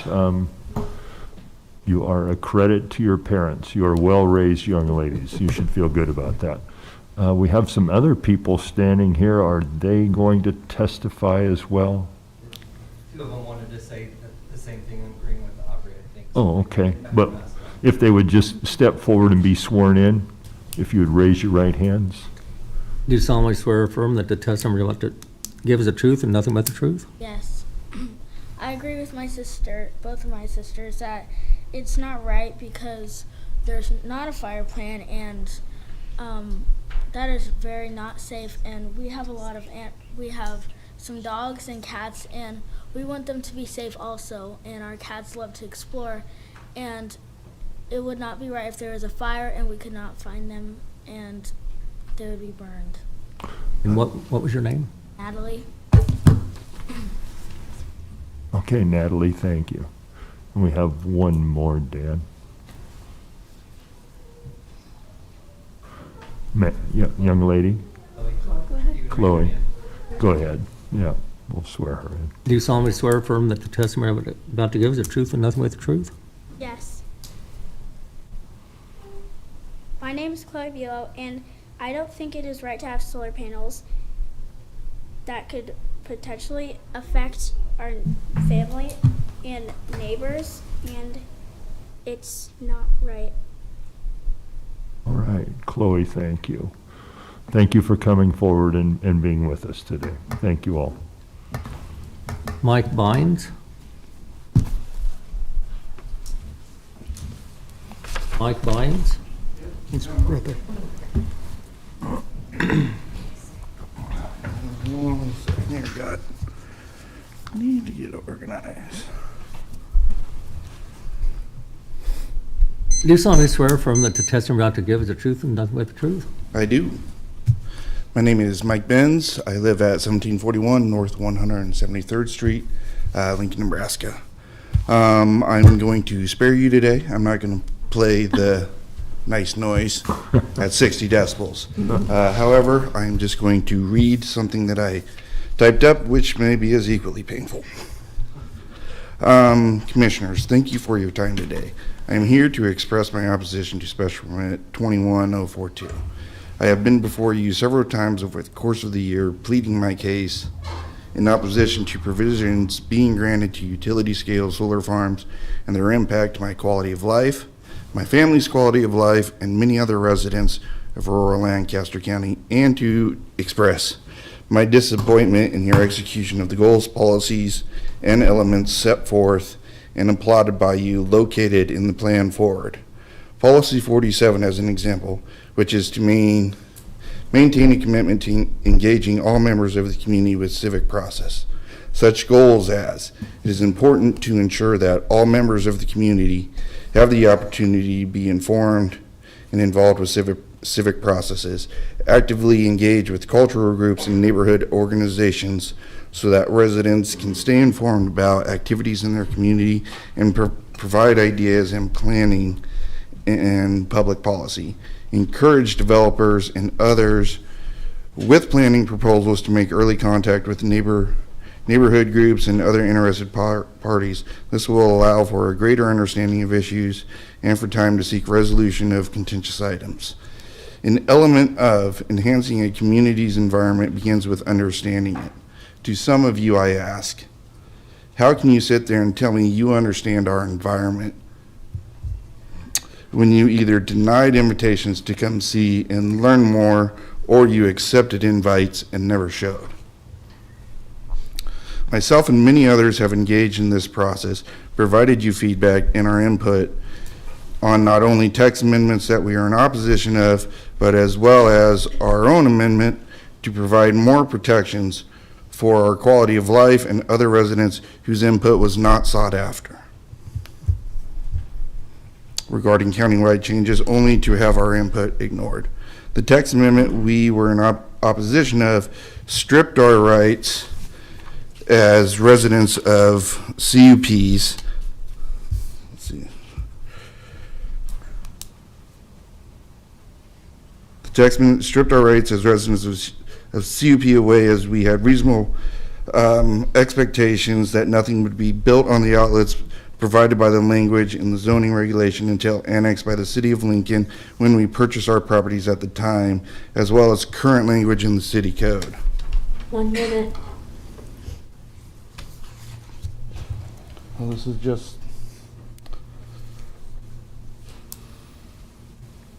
some of the city code basically stating that outlots are to remain as agricultural use in the BTA overlay district. Here's the definition of the BTA overlay district. Since I'm running short on time, I'll just jump to the end. All things considered, this should be enough to deny this special permit, as it is not delivering on the policies and elements of the plan forward. The plan forward also recognizes barriers that create a general lack of trust in government processes, which you quite frankly only added to over the course of this year, and will only add more if you approve this special permit when it is an incomplete application. Here is something from 13 on special permits, 1302, an application and copies of the plot plan drawn to an accurate scale and showing all pertinent information shall be filed in writing with the planning department before the issuance of any special permit. This special permit application does not have any plot plans. Okay. All right, thank you, Mr. Benz. Any questions, commissioners? You'll need to... We need copies of whatever you put up on the Yep. screen.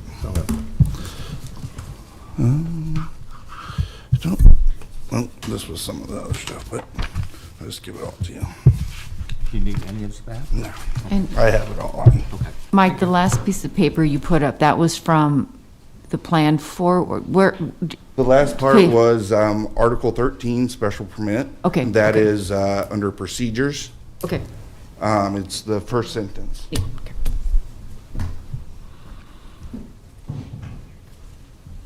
Ed Benz?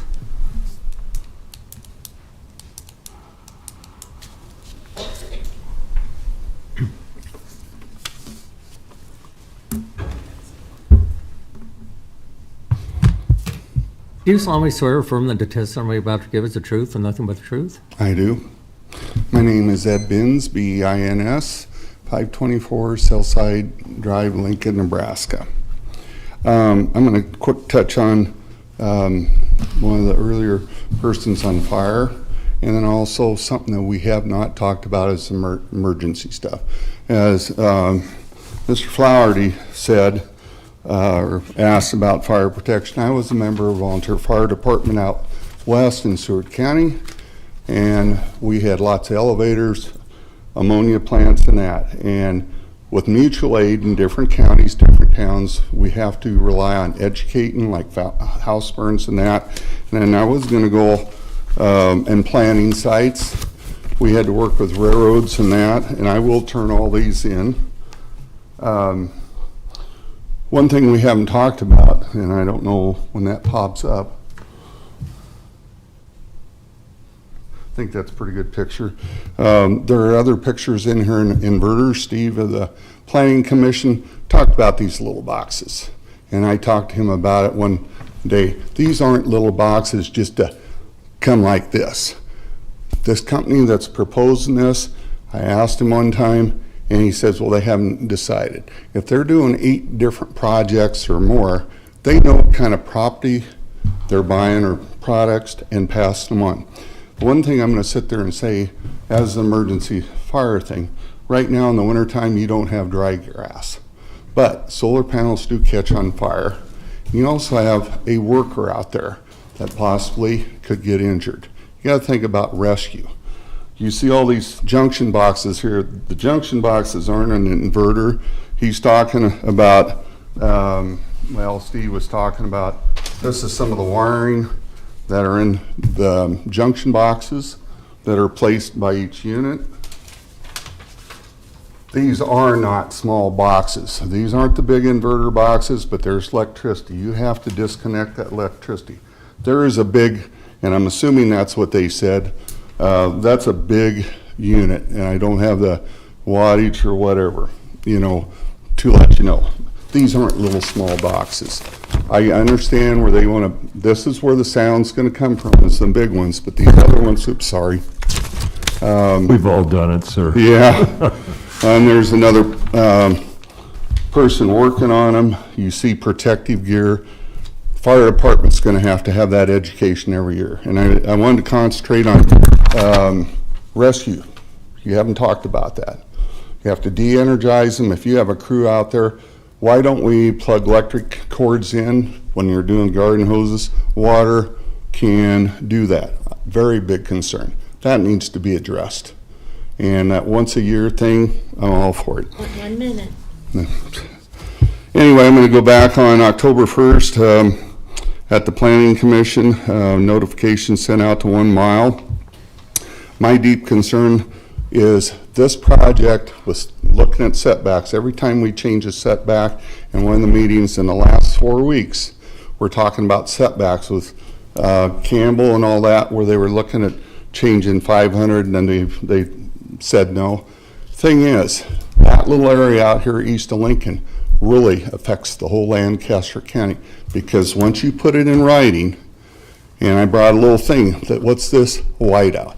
This is what these people think about the CPUs and protection. I also heard that by Justin stuff, there was the attorney over there for the city made some comment that, or with the council and all that, that other farm ground, these rules with setbacks actually affect the rest of the people in Lancaster County. And why I say that, once you get this footprint in, people over maybe east of Emerald, or when you sit there and some other solar company comes in here and wants to put some on, they're going to go after that foot back, and all the CPUs out there are going to have the same problem, and you're destroying the life of the people. The other thing is the decommission thing, and I'm glad you're letting me have one little second. Is decommission. They're passing this, kicking the bucket down the road. the cost of that, why don't they manage the whole project for the life of the project? NPPD and that, they have project plans and they, like decommissioning, whatever, coal or whatever, they come to you and they set a project in. Why don't you make them put that plan first of all? All right, Mr. Benz, thank you. Thank you for your extra time. You'll need, yeah, there you go. Sorry, I tore one page off.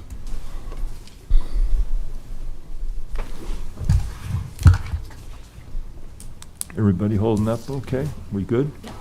How many we got left, Dan?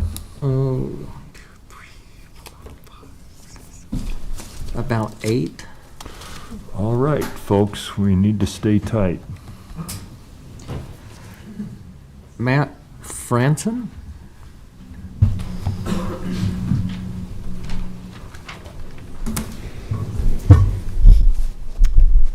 Good afternoon. Do you solemnly swear or affirm that the testimony I'm about to give is the truth and nothing but the truth? I do. I'm Matt Franson. I live at 4721 Maddie Street. I live in a CUP at 185th and Havelock Avenue. I'd like to thank everyone for your time today. I'd like to remind all of you that we're not against solar projects or similar projects to this. It's due to the fact that this is being placed in one of the most dense populated areas in the state that it requires the most stringent regulations.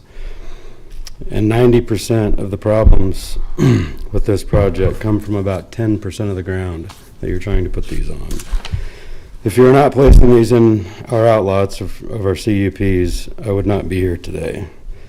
This industrial equipment does not belong in our outlots and around these homes. This is going to stop or hinder all of the growth in the Waverly School District area northeast of Lincoln. I ask that you deny this special permit or alternatively approve this, but with added regulations. Those would be to remove these from our existing outlots, increase all setbacks to 500 feet for non-participating land with a dwelling, reduce noise to 40 during the day dBA and 37 dBA at night, increase the screening requirements, include a fire safety plan, add a decommissioning plan with a decommissioning bond. And I don't know that you can take these out of our outlots at this point, but I would certainly think that you could deny or delay this and take it out in however many months it takes for us to change the text amendment back. That's all I have. All right, Mr. Franson, I mean, I am going to follow up with one question, if you don't mind, sir. You said if the CUP standards had not changed, you would not be testifying today? That is correct. Because that would still leave in effect the CUP side would be exempt. But I'm surrounded by the outlot, though.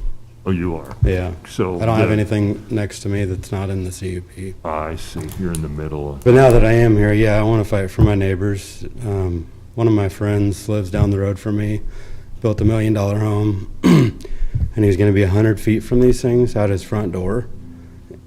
You know, we can do this project, but when you're so for this project that you ignore the ones that have to share the burden of this, that's the problem. Okay. Just give us some space. I appreciate you answering my question, Mr. Franson. Just give us Thank some you. space. Yeah, very Thank good. you. Adam Erskine?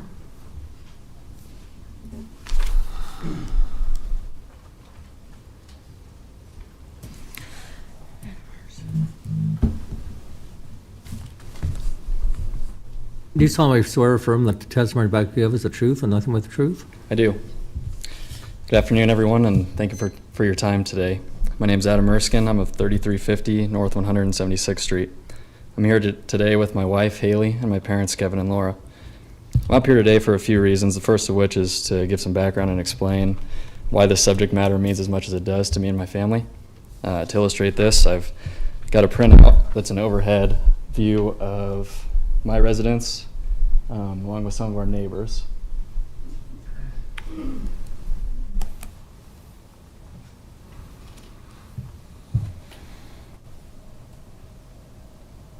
So what you're seeing here, excuse me, on the screen is the intersection of 176th and Adams. My property is highlighted in blue here. My grandparents is highlighted in green here, and my parents in red. My friends and Haley and I's friends often joke with us that once we move out here, we're going to be a part of the Erskine compound, which we have grown to be okay with that joke. And you also might have noticed that I just said the phrase "going to live" once we move in. That's because we're almost done with our renovations and have yet to spend one night here in our home.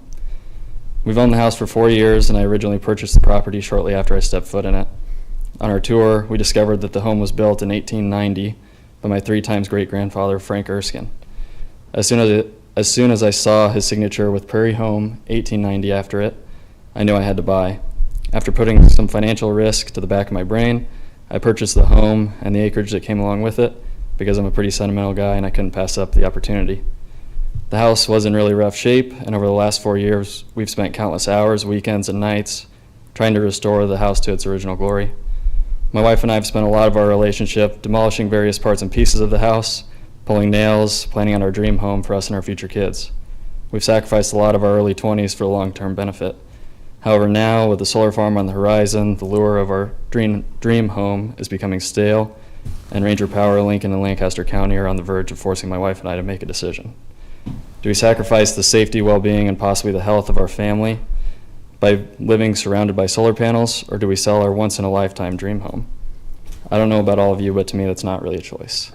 That's a forced decision because a house, no matter what it means to someone or the story behind it, never comes first above your family. The decision's been weighing on us, but it's becoming more and more real as today marks Haley's 24th week of pregnancy. This is a real situation that us, like many of our neighbors, are being forced to deal with. To continue on, I'd like to provide some perspective on the impacts of the affected residents. I'm going to present four total renderings, which exhibit some of the effects on properties with 100-foot setbacks because we are not a part of a CUP, versus if setbacks are increased to 500 feet. These are as much to scale as I could have possibly done, but may not be 100% accurate. 1 minute. Here's our property, if setbacks are 100 feet. The red you see are solar panels 100 feet from our property line in all 4 directions. That's real. How many acres do you have there, sir? We have 5. Okay, thank you. If it's increased to 500 feet, this is what our property now looks like. Still not great, but it provides some forgiveness to us, along with the tree lines to the south and east of us. Zooming that out a little bit, here's another rendering. Surrounding us, 100-foot setbacks, and our neighboring properties, assuming that they're non-participating dwellings, and also not a part of a CUP. If that's increased to 500 feet, this is now what that section of ground looks like. Again, still not great, but forgiveness is provided. The only other things I want to mention are a few of my thoughts. In our last public hearing, a lot of people focused their testimonies on, I'll wrap up, on it being the right idea but the wrong location. Ranger Power agreed the ideal location is a flat area of land, minimal community impacts, and infrastructure to transfer collective power to the intended end user. This tells me that this is not an ideal location, and us and all of my neighbors are just collateral damage. Being collateral damage is not a very good feeling. Sir, thank you. Thanks. Thank you. You'll need to make sure the clerks get copies.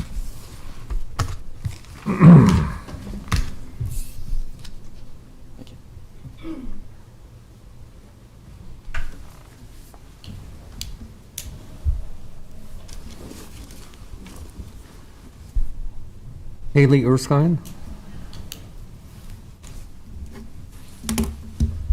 Do you solemnly swear or affirm that the testimony you're about to give is the truth and nothing but the truth? I do. My name's Haley Erskine, Erskine. I've been to a few of these and I haven't spoken because I'm pregnant and my emotions are crazy, so I'm going to do my best. So as Adam said, we live at 3350 North 176th Street. My husband bought our house 4 years ago, and in that time we've met, we've gotten engaged, we got 2 cats, we got married, and now we're expecting our first baby in April. In those 4 years, he mentioned it, we've completely gutted the old 1890s house down to the studs, tore out some walls to make it more modern, lifted the home to pour a basement and new foundation, and so much more. We have spent so many hours on this house and so many of our weekends and money making our dream home for our family. And I never would have imagined that it would have been for waste, in my opinion, due to a large out-of-state solar panel company coming into Lincoln and completely, again, in my opinion, ruining the land in Northeast Lincoln. Now I have to worry about raising a baby in the middle of a large industrial-sized solar panel farm, which we can't confidently confirm the long-term health effects of. And how can I, as a mom, feel comfortable bringing a newborn home to that? Now I also have to worry about what would happen if my baby was at home with a babysitter and a fire broke out. What would I do? And I want you all to ask yourself, what would you do in that situation? How do you prepare a volunteer fire department for an industrial-sized solar farm-induced wildfire, completely new to our area, and what does that exactly look like? Now I have to worry about how this will halt Northeast Lincoln's growth and make it difficult to sell our home if we ever came to it. My husband works out of Omaha and I travel a lot for work, so we thought we had found the perfect location close to Omaha. But now this will definitely, in my opinion, hinder any growth in that direction, because who would want to build or buy a home in that area surrounded by millions of solar panels? I know I personally would not. Now I have to worry about our future financial situation, because I don't believe anyone can look me in the eyes and tell me this will not affect the price of our home. He just showed you we're surrounded on all four sides. You cannot tell me that that's not going to alter the financial aspect of that home. There's just no way. So I know that I am only one person out of Lincoln's 300,000 residents, but I thought it was really important to share my story because we don't live on a CUP, and I just want everyone to know the lives that this is actually impacting. And I know that my husband and I are not the only ones in this room or in that area that are probably facing very similar situations that we are. So I hope that this project is obviously denied, but I really do thank you for your time and listening to me today. Very well done. Any questions? Thank you, Ms. Erskine. Thank you for taking the time to be here. And good luck, my friend. Marvin and Doris Hall.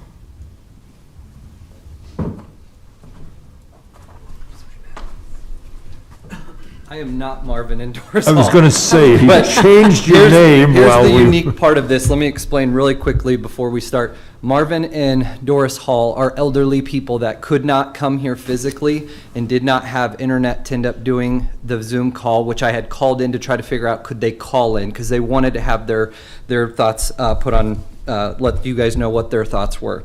So I have a video to play so you guys can hear from their words on what this is going to end up being. So let me try to... I know you know how to do video. Yeah, I'll Mr. try to Hughes. see, I need to Wait. swear you in here. Yep. And I actually have them sworn in on this video too. Do you solemnly swear or affirm that the testimony I'm about to give is the truth and nothing but the truth? Yes, I do. Yeah, you want to turn it. There you go. There we Now we go. can see them. I'm going to try to take this microphone and turn it just so in case you guys can hear it Nice looking a little people. bit better. Might get feedback. Whoops. Hang on one second. My volume I should turn down on this.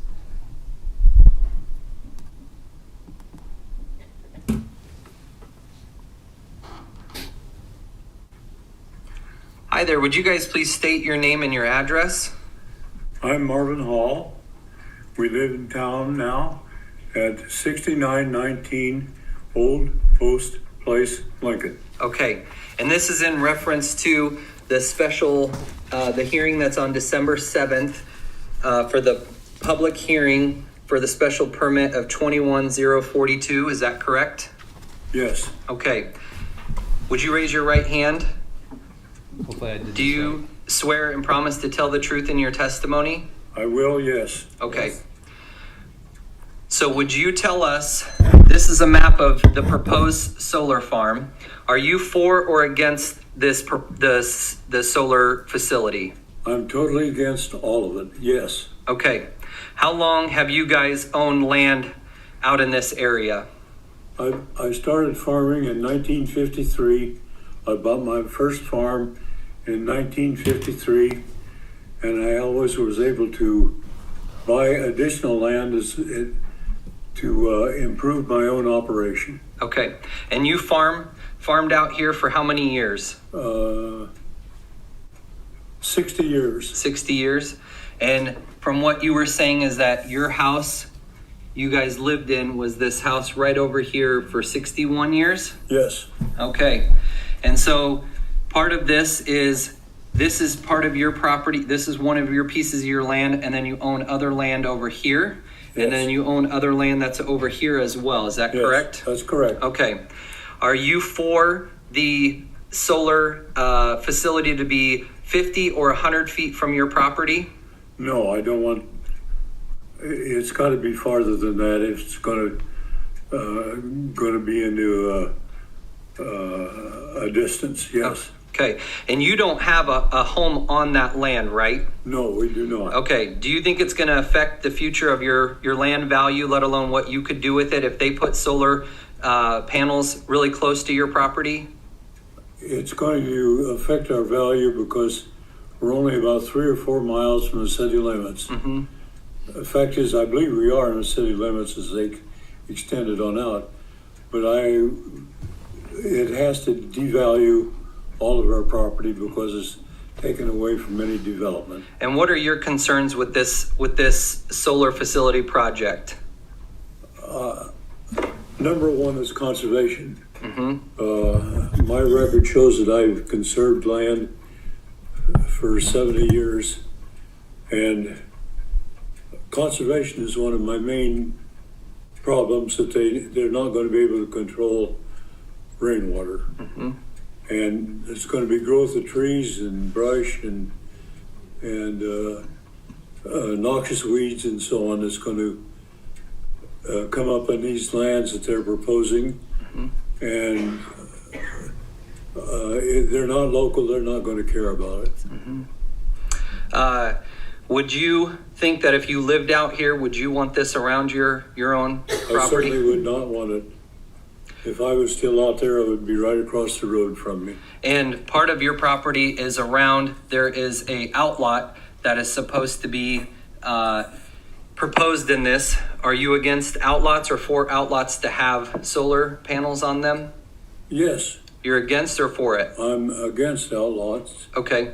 Having the solar farms on there? Yes, I wouldn't want them on there. People have lived in these acreages for years, not anticipating anything that would come up, but it's going to devalue their property. And if it's going to sell, there may not be a market for it. Mm-hmm. Doris, do you have anything to add that you have concerns on? No, it's just that our children will be interested in the ground out there, and I know they won't want any solar power Mm-hmm. next to their land. Mm-hmm.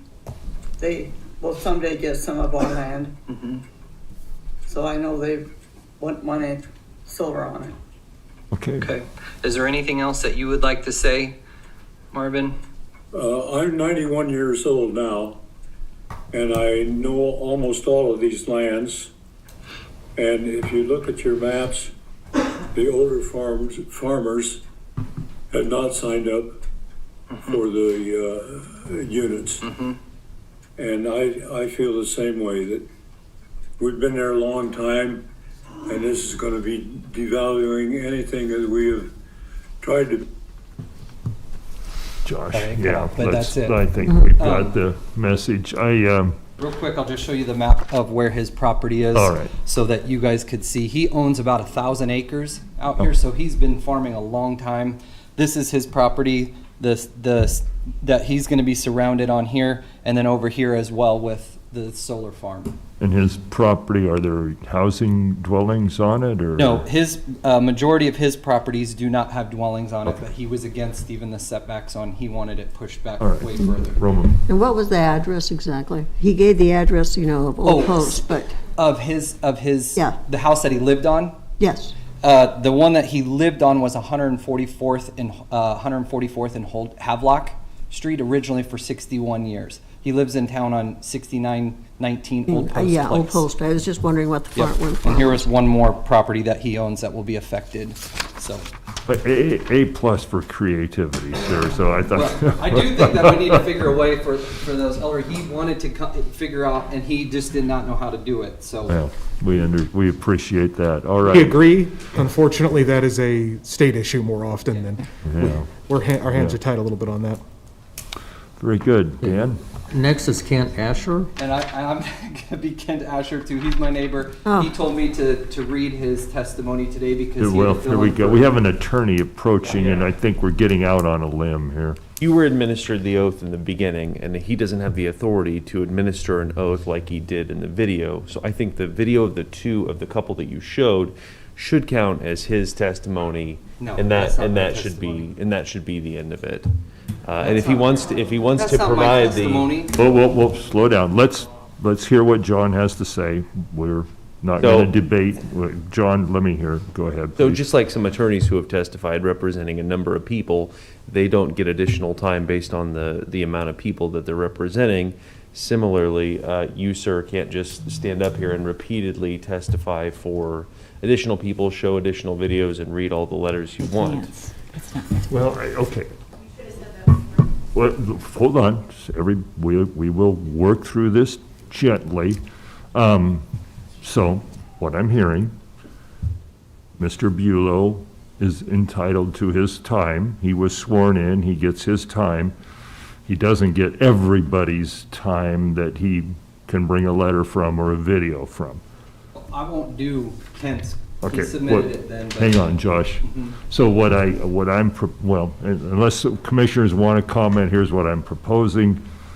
We will accept the video. We will ignore any other friends, neighbors, relatives that you have testimony from, and we'll go to your personal testimony, Josh. I would I'm give not you. in order yet of my testimony on who's next. Well, but- then I would say that we will give you 4 more minutes to do your own personal testimony. When his name comes up. When his name When his name comes up. All the attorneys are shaking their heads. Yeah, no. unfortunately, All of them are. we have never allowed someone to sign in for someone else. No one gets to do that. No, we have no proof that there was authority for him to be a proxy, whatever you want to call it. In order to testify, you have to be here. There's notice. Okay. We've also provided Okay. the opportunity for virtual Well, then- testimony. That's fine, but then the video is the problem, not Josh being here and testifying on behalf of Josh. It's the video where we're kind of running afoul. I think so. it's the fact that he used the video during his testimony time and took up his allotted 4 minutes. Well, what I would just say, everybody, it was not his testimony time. Josh Bulow was never called. He came forward during someone else's name. Who signed? You're right, he did. He identified himself as not being the people who were called, but then wasn't he sworn in, Dan? Yep. Okay. And who was he sworn in as? So, Himself. I didn't say my name or my address when I was swearing in, and All I right. told you that they swore in on the video. Yeah, we saw it. Can I ask Mr. Bulow if he has 4 additional minutes of testimony? I have the right to ask him questions? Correct. 4 I'm minutes. sliding out here. Yeah, this- well, and I appreciate what you're saying, but it's after the fact. I mean, once he stood up there and started the video, you should have come up and said, Right, Commissioner Stop. Shore. We Right. should have come up here right away and said, We're not. sir, if you play this video for 4 minutes, you'll Right. lose your own time. So, hang on. Commissioner Vest, if you want to ask I do have a question. more questions. Okay, we've had people send emails in for the record. Can we not just accept the video as something that is submitted for the record, as well as Mr. Ashford's paper? Yeah, You that can they make- could have submitted that video. The problem is that they testified. Okay. Dan did not read them an oath, although they have been given some sort of oath. We've never allowed someone to sign in for other people. Right. We've never. They have to be present or have Except that. signed in by Zoom beforehand. So we've learned a lesson here that we will not allow video testimony from any sources, and we will not allow people to speak on others' behalf. Having said all that, we will not repeat this, but I'm going to ask Mr. I'm going to forget your name now, Bulow, who is sworn in, if he has less than 4 minutes worth of comments that he'd like to share at this time since he's sworn in. Can I just say, I called in yesterday to ask about this. The person I talked to told me it was, the video part was okay to end up doing. So that's the only reason why we were able to do it that way. So I just want you to know, I didn't. Who'd you talk to? What was the gal's name? I talked to her, then she was trying to reach out to somebody else, then she talked back on the phone and told me, yes, that would end up being okay. So I'm not just doing this on my own, Well, I actually called ahead of time. We appreciate that, and we will not allow, if anybody has a video, you're not going to be allowed to play it, so just forget it. If you have a letter from a friend, you can read it, but it will be, in effect, your testimony. Can he hand the letter to Dan for the record? Just hand it Well, into if the he record. just says, I brought a letter with me, Yeah. then it's in the record. I mean, that's pretty simple, I have would a say. letter that I'll submit with my testimony. Okay. Megan, are we starting, I mean, let's go ahead and set it again, because my friend Josh It's 4 is, minutes. I'm saying, I have a question that, if you want to answer it in less than 4 minutes, I would like to hear any additional I thoughts. will try to do my best on all of this. Do I need to be sworn in? Do I think you're sworn in. Okay. Josh Bulow, 3300 North 155th Street. What I would like to show today, I appreciate your time. I am asking that you guys deny this special permit on the basis of the CUP lots, outlots should not be a part of this, let alone the fire risks. And I want to point this out, that we are talking about a company that's coming in here that is going to sell this or not be a part. So it's a money thing. Every single person that came before this talked about money. I'm talking about the health and safety and even financially for my own home, but I'm talking about a lot more stuff that we're talking about. And we've talked about that there's no zero risk of fire according to what Ranger Power said. And this is a fire that was in North Carolina this last year in 2021 that was very close to homes. And I want to show you this really quickly, that these are firefighters that are putting out a fire in a solar farm right now. Is this being...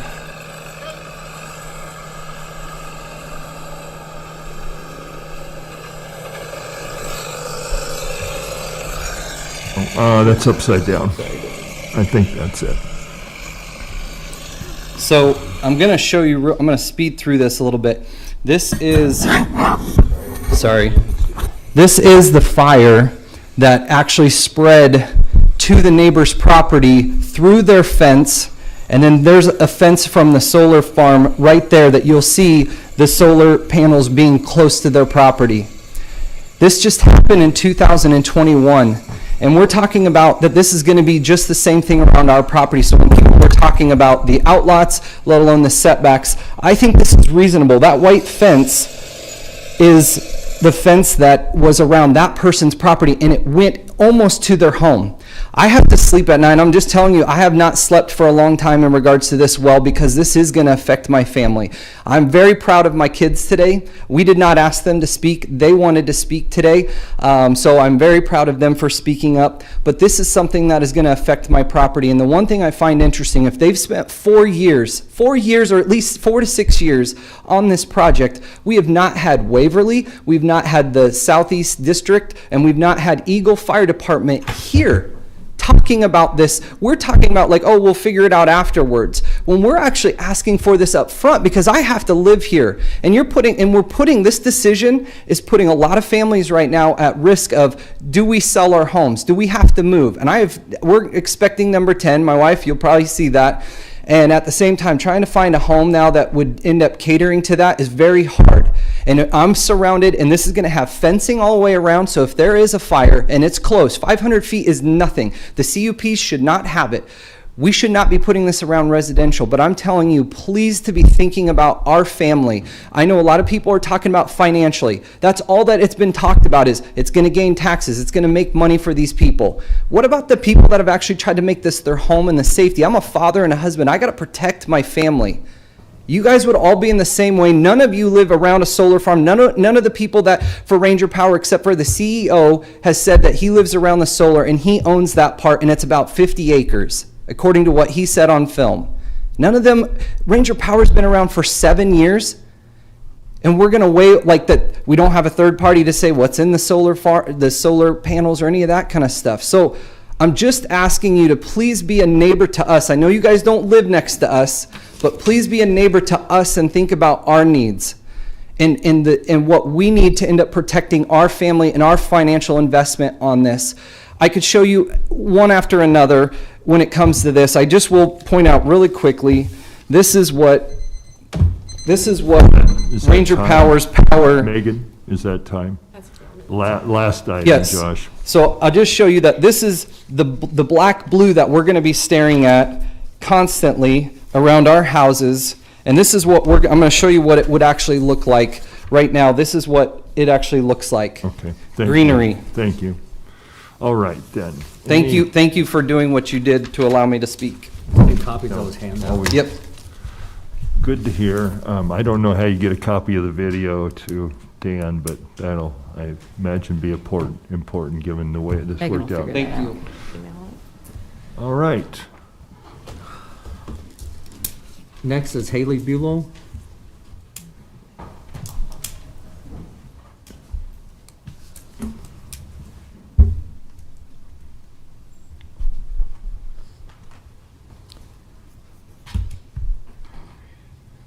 Do you solemnly swear or affirm that the testimony about to give is the truth and nothing but the truth? Yes. My name is Haley Bulow, B-U-L-O-W. We live at 3300 North 155th Street, and I didn't have my picture to show where we live, but we are surrounded on all three sides. Haley, you want to move that mic a little closer to your face? Oh, yeah. Thank you. Yes, we are surrounded on all three sides right now with the projected solar panel farm coming out there. I am not in favor of this project. I would like it denied. If it were my choice, I wouldn't put them around residential homes at all. I'm at home all day with my 10 kids, and being out there, we're outside quite a bit, and Mr. Bott talked about just the ground cover and the temperature out there, and if it's 80 or 90 degrees, and that ground temperature can go up 20, maybe even 40 degrees, and that's not safe to be outside with kids. And we want to enjoy what we have paid for being out there. So I just ask you to think about how you're able to care and protect us, the residents who have had absolutely no choice in this special permit, and we will be the ones directly affected by it. We are the ones in a lose-lose situation with no benefits. I am also, with everyone else, continuing to ask you to take out the outlots. They never should have been there. That would protect two sides of our home. And so I'm asking you to reconsider that. If Ranger Power, and this gets really frustrating that I hear this over and over, that they're willing to work with the community. And if they were really willing to work with the community and the residents, they themselves would be willing to see how much the outlots are affecting us and be willing to pull them themselves. As you can see, that has not happened. They've had plenty of time to come and work with us, which has not been done. So again, I'm just continuing to ask you to pull the outlots out of the special permits. And as far as the Article 13 zoning, asking you to change the setbacks for the non-participating residents from 100 feet to a minimum of 500. Obviously, my personal choice would be much more than that, but for the protection of our family, but I ask at a minimum to be 500 feet. And then also just along with others, the fire plan, the decommissioning, the more screening, environmental study. Again, we're in the lose-lose situation. We did not ask for this, and yet here we are pleading our case to save our homes, which we have spent and invested in majority of our money. And for them to say it's not going to decrease our home values is honestly just a joke. My husband is a professional in the business. His parents were in the business, and it will devalue our homes, which is where majority of our money is. So, thank you. Thank you, ma'am. Any questions? Thank you, Ms. Buell. And best wishes. That was the last person signed up. Is there anyone else who didn't get the opportunity to sign up that would like to speak? Sir, please come forward. I'm gonna allow. There's another gentleman in the back, too. that Is raised there? his hand. Okay, all right. Do you solemnly swear or affirm that the testimony you're about to give is the truth and nothing but the truth? I do. My name is Mike Heyman, H-A-M-A-N, 1677 North 173rd Street. I could feel the collective groan when you ask for more people. I feel the same way. I want to speak about a few things I spoke with at the Planning Commission meeting. And I'm going to start with the CUP angle, because I happen to live in a CUP. So one of the things that's been brought forward multiple times by Mr. Levy is that these landowners voluntarily put their land forward into this project and lease it out to the company, which is entirely true. But if you go back chronologically speaking, every single one of those CUP owners also came forward to your body, maybe not you individually, to volunteer that same land to be put into a CUP. That process was in an effort to maximize the economic value of their property, and they were allowed to do that. And along with that, they were required to do certain things. Many of those certain things have to do with the green space around those CUPs. Beyond that, though, they marketed those properties as such. So when somebody like myself bought a property, it wasn't with an implicit idea that that was the case. It was actually explicitly spoken as a benefit of those types of properties. So while it's entirely true that they volunteered their property for the project, they've done that in more than one instance. And in this instance, in a way that breaks promises to people that live there, and in a lot of cases were strictly forbidden from putting solar panels on their property because they knew that it would impact the marketability of such properties. So that's number one. The second has to do with property values, and this one to me is extremely important. And the reason it's so important is because it's one of the things that hasn't been spoken about a lot and great deal by the applicant. We've all heard about the Cohn-Resnick study. In the Planning Commission meeting last time, I brought forth a study that was done by the University of Rhode Island. This was done, and I can tell you the end result of the study is that, in essence, they're for solar development, but against solar development in residential areas. And what they found was over the course of over 400,000 sample properties, 400,000, that within 1/10 of a mile, it negatively impacted home prices by 7%. Within 1 mile of the project on farmed or forested property, it impacted prices by 5%.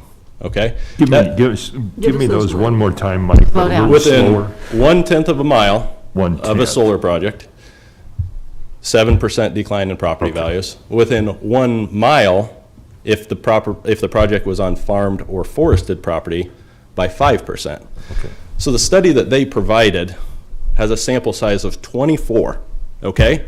So we're talking about a third party versus an entity that's commissioned. And what do you think a solar developer would like to commission a study to look like? So I give this example in the Planning Commission.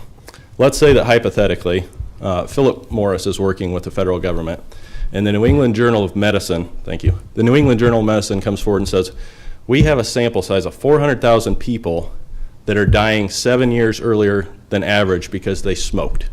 And Philip Morris comes forward and he says, now wait a minute. I've got 24 people that live to their life expectancy or longer, even though they smoke 3 packs a day. That's not something that we would take legitimately, and that's exactly what we're doing here. We're basically saying, what's the study? What does it show? And we say, well, it doesn't impact property values. It's 24, it's a sample size of 24 properties. Okay, it's not a legitimate study, and it's not done by a disinterested third party. It's done by a very interested third party. And if you look at every study virtually that Cohn-Resnick has done, they show you the same thing. And so that's one of the big problems that I have with the project, and so that's why the 500 plus foot setbacks are important, is that's 528 feet is 1/10 of a mile. Okay. That's in general what I wanted to say about that. Very good. Excellent testimony, Mr. Heyman. Yeah. Appreciate you coming forward. Glad we added you on. I think, did we have another individual there? Oh, 2? Maybe 2. You have to work it out. One of you has to go first. I don't even want to be here. Here we go.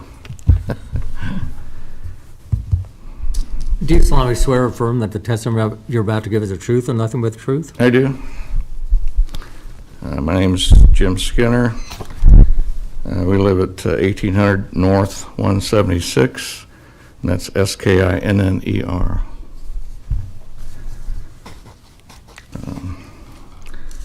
You like pictures, Rick? I got a couple here. Okay.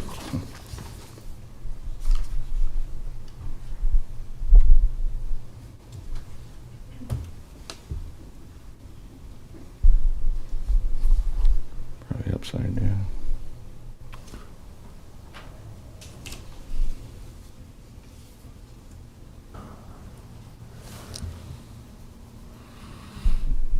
Can I widen this thing out?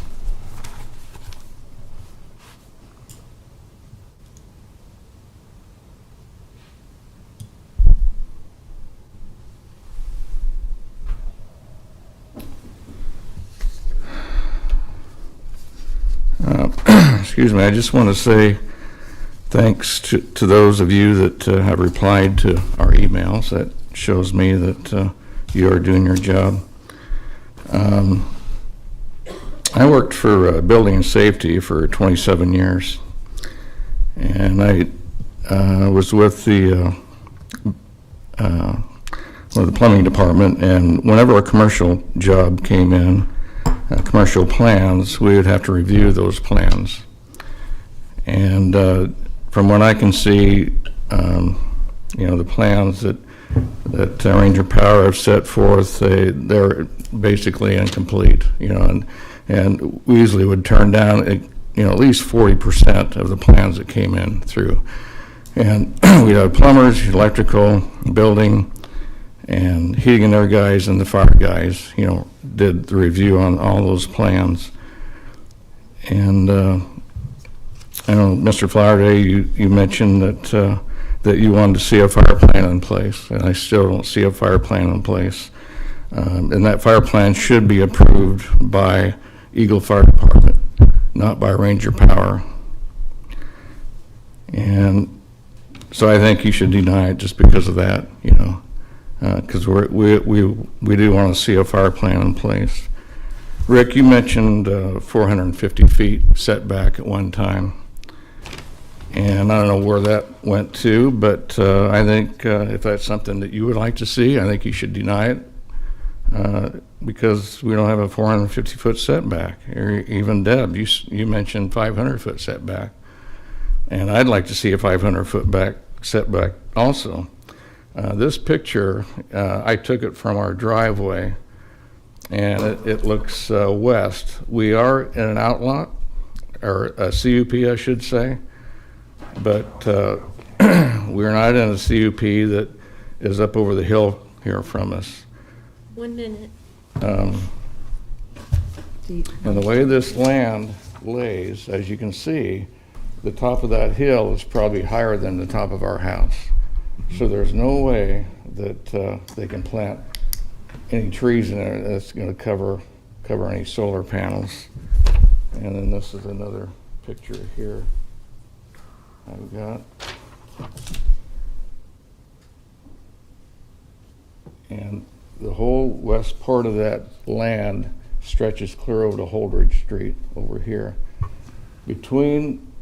On the left side of this evergreen tree here, there's a huge concrete airway that goes underneath the road. This land all slopes to the road, goes underneath the road onto our land, and it dumps into our creek. We have a creek on the south side of our property. And I've already taken water samples, and if there's solar panels across the road from us, I will be taking water samples, over there also. All right, thank you, Mr. Skinner. You bet.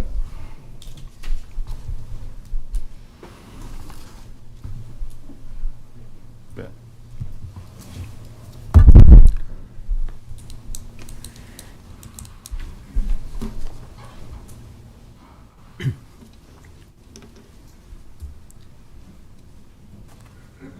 Afternoon. Do you solemnly swear or affirm that the testimony about to give is the truth and nothing but the truth? Yes. My name's Stuart Hoff.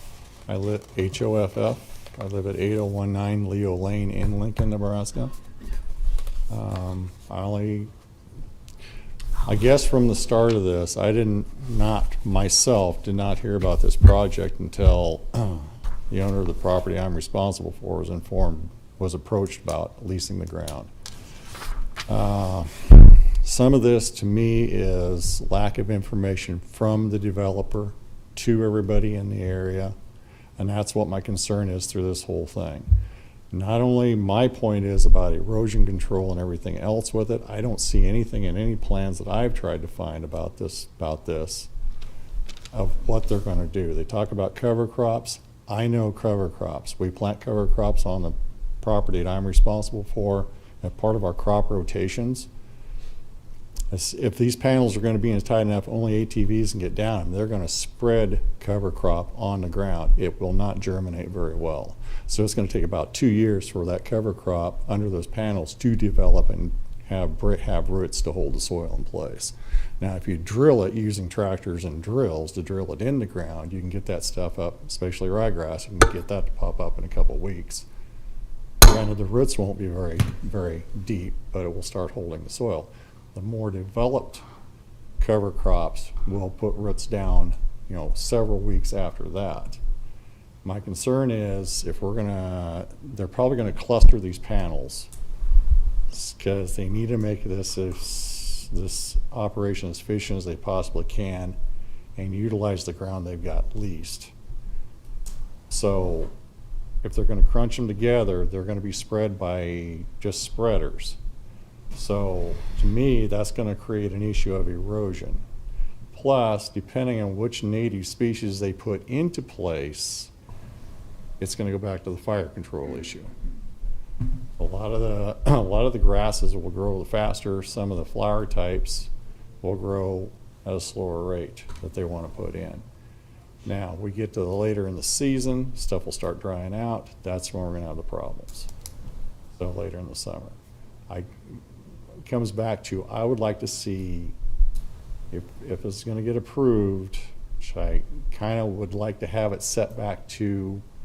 put back to step one, I would like to see a solar facility in Lancaster County somewhere, not necessarily in this location.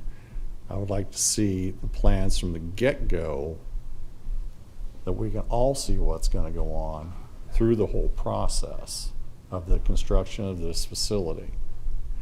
I guess a question I have, there's other areas in the county, such as the old dump site. There's a couple hundred acres up there that could be possibly used for this. 1 minute. What about the area around the old Hallam nuclear power plant? There's quite a switching station down there still in operation. That ground's a little more suitable because it's a little more flatter in that area than it is what we're talking about here. The other thing I kind of noticed was noticing all these maps everybody's putting up, why is Ranger Power using this one corridor between O Street and Havelock Street straight east of Lincoln?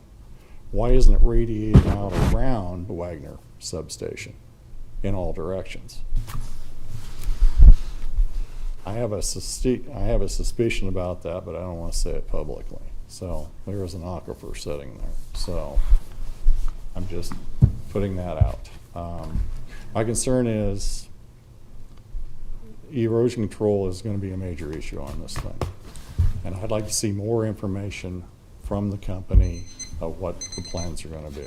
All right, Mr. Hoff, thank you. Roma, you have a question? I do have just a comment, because the last time you were up here, I Yes. think you spoke about how the panels, it depends upon where, Correct. The You know, slope needs to that- be, the slope of the ground needs to be lower than 8%. 8% is about the maximum you can put these things on a slope. 6% and leveler is optimum. Plus, they got to be facing south, because you can't really have these panels sitting on the back side, north side of a hill, and have them tilt far enough to stay with the sunlight, because they're going to lose their efficiency being tilted away from the sun. then you also mentioned the fact that it will not allow water infiltration. Yes, it's going to be like putting, 1,600 acres of parking lot area everywhere. It's going to concentrate the water flows. That's my concern about having proper covers put in these places and probably drilling them in. Because as soon as you start putting these panels up, no matter what anybody says, they're not going to run out to a corn stalk field or a bean stubble field or a pasture area and just start putting standards in and putting these things up. They're gonna clear the ground off because they gotta put in their underground utilities and everything to connect all these up. And I have not seen anywhere on the internet where any of these facilities does not have the ground cleared off. I'm not saying level the ground, making it level, but they clear the vegetation off to begin with, to start with all of this. It'd be like clean tilling all the soil on your farm. So you have erosion issues when you clean till the soil, disking and all that. It's probably gonna be graded off with skid steers and stuff, Yeah. so. Because if they grade it off or doing whatever, it still is going to require some type of cultivation in order to get the plants in, the seed in. Correct. You'll have to drill it in, because if you spread it, you don't have good seed to soil contact to get the roots to go, unless you get rainfall immediately after that. This last summer hasn't been really conducive to that, because I know of guys that try to fly on rye during standing corn late in the season. This year's been very difficult for that. It's because there's been a lack of rainfall. Okay. So, Okay, For thank any you. more questions for Mr. Hoff? All right, thank you, sir. okay. Thank you. With that, we will conclude testimony against. Is there any testimony in a neutral capacity? No one signed up, Dan? No. All right, we will go back to the applicant. I have one question. Do we have the room? Or, because I'm seeing people show up, that it's still our room then. Okay, good enough. That's a source of comfort. If the applicant wants to step forward, we would allow them to speak again.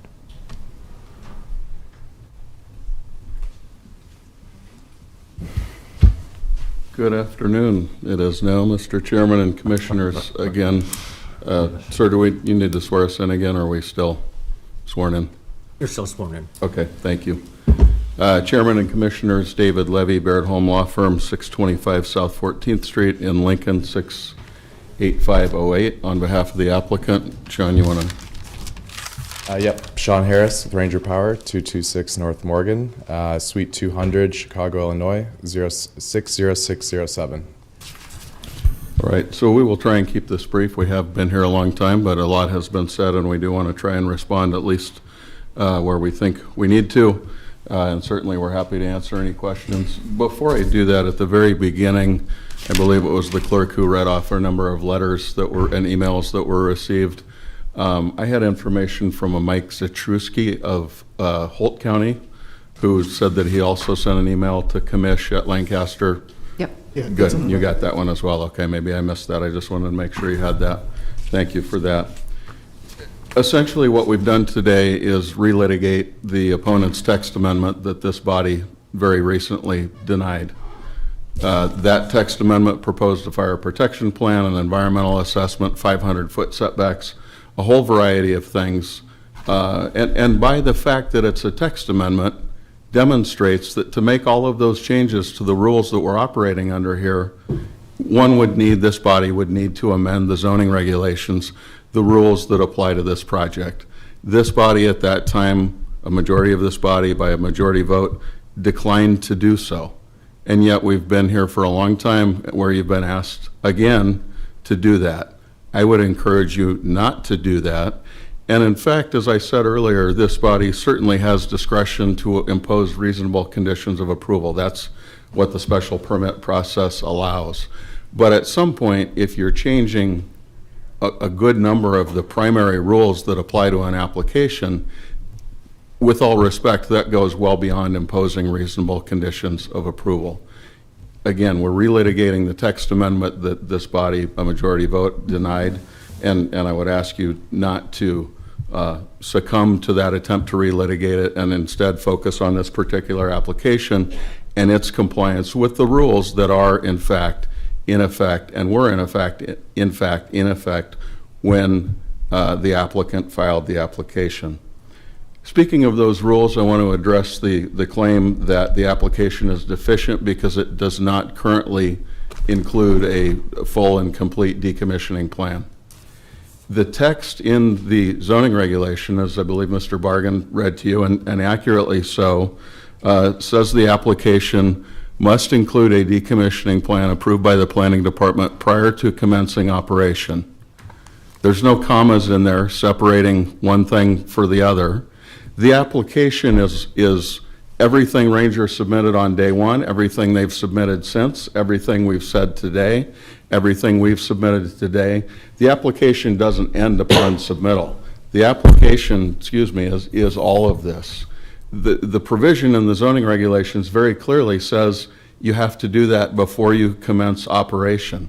It's a fundamental principle of statutory interpretation. It's not a statute, but same thing, that you have to give meaning to all of the words in the statute or the regulation. It says prior to commencing operation for a reason. It's very common in these matters and all kinds of development matters that the land use decision is what's before the elected legislative body. Things like a decommissioning plan, things like a road use agreement. Very common that those come after this hearing, after the approval of a special permit, and those things are negotiated with staff, with the county attorney's office, all of those kinds of things.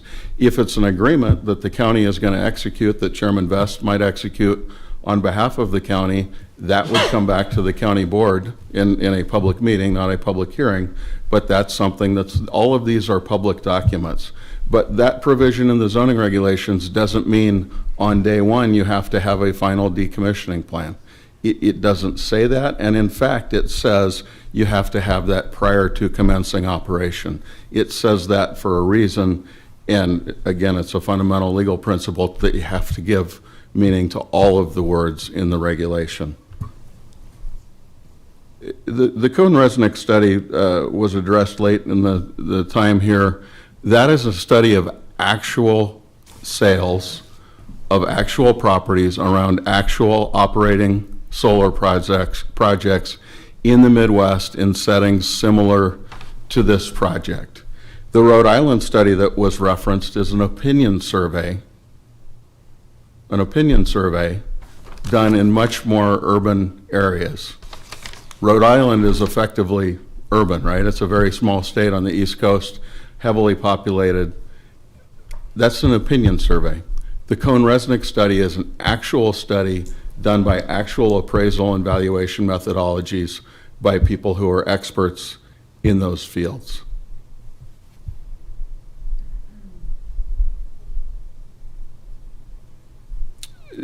A number of the things that were mentioned as desirable things are already conditions of approval. The fire protection plan, the 300-foot setback from property lines in the outlots. A number of the things that were asked for today are actually already conditions of approval. You know that, but I do want to point that out. Recycling was brought up. Certainly recycling is a good thing, and I can speak for Ranger Power and Salt Creek Solar that that's something that they want to do. I suspect, though, with all respect, if I were standing before you here with a client that wanted to build a housing development, you wouldn't say, yeah, okay, go ahead and build your housing development, but when somebody tears down a house, they're going to have to recycle all of the materials from that house. That simply is singling out this land use for a restriction and a regulation that is really beyond a land use regulation and is, to my knowledge, not applied to any other land use. I think that would be stepping way beyond what we're here to do and what the zoning regulations talk about. I'll stop for a minute and ask Sean to talk about the ATV versus truck discussion, and then I'll have a couple more points and we'll wrap up and answer any questions you might have left. Yeah.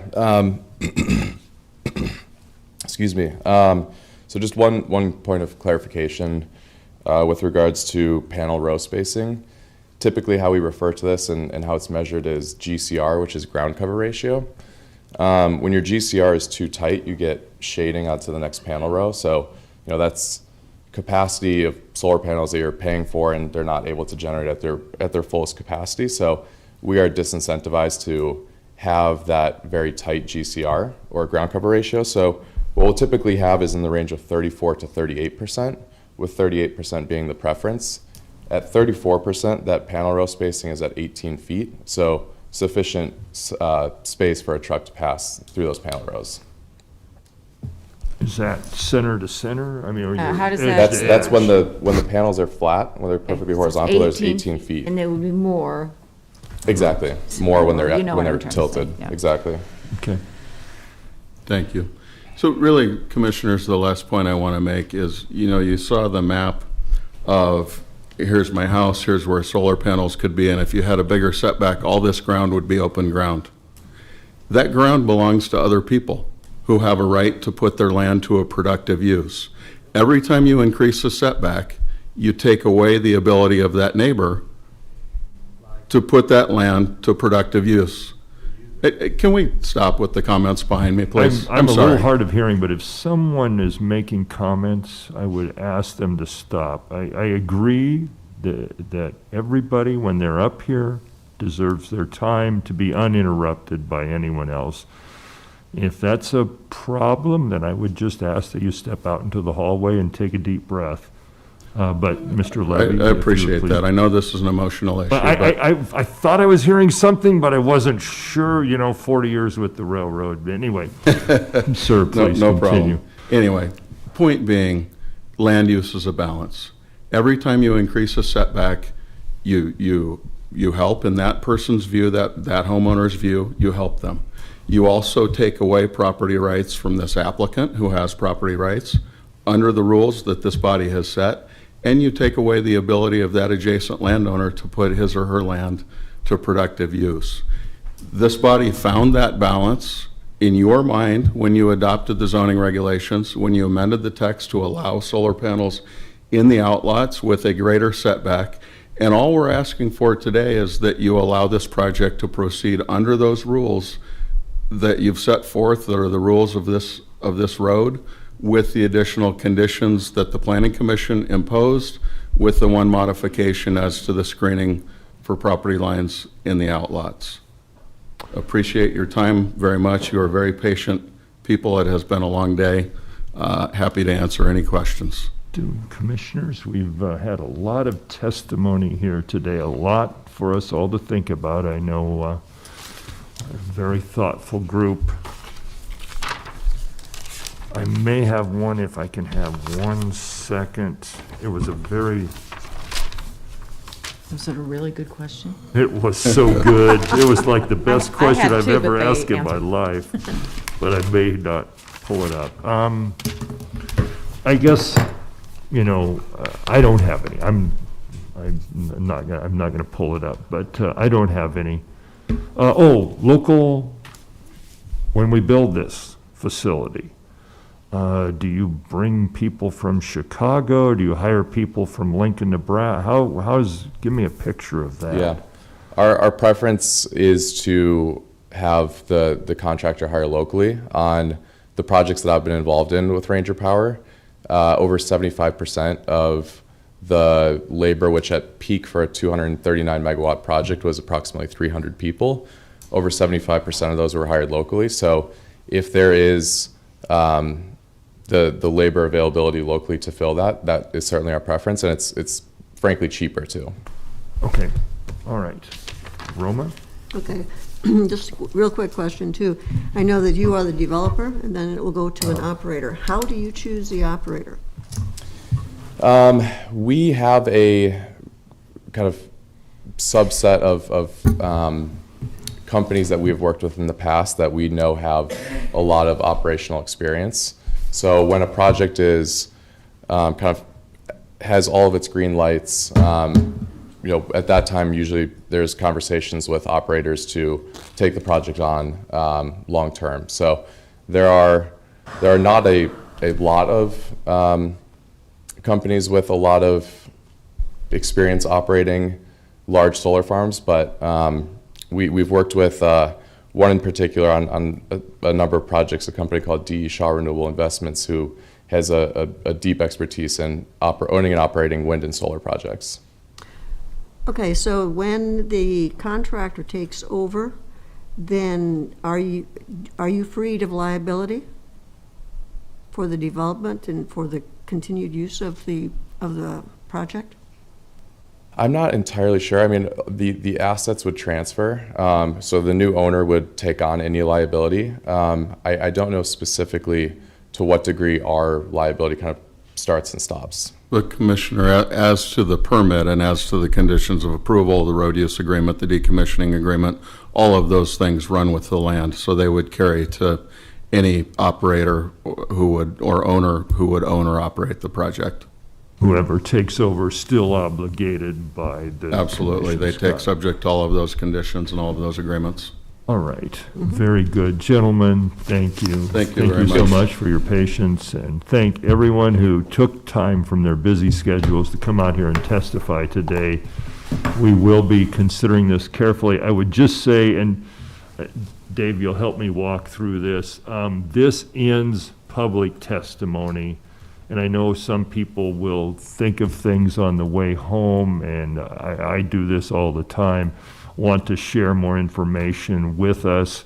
My understanding, our obligation is now to make decisions based on the testimony we have in front of us at this point. What we heard today, what we received in emails, the information that's been gathered since the appeal was filed. So that's what we'll be using to make our decision. We will be voting next Thursday. Do we have the time set on that? 8:30. 8:30. Okay, 8:30, we'll be gathering back here to do the voting session. Yes, my friend. I was just going to ask that you officially close the public hearing. I think that's my next step. I'm wrapping up here. So with that, we will close the public hearing, and I don't think we have any other business. I move we adjourn. Second. We have a motion, a second to adjourn. Please call the roll. Flower. Yes. Yes. Yes. Jen? Yocum. Yes. Vest. Yes, Motion carried 5-0. we are adjourned. Thank you, Ken.